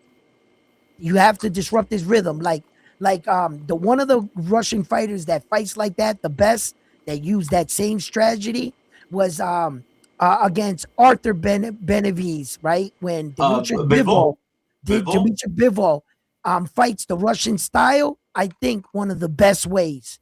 He's the perfect fighter to pull off that kind of style.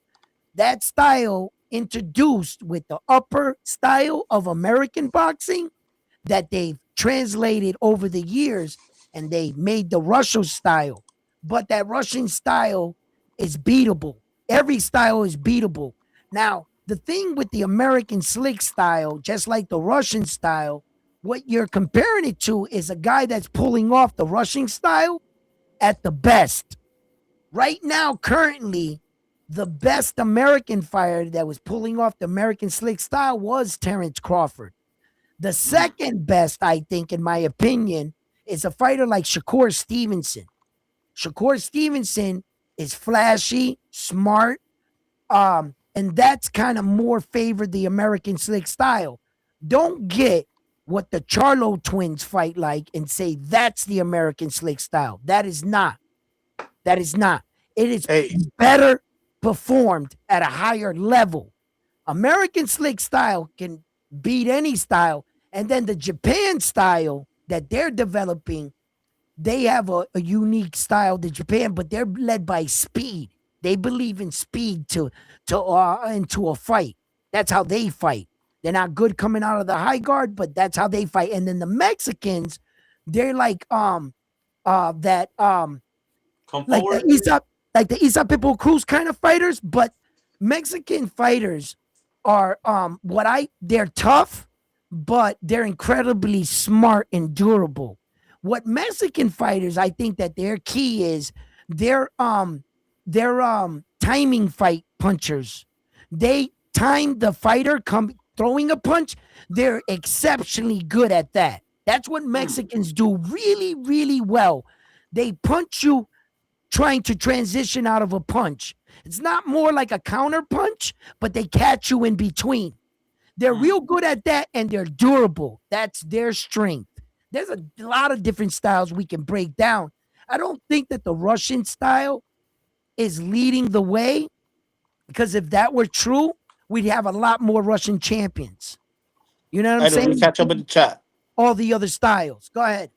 Carlos said that would be a big mistake. He's talking about Inoue going after Espinoza and then working his way down.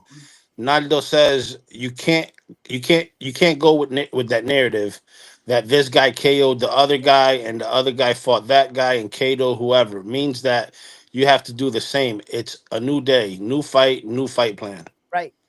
Uh CIP says unrealistic. You're asking too much. Pogue says, LOL, nah, it's a real chess boxing. They do one round of chess, then break with one round of boxing. Check it out. Oh, okay. It's a real thing about that. Well, Yeah, it's called chess boxing. oh yeah, I gotta check that out. Suckers Watch Out says Ivan Drago was the best Russian. Yeah, I must break you. I must Pug break says, you. just mentioned it because you were talking about how promoters have their frontline soldiers and save their boss level fighters like chess. Yeah, yeah. Atheist says, anyway, can maybe beat Leo, but he loses to the rest. Espinoza and Ball wear his ass out. Shushu catches him Get with a two that. piece and outs him to sleep. Vargas outboxes him. I see no path for Leo. What? You guys are crazy. I Suckers watch out says Shakur just jumps back, no slipping punches.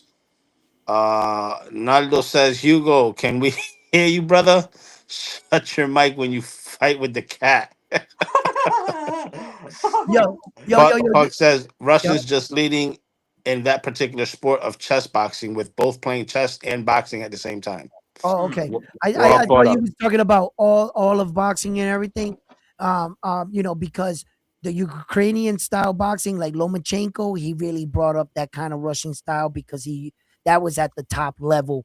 I think that um Dubois, I mean, what's his name there that fought Arthur Benavides and Dimitri Bivol. Better be than Vivo. Bivol. I think that Dimitri Bivol is probably the best Russian fighter from out that way. I think so. I think so. Good thing you brought that up because I as think soon as he you is. started, I think he as does soon it as the best. He's he's real as soon as disciplined. you started talking about the Russian style, the on the tippy toes on the ball or whatever you said about Yeah. that, I was like, Bivol. Yo, he's so nice with that. His timing Now, is good. His accuracy is good. His jab is even great. now there is a Mexican monster out there that he's afraid of. And there is a Mexican monster that can dethrone him for undisputed, and He's that's why not he afraid does of so. of David the Monster Benavides. You So better why did not he say does that. so for $8 million?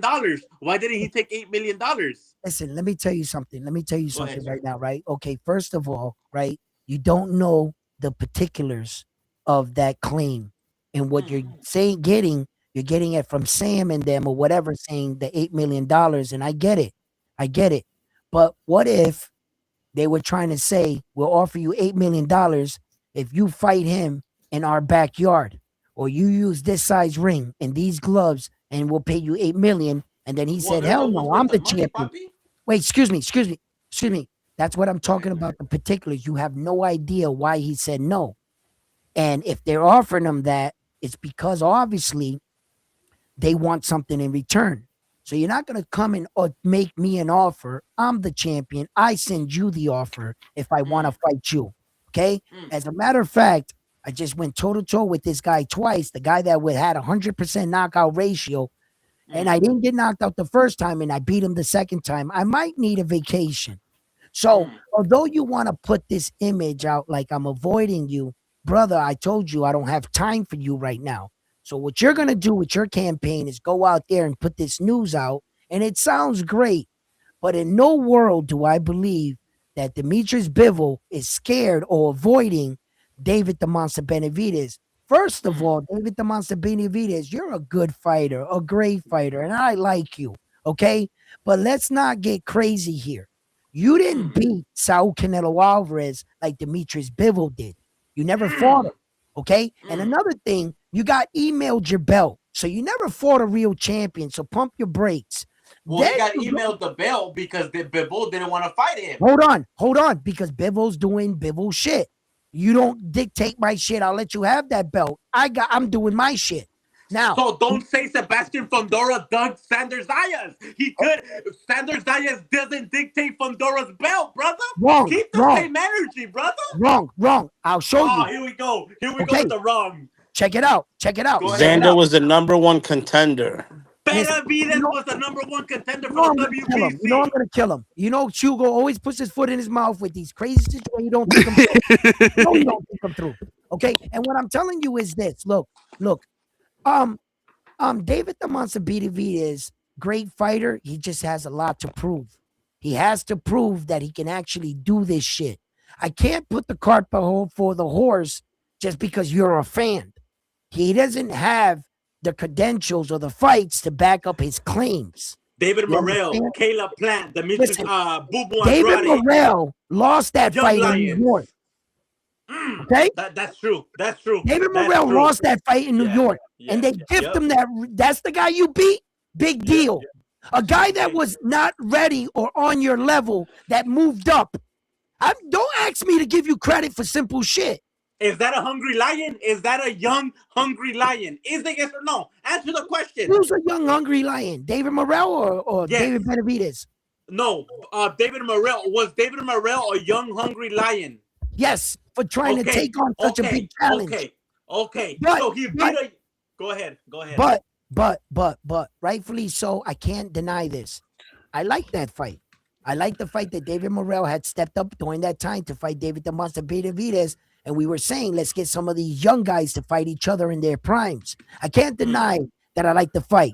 I also can't deny that they weren't on the same level in their career, but it was a good challenge. It was one of those challenges where the risk was worth for the reward.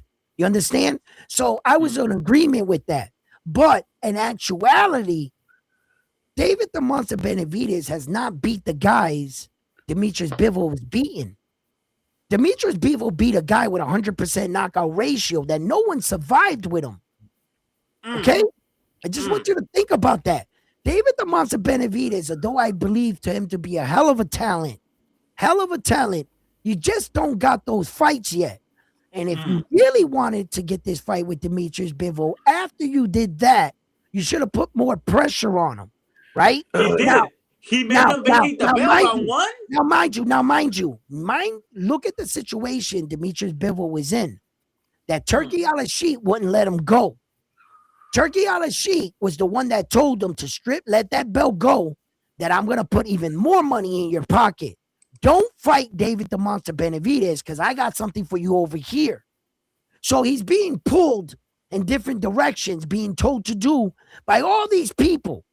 I'm sorry, round one. Let me cut you off there because that is not true, brother. That is not true. Okay, let me answer you.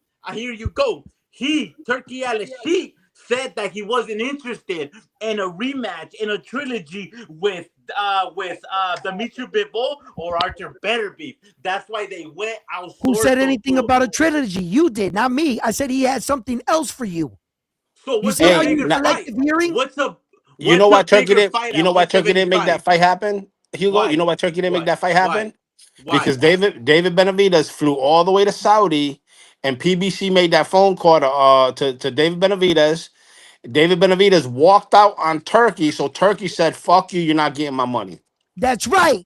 But no worry. You know why? Because PBC believed in Benavidez and was willing to give Bivol $8 million.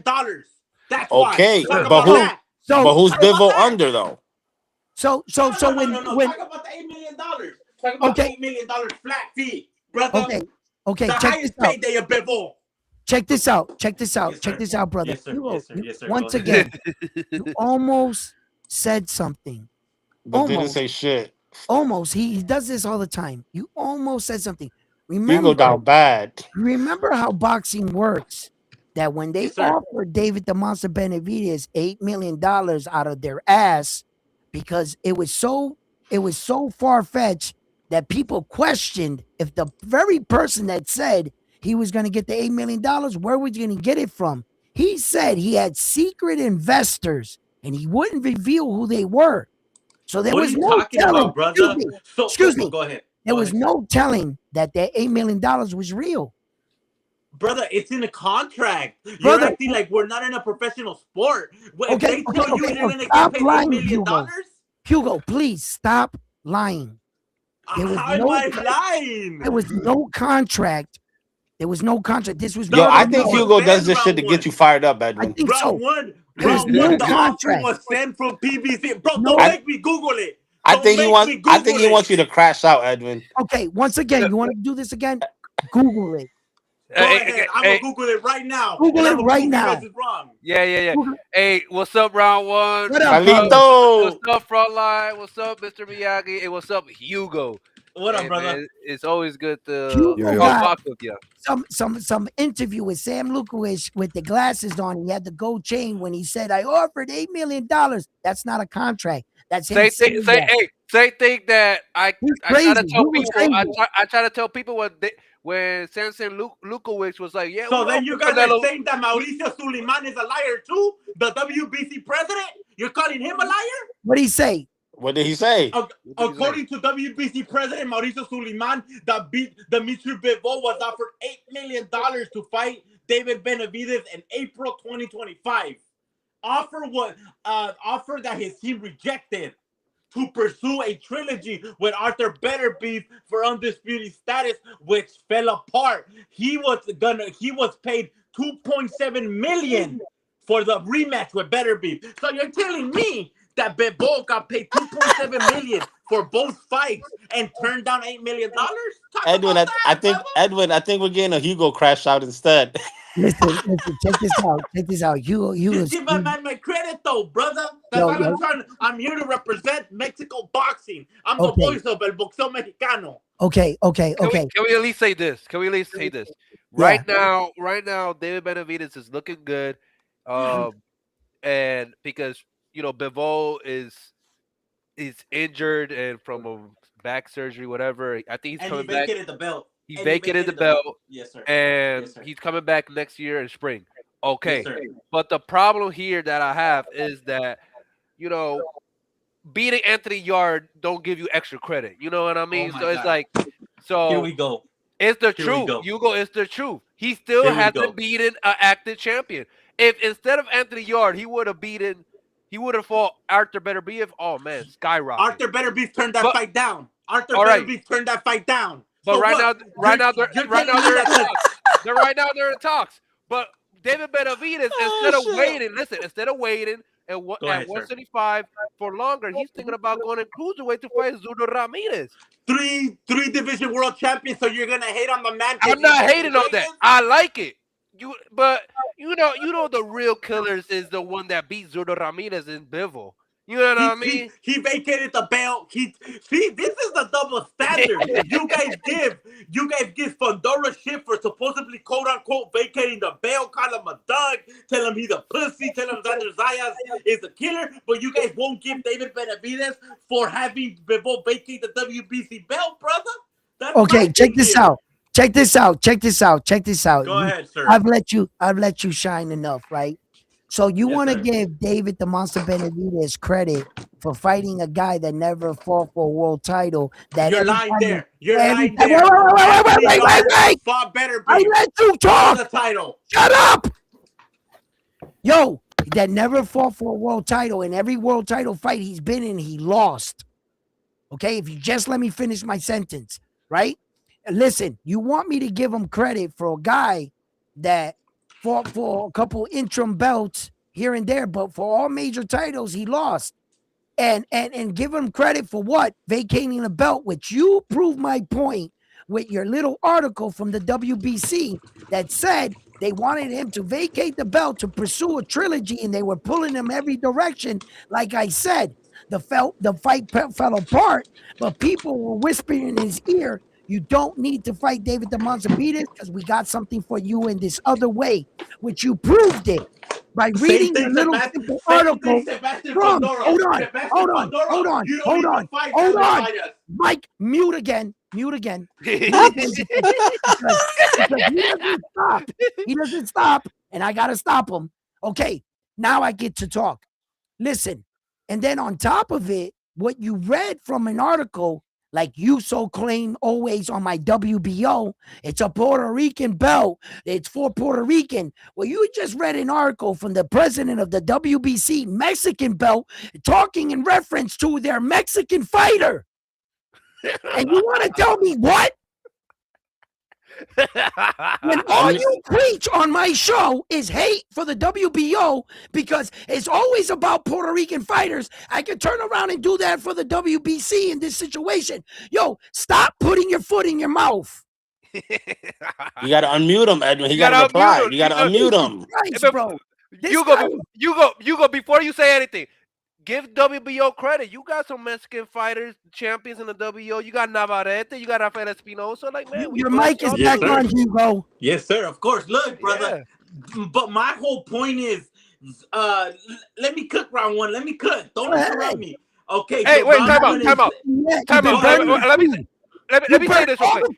We only got why we only got one Puerto Rican champion for the WBC in Subrel, and yeah, you attack Subrel every time. Yeah, Oscar Collazo got on WBC. Yeah, Rene Chulo Santiago got on WBC. That's a bullshit, Hugo. Come on, be real, man.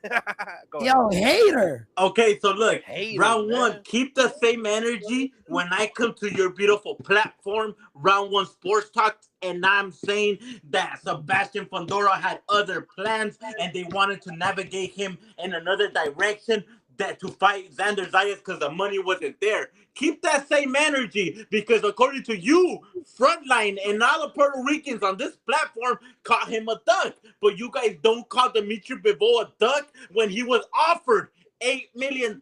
There was never no offer of $8 million to Fundora. If there would have been an $8 million offer to Fundora, he would have beat the shit out of Xander Zayas and retired him on the stool. No mas. But Hugo, nobody is. It's just like Atheist said. The $8 million offer is not in dispute. We're not disputing that the offer is fake. It is real. We know that. No, because round one is saying that according to him, it's fake. No. What you misunderstood him. What he said was that Turkey has other plans for Bivol. Forget. Listen, we don't know that. We don't know that. Okay, first of all, last thing. Okay, what's a bigger fight than Dimitri Bivol versus David Benavidez for undisputed? What's a bigger fight at 175? I'll wait right here. Bivol versus Canelo. The trilogy. Nice. Come on, that's brother. a great fight. That's a bigger fight. Come on. Bivol versus Canelo. For his 175 belt. He already had plans for Canelo. That is huge. Turkey the rematch? Plans for Canelo. Who the fuck is David the Monster Benavidez in that situation? We got the real Mexican here. Oh shit, that's better. Listen, I like Hugo, you speak you speak for the Mexican boxers, right? Yes, sir. Ain't David Benavidez a mutt? Is he like Ecuadorian, Dominican? Nah, bro. What is he? He's like me, brother. They only claim him when they want to. Not when they have it. Yo, Carlos, you ain't shit for that one. It's the truth. It's the you truth, ain't bro. shit for that one. He forgets about the other one. He's like, man, David Benavidez. I look at David Benavidez. He's like, he don't look like a typical Mexican. Man looks like a mutant. Un mutante. He's from the X-Men. He's Colossus. Damn. Yo, Hugo. Yo, shots fired, Hugo. Hugo. You down bad. Real. You down bad, Hugo, right now. Nah, bro, because look, it's like like 3 Puerto Ricans versus a Mexican, Stop but it. I'm standing Oh my no! ground and Don't I'm do cooking that! you. He's not Don't Puerto do I'm that! Rican. cooking You you. better stop it. You better stop with the race. Mr. Miyagi, he just turned you Puerto Rican, Mr. Miyagi. All right? Yo, listen. You are something Answer my else, question man. though. You Look, are you guys can't even reaching. answer my. You guys can't Listen, even answer my I question. think the problem here is that the trilogy. I think that trilogy is put a whole monkey wrench in the whole 175 I division. think I I think actually I think Go ahead. actually what happened here was this case, right? David the Monster Benavides didn't fight Demetrius Bivol because it's obvious David the Monster Benavides is suffering from little hands. Little Come on, hands. brother. All right. Oh my Yo, god! yo, Where you Look, pulled that from? clip this. yo, Clip yo. this. Yo, He has Hugo, Clip little yo, this. Hugo, you see how little Puerto hands. Ricans are? You see how Puerto Ricans are? They're offering you a helping hand. Coqui A has a helping Mexican hand. friend And that you can won't hop on even the take panel to it. help you. Oh my Look, God, I clip can't believe this. what Hugo says. Hold on though. Look, clip this. That trilogy Yo, that you guys are look, clip this, clip this. what? Clip That what? trilogy, that trilogy that you guys are talking about between Dimitri Bivol and Arthur Beterbiev when it's not next. Dimitri Bivol will take a tune-up fight in spring, and he ducked David the Monster Benavides, and he Hugo, vacated the if he does WBC that, belt. that's a duck, and I'll agree with you 100%. If he doesn't fight Better BF right next, then it's a duck, and then the argument for David Benavides, punking these guys will be stronger because if they're not wanting to fight David Benavides, he's a champion. It's like, man, what's going on? Of course. So David the Monster Listen, Benavides is gonna be like, you know what? I'm done. I'm out of here. Let me go to cruiserweight and win All a right, big time. you got a cruiserweight, okay, but just to fight Suda Ramirez and not fight Jaya Pataya next. See what I Yeah, mean? yeah. No, Hey, the thing. and don't forget, we got Najee good Lopez up shit, there. Carlos. Good Ten shit, Najee cuidado. Carlos. Lopez ain't Uh, shit. Good Najee shit, Lopez We got ain't Carlos. Najee shit. Lopez. Najee I was Lopez gonna ain't say that, shit. bro. Like, Najee Lopez ain't shit. Najee We Lopez duck better beef. Najee get the Lopez fuck duck out of better Oh here. my beef. God. get the fuck out of This here, That man. guy nigga is duck better reaching. beef. This guy's crazy. Hey, Yo, man, listen. no lie though, that'll be an awesome fight, bro. Najee Yeah, yeah. Lopez. If he gets a little bit more experience, man, that would be a great fight. I want Najee Lopez to get a little bit more experience. He A little Yeah, ducked bit. the no, brother. because no, He time out, ducked time the. out, though. Time out. You go because tú eres un listo. You go. You blown up that Morel fight. Listen, you blow up that Morel fight. Bro, Morel had 12 rounds of experience. Didn't have no 12 rounds of experience when he fought Benavides. Yeah, You he slick didn't with have it, no 12. Hugo. Thank you, Carlos. You're You blowing slick it with brother, up it. like, oh, that was a crazy brother, win. You went brother, into the guy that you brother. blew up in weight that had no 12 rounds experience. Nice No try. David 12 round Mor- experience. Oh, you're down brother. bad. David Morrell chased Benavides to 175. Benavides was not gonna run from the smoke. Benavides told him, "You want to fight? We'll fight at 175. You chased me here. I'm gonna give you that fight." And he beat Oh, the yeah, shit out really? of him. Is that how it went? Is that Hey, Of how it went? course, hey, So you're giving credit for but fighting the smaller guy? Okay. but Okay. you That's how but you want it? Hugo, All right. but Hugo, why couldn't Dave Benavides knock down David Morrell like Katayev did? because he was acclimated to the weight. Did you see his last fight beat the shit out of Anthony Yarde? What are you He's talking about? He acclimated to the fought. weight. Didn't he fought Bostic? He fought Bostic. What more? What are you talking about, Hugo? What are you talking Hugo's Crickets, about? not, crickets. listen, What are you Go ahead. We I hear talking don't the even about? coqui. believe We hear Hugo the anymore. coqui. Coqui. Yo, you Coqui. guys are crazy. You guys are Coqui. wild. Listen, guys, we've been on for a long fucking time now. Damn, I'm gonna man, you've wrap been this on show for up five here. hours. Yeah, I'm gonna wrap this show up here. Listen, guys, it's been amazing. We'll be here all night. But thank you for everybody and all the love and support from all of you. Thank you for everybody on the panel, frontline, Mr. Miyagi, Hugo, Carlos, You already know. Koki, everybody that came on. Shouts out to Coach Bermudez down there in Springfield. Really, really hands-on molding these fighters. Thank you for everybody that tuned in, locked in. Please don't forget to hit this thumbs up. Become a Round One Sports Talk member. If you love talking boxing, having a great time, and just talking boxing. So please become a Round One Sports Talk member. And like always, I'm on to the next one after this one. Here at Round One Sports Talk, thank you from the bottom of my heart to all the viewers and subscribers that have been supporting me on this boxing channel and making it the boxing channel that it is. From me to you, from Round One Sports Talk, thank you. Have a good night, gentlemen. Salute, You guys everyone. have been the best. See you later. Peace. Man, All right, Hector.